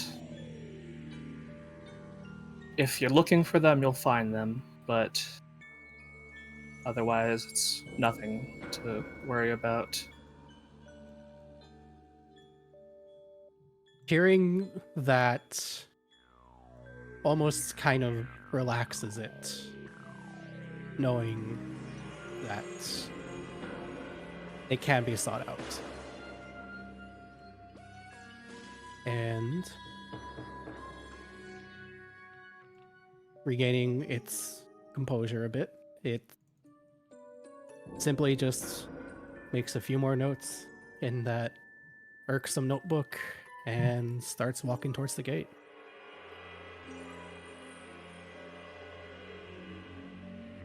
Carissa, how are you reacting to this apocrypha?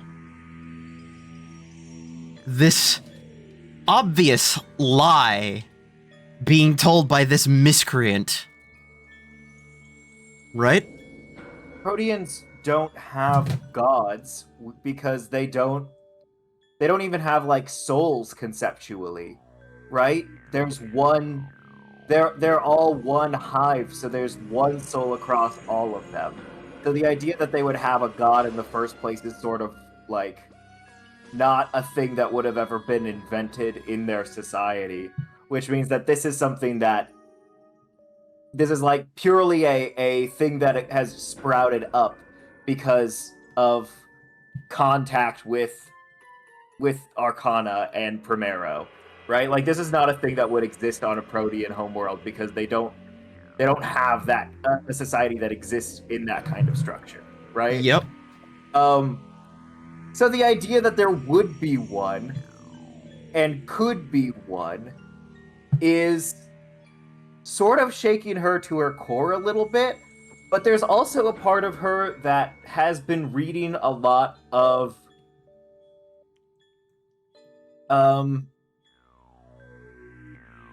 Carissa's been reading a lot about the void and the things that are in there and the man in the wall, which seems so godlike in a lot of ways, and things that exist outside of space and time, and has sort of wondered to herself, could that also be a place that Proteans could colonize?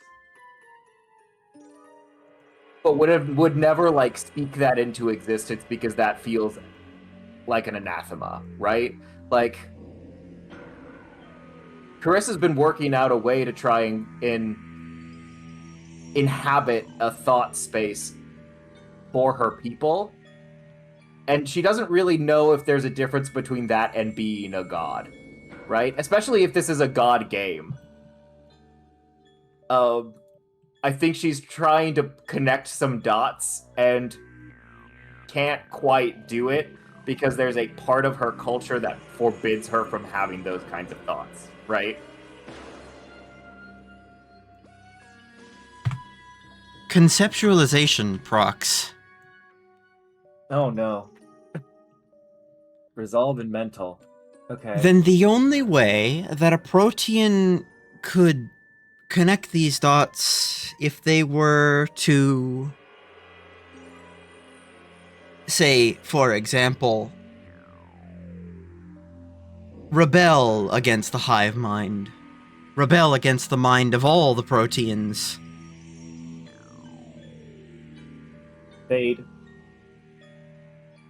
There's a part of her that makes it make sense because you'd have to be alone, right? Or you'd have to keep your helmet on like she does, right? Because you need to not be part of the sort of chemical system that they all talk to each other with.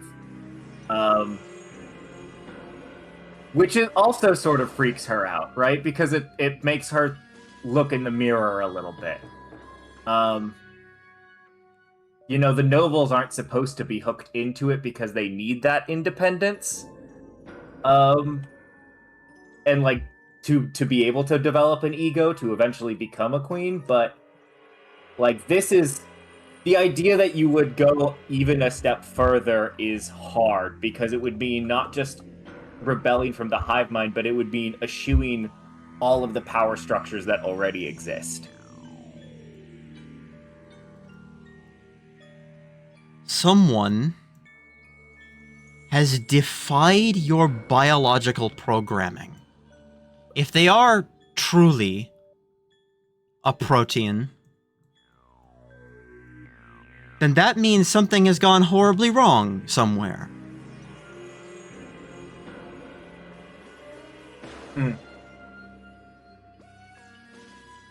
Horribly, horribly wrong.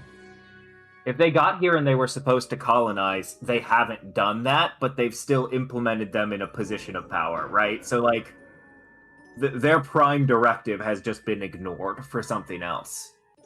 And Carissa has to wonder what could be so important that you would stop spreading the species across another planet in order to govern strangers, right? Non-Proteans.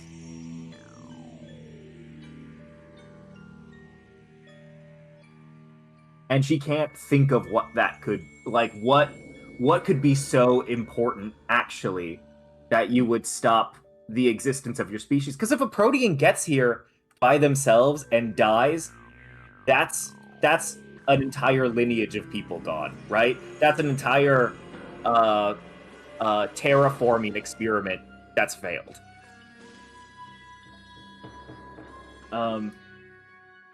And she doesn't have any idea of what could possibly be worth it. And the fact that you were also brought into the same line as your compatriots, a game, a book, and a show. It seems...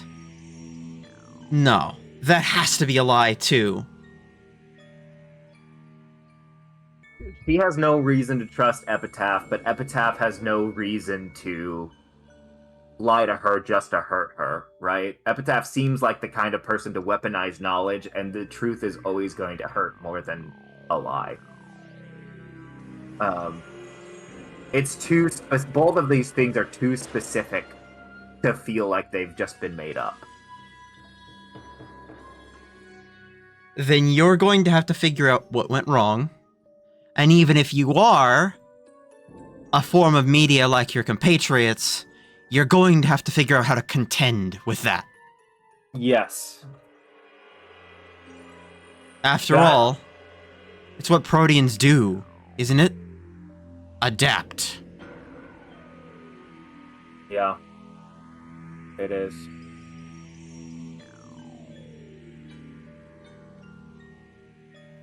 She thinks about taking off her helmet and then doesn't. Where did I end up? The same place the other two ended back up. Showdown. Okay.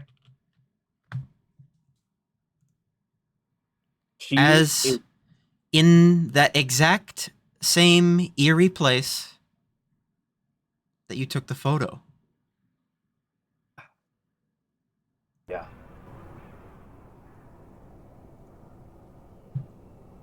How far away is the library? Not that far. Within walking distance of you. Okay. Well, I got some VHSs to rent, it seems.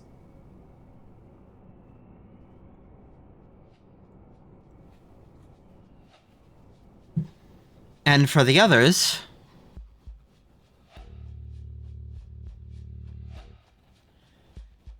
Worm, you found yourself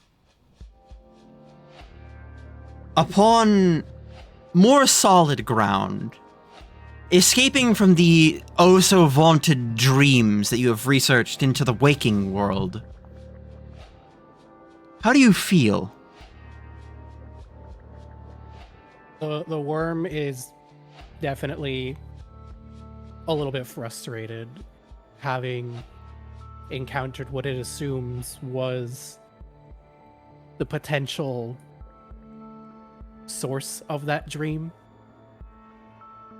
The someone who claimed to be the sort of the one in control here. It assumed that was the lucid dreamer, and it had so many questions it wanted to ask, so much research it wanted to do, but it knows all too well by now the dangers of what may occur in a dream, and how, especially in a place like this, from what it's heard at least, that the lines between the waking world and the unconscious mind might be a lot flimsier than people give credit for. And so it's Most? a little bit frustrated that it seems that knowledge was the one thing that these strange individuals was the one thing they weren't willing to give up. Most certainly.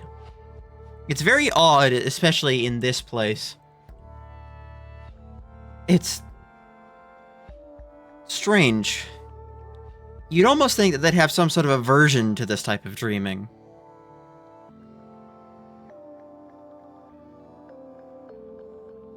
The worm kind of taking note that it's sort of in a more, let's say, grounded reality. Kind of, after taking in its surroundings, looks at the library card. It's been given, forced upon. Sort Just of kind of granted inspecting in it. this way.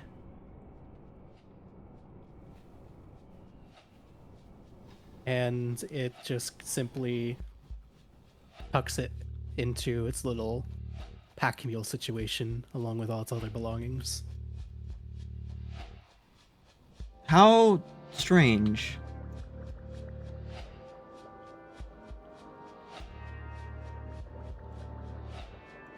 You are finding a lot stranger things out here than you might have initially assumed. What really makes it all the more bizarre to you? Figments of dreams are just walking around. You recognize these.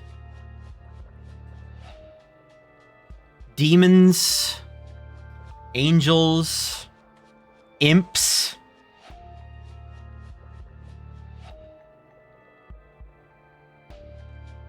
Things that should normally stay in dreams. Very much not anchored to those realms.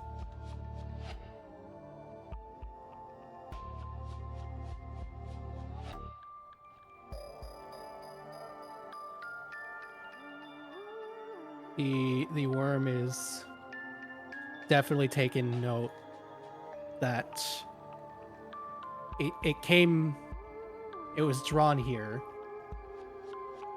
because it had a few hunches about things, and it's definitely the scope and the extent of its findings.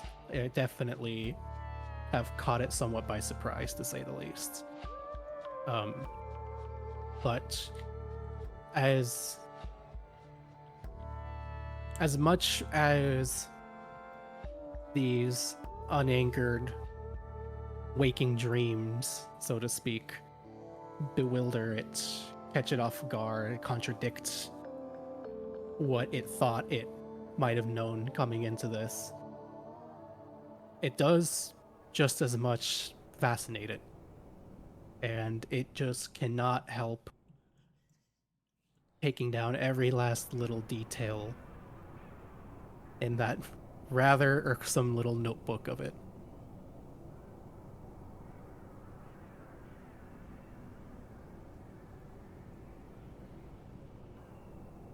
A notebook that is already getting quite full. It seems you're going to have to find a place to procure a new one.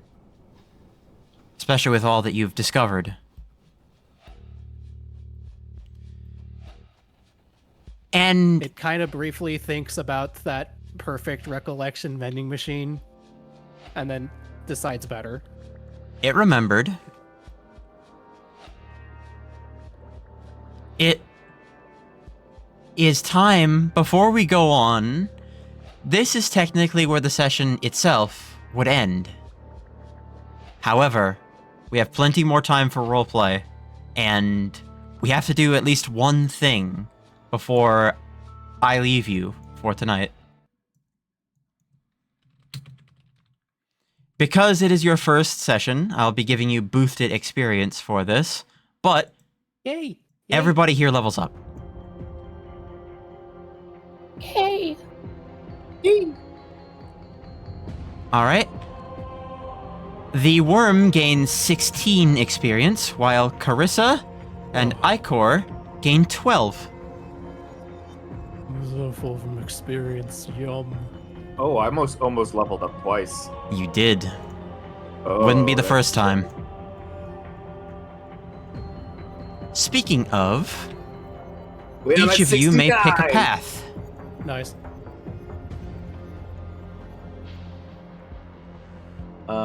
Give me that +2 health.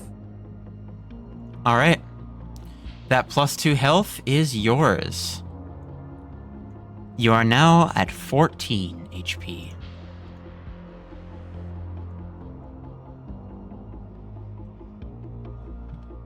I'm a greedy fat fuck. Give me the treasure. Yep. Yep. Treasure capacity increases to 3.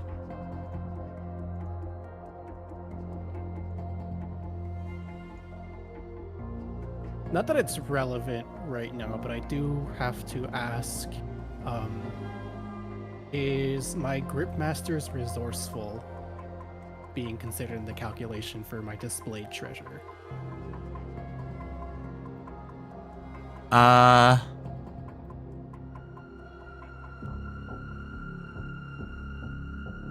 Oh, that is a good question. I didn't actually think of this. We could just put a little +1 below it. I think that might be a good workaround. Yeah. For the time being. That works. At least if give time to come up with a more graceful thing. Mhm. So yeah, it gives for each resourceful card you have actively in your possession, basically just not in the equivalent of a knapsack. You have +1 treasure capacity. I'll mark But it if down it here gets like this removed- for now. I think that's a good way to do it. If it gets removed, like at any point, either the status itself or the card with the status, and you become over encumbered, you have to remove treasures until you're no longer over encumbered. And Icor, what are you picking?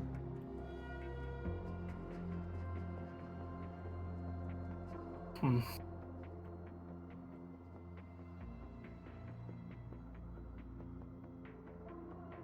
Even with the fishing rod kind of burning in the back pocket, go with hand. Hand size. Very good. I keep looking at consumable bacteria and just trying my hardest not to laugh. That's is anyone going Some to sort do of that? germ!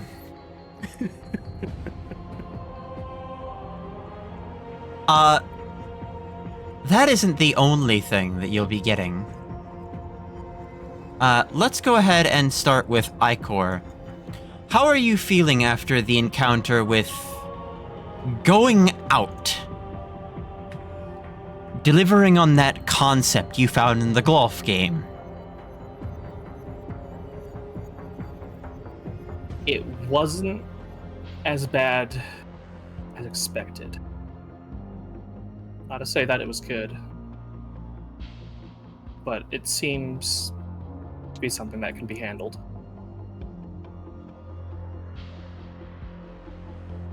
Very good. Now, if you were to handle it yourself, perhaps everyone around you could at least understand what you're working with. After all, if you're going to be getting more treasures like these, you're probably going to need the capacity to hold them now, aren't you? Or perhaps it's something a little different. Perhaps you'd like to extend the runtime a little bit more, in a different way. More about your cards. Or perhaps even you'd like others to know to stay out of your way. After all, plenty of people have been getting in your business about traveling in and out of these locales. I think it's best they know beforehand what they're getting into.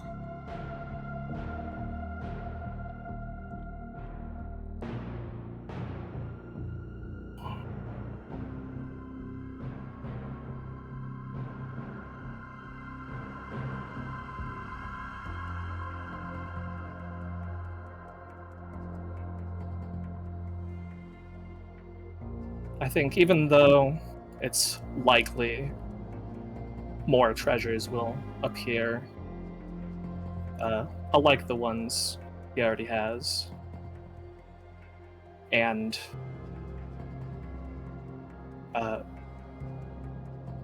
cards, being alive or not, is just the way of the tides. I think at this point, a larger target can't be painted on my back. Goes unseen aura. And that's yours.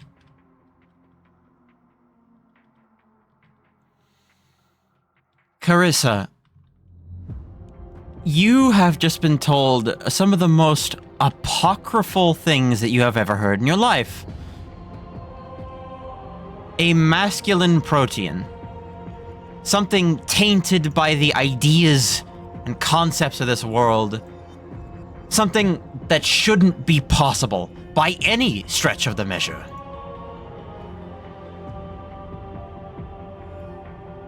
A subversion of your entire mind, of your culture. What are you thinking?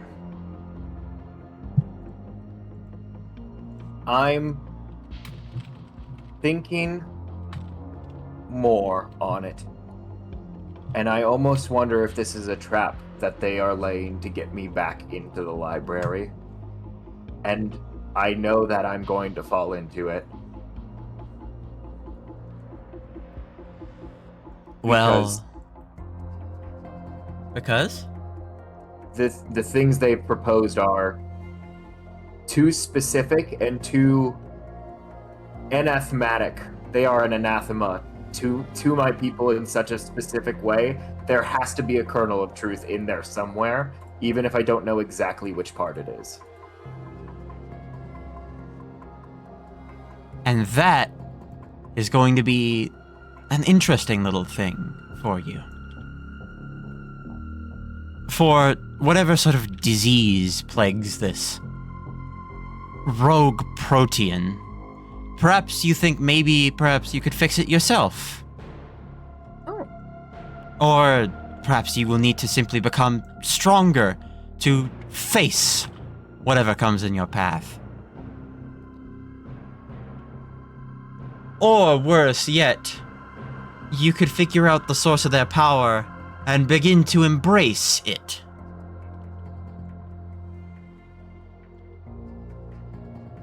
Oh. Oh my. You feel yourself attune, not to something like an aspect, but rather an absence of it.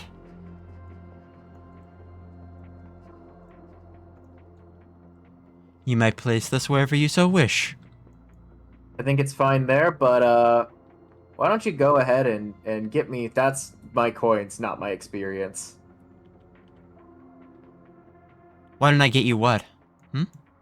Why don't you go ahead and get me a rush slot while you're at it? Perfect.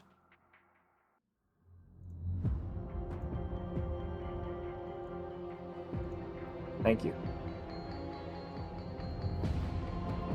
And Worm. Hi. Much was said earlier about how your perception of the dream world worked. The lucidity of these thought forms, the comprehension that they seem to have. What you only now notice is that ink that stained your hands in the dream world followed you through. Not that this is necessarily unusual for you, but you might have thought it might have faded by now. What's going through your head? Worm kind of plays with that strange subject a little, or substance a little almost, kind of contemplating its implications. Maybe thinking perhaps things run a little bit deeper still than it was anticipating.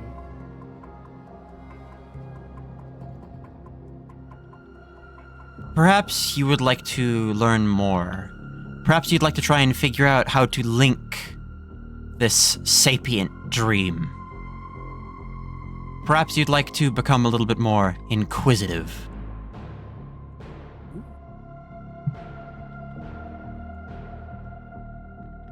Or perhaps you'd like to catch yourself in further dreams. After all, dreams are always conceptualized by the people and what they imagine.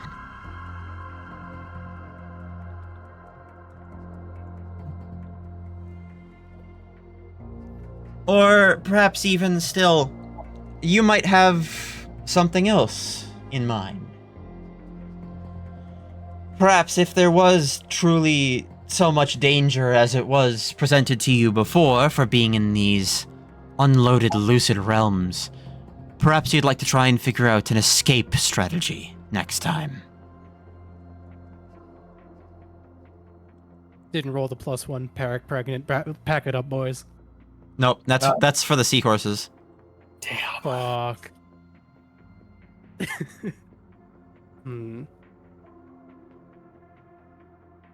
Well, the worm's already got one of them tails.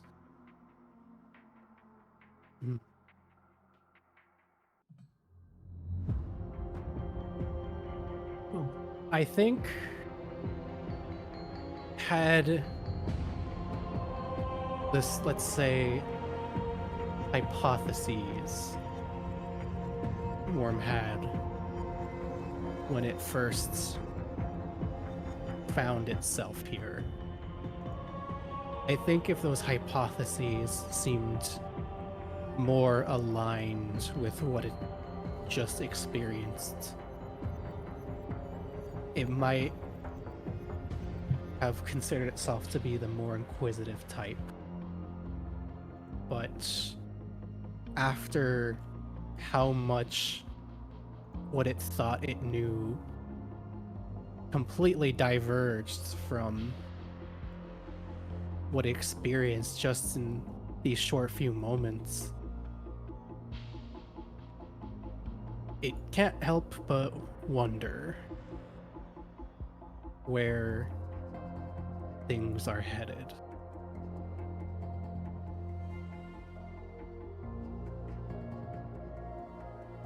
Perfect.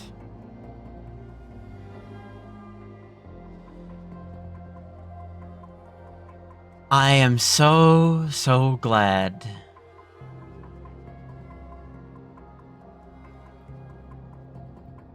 Now, there are people I think that you should probably meet eventually. How long are you willing to go? Because I also do know that there is a not insignificant amount of fan art.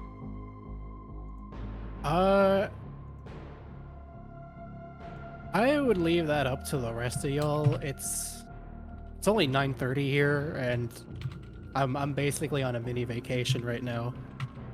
But also I'm hungry. All right, I think I can save the number getting and the potential god gauntleting for next time. I think. Sure. Yes. I'm gonna need a gauntlet that has exactly 2 fingers, please. Don't worry, it adapts to size, pattern, shape. Oh yeah. Do not worry. First and foremost, let me switch a source. Let me get a damn window capture up. Where is that fucking image that I've using? Been staring at it this entire session. We just been making unending just eye contact with just gazes locked. Are you winning? Are you winning the staring contest yet? I think we're both winning. Wow. Love wins. Yeah. This is what my players have been looked at the staring game at this once. entire fucking time. Yeah, I haven't looked at Tabletop Simulator once this entire, 4 hours or however long we've been going. I've been just looking at this. When she rips your treasures off. Yup. What else can this be but... what else can this be but Mad Pig Monday? You know what's fucked up? This thing kind of looks like my worm. A little bit. This image of Crow T Robot is very worm adjacent. Long-lost Okay. siblings. Let me pull up some lovely images. I wanted to go grab some, because there were some lovely art fight attacks earlier. Ooh. Oh yeah. That were posted in the thread that were just fascinating. This is this is something Ramaris got mid-session, which I think is pretty fucking sick. Open in the right tab, please, please, please, please, please, please. Please? Please, I'm being so nice and kind to you. Please open in the right tab. Thank you. Cute. So awesome. It's so fucking good. That's great. We have this one from Metal Applesauce, which I think was very accurate to the first half of the session. Yup. So you're getting a fucking word out of my damn worm. I knew you could talk. I knew immediately you were gonna be like, this guy's bit is that he's not gonna talk until the end of the episode. It's got things to do. I don't know. It's busy. From Soups. First and foremost, some sort of strange crow-like creature. Fuck yes. Cute. And also Oh, from nice. Soups, Ah, The worm. there it Oh. is. So cute. Hell yeah. So cute. Oh, oh. Oh, adorable. From Any. Oh. Out Go of in there. bounds. Go out there. Come to my unrendered area. It'll be fun. It'll be just beautiful. I was poking at Palm because I was like, I kind of want to see about like getting you to play Epoch today because I wanted the session boss to be Epitaph. And then I was like, we can make this worse. You fuck! You got me here to play Epoch, and you make me play my other character instead. How dare you? Oh no, Epoch got 2 lines of dialogue. it's so horrible. Look at this. The list. Yes. It grows. It grows further. Do you think anyone's even like awake? Hold on. I have to move my fucking. I have my fat fucking fault. I gotta move out of the way. Give me a sec. Look at this. What the fuck? Who jingling? Mara's up. That's a good one. Let me see what they are doing so I can go check in. Oh, I turned off my tower on ambient. My fucking fault. There we go. Dude, I have been craving like just a shitty fucking big ass pie of pizza for like 2 weeks now. Now's the best time to do it. I don't got fucking money. I'll fucking pay you for a fucking pizza. I don't give a fuck. No. It's not the first time I did it this week.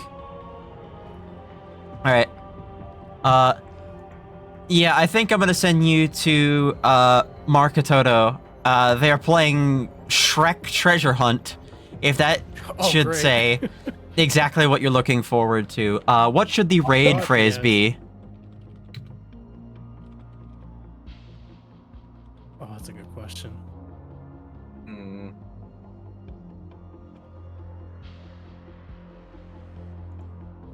Also, as much as I'd love to raid Super Mario smoking weed, I do prefer raiding the cool people that I watch a little more. I don't know, maybe like my friend from Book. Perhaps. Stuck out in my head. My friend from books. You will learn soon what relevance that phrase has. Oh, I'm sure it does. It's just I do appreciate the strings of words that are put together in settings like this. My friend from Books. My friend from books. I think it's about time. There appears to be some sort of wasp infestation. Judgment!